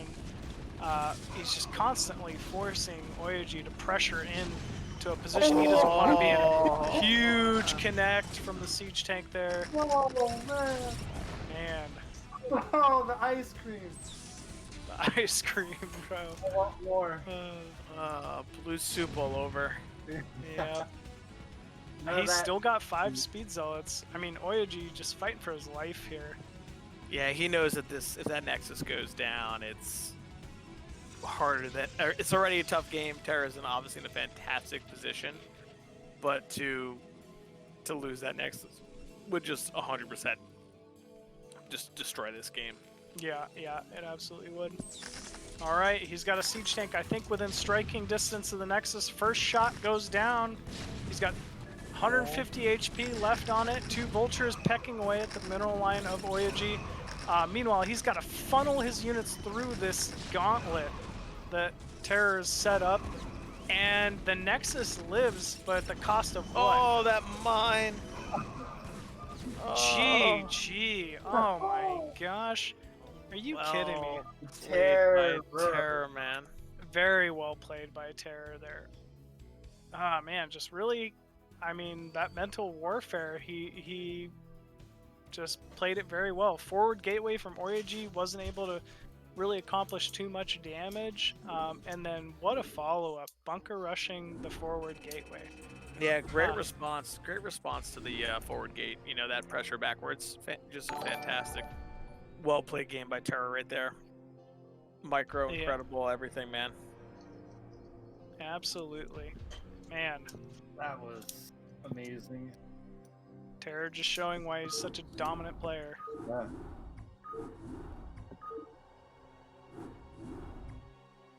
All right, let's see if Oya can at least pull it up close for the next game.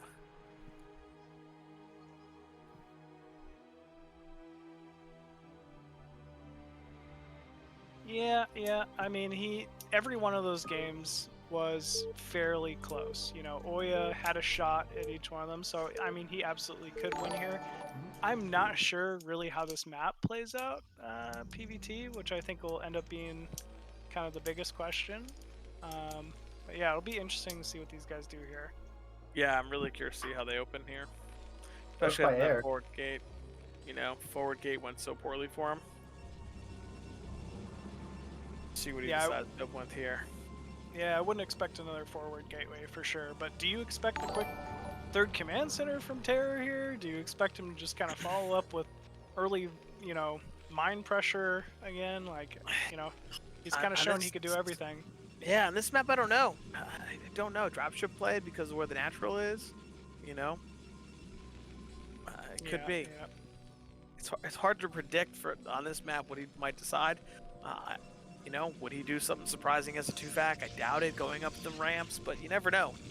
He's definitely well versed in all of his styles of play right now, Terror. So he's been greedy when he needs it, and he's been aggressive when he needs it. Yeah, it makes sense. I mean, I wouldn't expect much 2-vac pressure now that you mention it. High ground main with a free natural behind. Yeah, I throw that away. Maybe command center first with a block. Yeah, You have maybe. to have that wall. So we've seen that this Gonna wall be was perfect against the 4 pool from Stryker. Maybe 12 next from Oya, knowing he can defend up ramp. Yeah, actually, I like it. I think 12 next might be a good answer here from Oya. And that's looking like what it's gonna be. Yep. Mineral stacked. Throw that out. Nexus about to get planted. I like it. Good call, Razz. Yeah, right. There it is. He's preferred the macro games, it seemed like, so why not? Yeah. Meanwhile, it looks like Terror's gas is a little late. If I'm, if I'm right, this looks to be just a gasless expo. From this point, which I mean, the builds kind of complement each other. They're kind of like gasless expos, kind of Terran's 12 next in a way, Yeah. Oya following up 2 gateways, so you can make sure you can survive any early pressure, put a little bit of zone, but Terror already walled up. He's good to go. Yeah, absolutely. Gas going down for Terror. Terror gonna get the last scout on Oya. That's always frustrating. Yeah, it is a little frustrating. Fortunately, it's it's a last scout against 12 next. Like It's nothing it'll but be fine. Meanwhile, very late first scout here coming out from Oya. Kind of surprised. I guess a little standard for 12 next. A little bit. I see. You scout later because you're trying to keep all your probes mining to get all this stuff up. The 2 gates, because he doesn't know what Terror's doing, so he went pretty safe. Double gate, 2 zealots. So. Got it. Makes sense. I don't know. Double gate zealots on this map doesn't seem like could really accomplish a whole lot of damage, being as like Terran can pretty easily wall off with just a single depot and a barracks. Yeah. I think that he just wanted to make sure he survived if there was an early pressure push, so he goes the double zealot just to be totally 100% safe. I could understand why he says that, considering considering he died last game such a push in the beginning. Yeah, yeah. I think that factors in each game, like the game previous, how it went down. Yeah, it definitely does. You can see that. Any particular reason why that cybernetics core is like so tucked away, or is that just a good spot? I don't think there's any crazy reason. Scouting keeps it down there. I'd say the scout drop. As Protosh, you like to kind of like wall around your nexus in case there's drops some places. So I'm surprised he didn't put it closer. Like that way, vultures, if they get dropped where the core is and they run up, there's like a wall up there below the nexus and above it, so they can't get to your probes.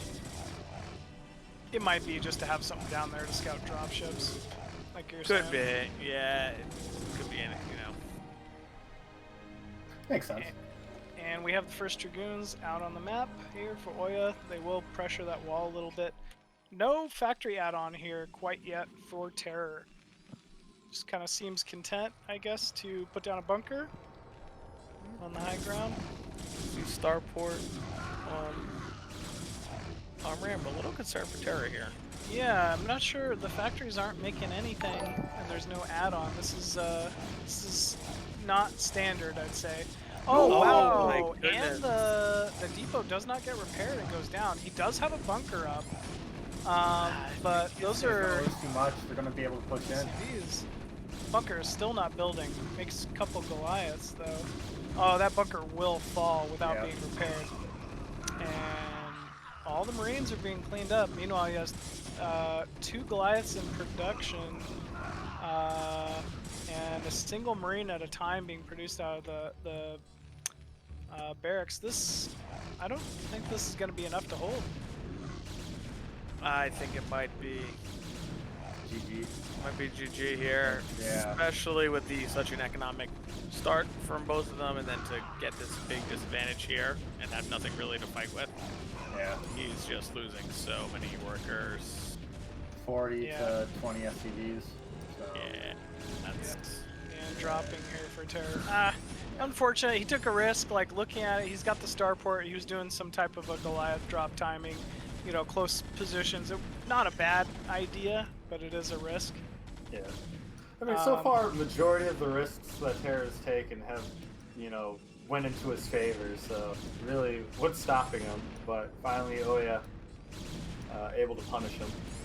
Yeah, and I mean, this is exactly what you'd expect from someone who's Oya's caliber, right? You can't Yeah. make a misstep. Even if you're ahead, you can't take these kind of risks. Oya will punish you for Yes.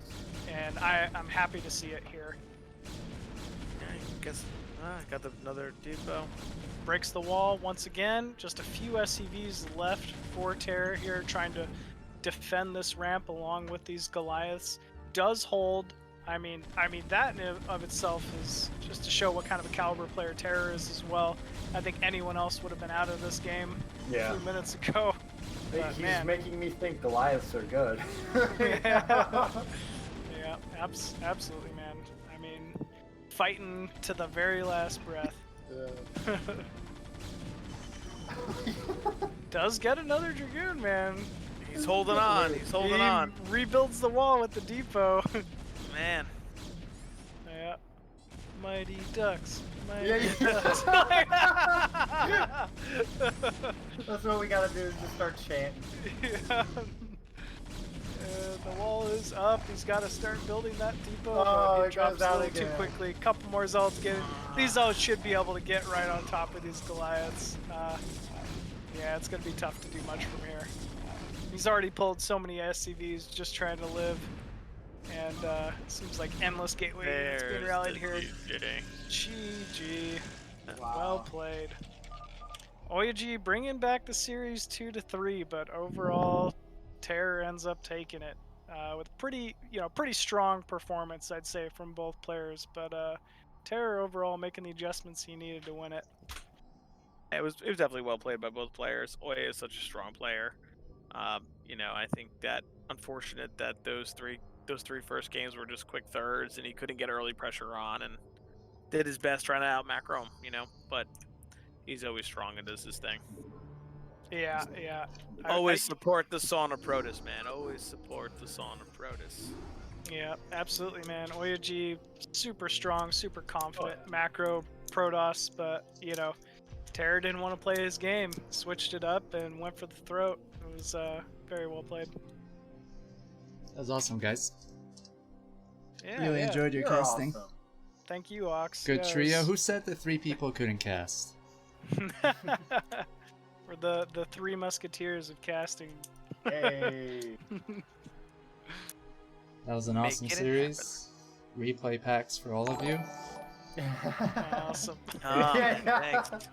Hopefully have you back in the future. So I think it's kind of cool. We got a variety of different casters each week. Yeah. Oh, yeah. It's You always guys end gonna up mix switching things it up. every week.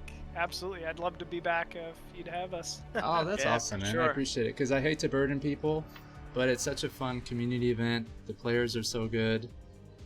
You got a lot of people interested in the content. So, yeah. We're more than Yeah. grateful to have casters want to do it. Absolutely, For sure. man. We enjoy the good games, trying to share some knowledge, give our opinions on some things, try to help out some people trying to learn. I think we're definitely in for those reasons, Yeah, trying to learn ourselves too. That's for sure. There's so much we can learn from these top high caliber players. Anytime you get players like Terror, Dewalt, Dandy, Zicky, it's always a pleasure. Are there players that you guys are rooting for? From a particular region or clan or race? I just love Bonneth. Like, who doesn't like Dad Toss? He's just such a boss. I mean, I gotta go for my Zerg favorites. Want Trutacz to win. Zicky might be my favorite Zerg in the series. Yeah, I have my favorites, but overall, I just love watching the great games for sure. Yeah, I definitely root for, guys. Got to root for guys like Stryker. Him and I played a lot of 2v2 this year for Nation Wars and stuff. We definitely spent a lot of time practicing together here and there throughout this year. So I definitely got to give him, definitely looking out for him. But of course, it's always nice to see the top Protoss get after it. As a Protoss player myself, looking at Dewalt and Bonneth and Oya and those guys, I mean, they're just 3 class players. So it's great to see. You guys think they're going to be like top 3 rankings? In terms of like gathering the most wins? I think Dewalt will definitely gather probably the most wins. I think Dewalt, Bonneth. I'd have to say Dewalt, Bonneth are definitely going to be. They're 2 of the favorites to take top 3. Maybe Dandy, but I think that next spot's kind of up for grabs. I'm not sure who could take that, but Dandy would be a strong guess. Crossy would be a strong guess. Terror would be a strong guess. But yeah. I mean, fucking foreign Protosses, Bonneth, Dewalt are just, they're leagues ahead of everybody right now, I think. Always in the chat. You guys have anything to tell him? Any advice? Great games, though. Yeah, great games, man. Like, strong macro play for sure. Like, it's rare to see a Protoss take a 5th base PvT that quickly, so consistently. Yeah, just well played, man. Keep it up. Those I'm sure are I can awesome give the games. man himself. I don't know if I can give away any tips, that's for sure, but he played great. He's a good-mannered guy. I love jumping in his chat and talking. He's always super friendly, so he's a really good dude. Great You can always series. get behind a good guy, that's for sure. Everybody's playing the Razz off, so if you can afford to, please subscribe. All the money goes to the prize pool, and as I mentioned over and over again, it's going to be evenly distributed because all a player has to do is win a game, 2 games, as many games as possible. Each one is worth some money.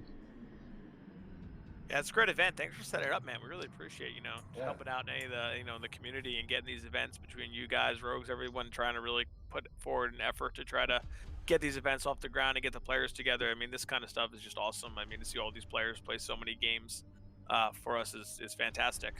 We love casting them. I know people love watching them. Yep, we love, the high-level games. Just kind of helping the community, feeding the interest in the community. Feels like, honestly, Remastered's been reinvigorated in the last year or 2. Like, it's growing. We're here to stay, and Thanks to you guys. Honestly, just can't wait for more events. Yeah, absolutely. Yeah, for sure. I wouldn't have stuck around or been interested to organize any events if it wasn't for all you guys. Thank you, man. Yeah, thank you for putting this on, man. It makes sense why people have been playing this for so many years, because when I came back I was like, geez, Artosis is still playing after all these years? But yeah, it makes sense. It's a wonderful game, it's a wonderful community. Yep, That is for sure. Is. Right. You got Any, legends of the game still here, man. You got guys like Machine who've been playing this game a long time at a high level, still around the scene like Artosis. Like, people don't know, Oh yeah, there's a lot of those hidden gems just like playing away. Yeah, Like, yeah. There's so many good players that just don't care to participate in tournaments that are more as practice partners, but are of caliber, if not higher. Like it's Hawk. crazy. Yeah, Hawk. Yeah, Hawk. Everyone knows Hawk, but like, yeah, he doesn't participate in everything, but he's still one of like the Big Daddy Zerg. I think it was amazing, even yesterday, Bryce talking about like Nash. Like, people don't know who Nash really is and how long he's been playing and all of his accomplishment that guy has on his resume in StarCraft, like WCG, USA finalists, and things like that. Like, people don't even know from when he played. Yeah, like, it's those guys it's definitely still a different around. scene. Yep, he's been around forever. Yep. Absolutely. I had to just message him and apologize for kicking him out of the replay when he's running. Oh, it's all good. He that- saw my friends list just trying to join up and play games like usual. We scrim a bunch. Yeah. People are joining like, what's going on here? Hey, next best of best, you gotta get the other legend back in this best of best event next year, and that's Rhett. Yeah. Yeah. I That's did gonna invite make a him. comeback. Oh, you did? Oh, man. We invited all Ah. kinds of people: Babel, Madenho, Kryok, Kare. I even reached out to Kryok would've been Gypsy and other like Eon Zerg and stuff. But fortunately, we ended up with 12 people who committed and are That's pretty good manner and reliable. But Definitely. you guys are giving us a reason to do this again, and it would be an honor to continue it. But I don't want to get ahead of myself, so before this one's done and we haven't quite pulled it off, we'll see. Sounds But good, so man. far, We'll, great support, great casters, great viewers. Thank you all so much. Are there any shout outs that you guys want to give? Just shout out yourselves? to chat. Yeah. Thanks for being awesome. Shout out to my two wonderful co-casters here, Herbmon and Razz. Also, good buddies of mine. We practice and play pretty regularly. You know, just shout out to everybody sticking around in the community, watching these BSL right events, now. playing BSL. Yeah. Don't shout out to those of you on ladder who keep proxy-gating me, you know, like unshout out. I don't know if there's a way to unshout out four pools and proxy-gators, but no, I'm just joking. Just, yeah, thanks everyone for watching, and yeah, see you soon, hopefully. Razz, Herbmon? He summed it all up. Yeah, man, second that. For all the people that are still watching this game, supporting it, supporting your channel, all the donors especially, and people watching this, spending their time watching this, you know, everyone's really appreciated for all the events. We really, really appreciate that stuff. You know, we keep it going as the community. That's really what it is. Alright. Cool. I'm gonna ready tear you. Running promo. See you guys next week. What's our schedule next week? We got Oya versus Siki, Koget versus Trutacz, And that's it. Body versus Dragon, Okay, for the Saturday. Boneth versus Stryker. Oh. That'll be good to see. There you go. So don't miss out. Thanks everyone. All right, thank you guys. Yeah. Love you Take it guys. easy, everybody. Have a good night. Sorry it was a long event. No, it was good, All- man. It was all fun. good. Yeah, yeah. As long as we're watching good Brood War, that's all good to me. Awesome.